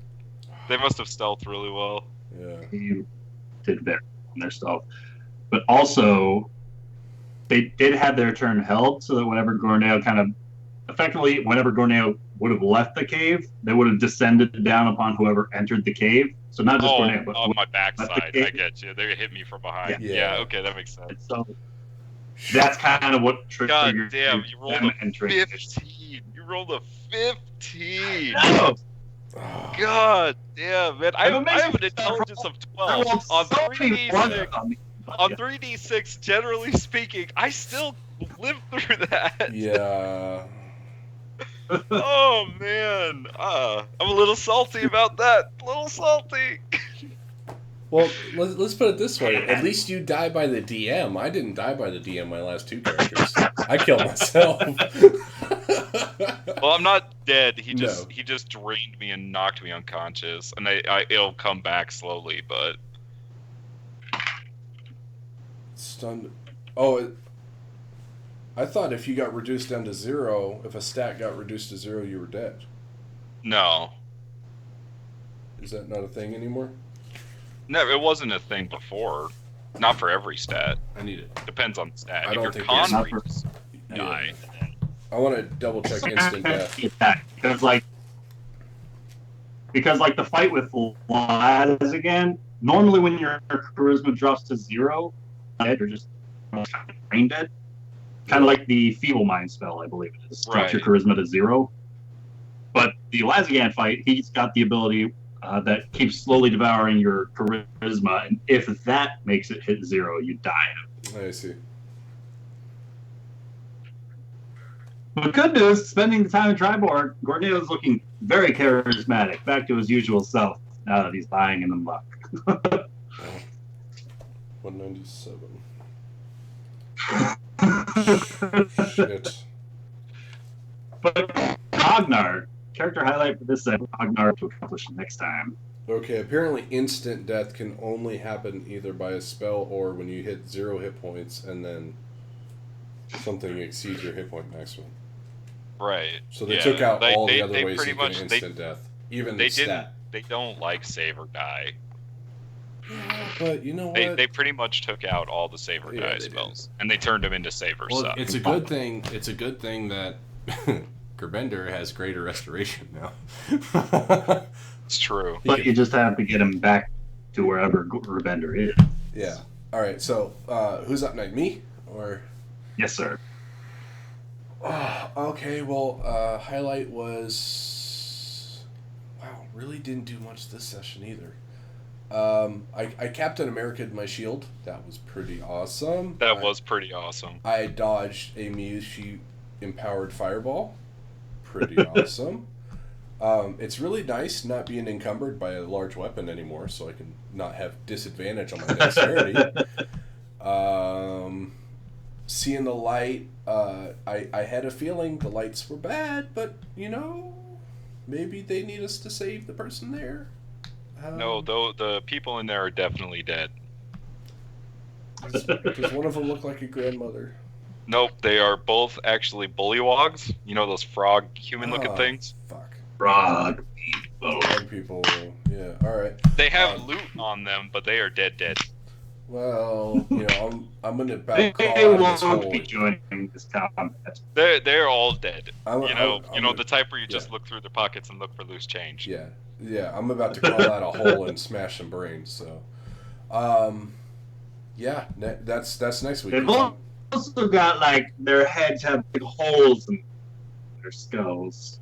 Yeah. That's roughly these murderers. Yeah. For some strange reason, I don't know why. I couldn't put that one. So that's Cognar's goal for next week is to crawl out of a hole and smash actually a couple brains, and then continue on trying to find this stupid person, so that way we can get a stupid eyeball put in and a stupid skin put on and be done with this place. But that's it. I'm putting for short. Cognar wants to find Grandma. Pretty much. Yeah, let's kill everything, root bodies, and then I might go back and kill Karg, just because I don't like his attitude. But that's how I'm feeling at the moment. All right. Fair enough. And Gorneo. Highlight for this session, and what does Gorneo hope to accomplish next week? I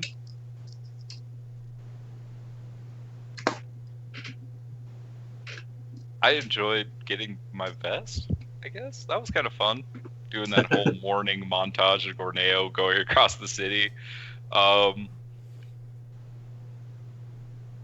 the 20s and ones that was just weird. That man. was insane. That was insane. How I rolled that game. I rolled more 20s and more ones than statistically any other number the rest of the night. Right? It was weird. It's insane. So I almost want to go back and watch the VOD just to make a tally of them. It's crazy. The green and the red kept showing up on my screen almost every roll. I was just like, what the fuck? But yeah, that was fun. The bog is pretty creepy.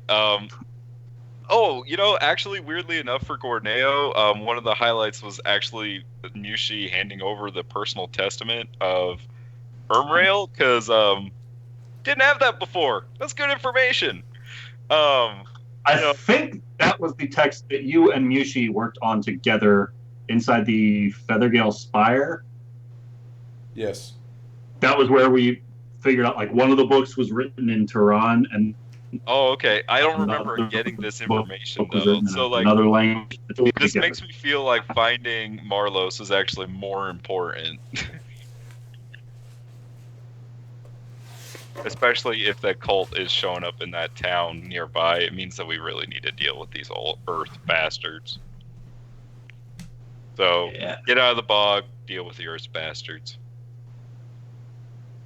All right.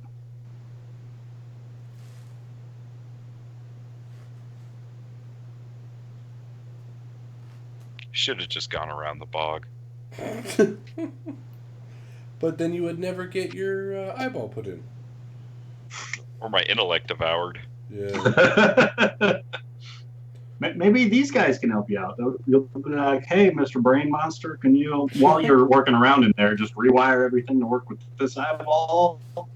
They'll be like, you're like, I really do. If you could, just don't put the hole in the top of my head. Just go right through my right eye. Not so much this one, but this guy right here. I can't believe I rolled a 15. I can't believe you rolled a 15. I'm pissed. When I first looked down, I was like, 6-6. What's this next one? I'm like, oh, I don't even. That's a big number. Whatever. Like a 6-6 and a 3. Come on, man. I know. I was like, wow. Because I rolled so many ones for the Mud Mephits attacks, as they were just like 1-1, a 5-1, and then 6-6-3. I was like, cool. That's where it counts. Oh boy. And we also update all of the Mushi tokens everywhere. Wait, is she no longer I think she just wanted a different picture, right? Yeah. She was also like, hey, so Mushi's been through a whole lot of shit, and so new picture time. on this. Oh, I was like, sure. all right. Let's see the full art. Yeah, I full gotta art see it. problem. I gotta see it. picture. I gotta see it. I mean, Cognar, I love his picture. I just say that he has a different helmet on, and that's pretty much it. Like right now, he's wearing a Feather Gale Knight helm, just because he took it way back then. when I'm we just got gonna have to rearmed. have my buddy draw Gorneo with his new outfit on. And an intellect devourer sitting on top.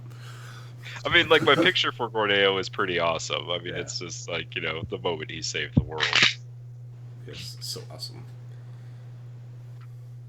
Oh my god.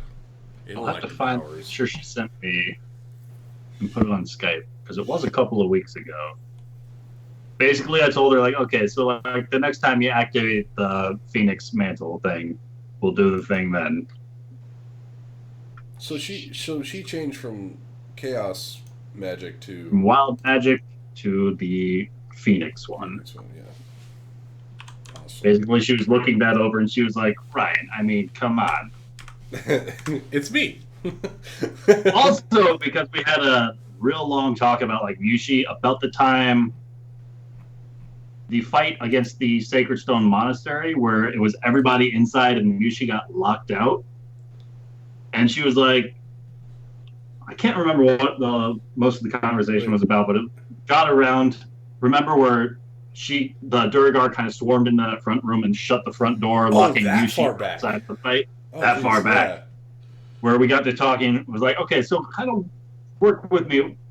What would it kind of take for Mushi to like lose control of her own abilities, or like give in to the spellcasting or whatever? Like, what would push her to the point that she would just go full blown evil person, evil fire prophet? And she was like, well, probably just like watching everybody in the party die, and then that in the cryptic memory. And then Wizards of the Coast released the Phoenix Sorcerer, and she was like, this is like exactly what Mushi's been this whole time already. Plus, she literally just watched her whole party die in there. So, and I was like, you are absolutely correct. So, she's gonna Jean Grey this motherfucker. Yes. Absolutely. She even sent me a clip from the most recent one, the X-Men Apocalypse, Yeah. Yes. where Jean Grey goes full-blown Phoenix. Yep, called it. And she was like, this is what I want. And I was like, okay. Where the heck did that picture go?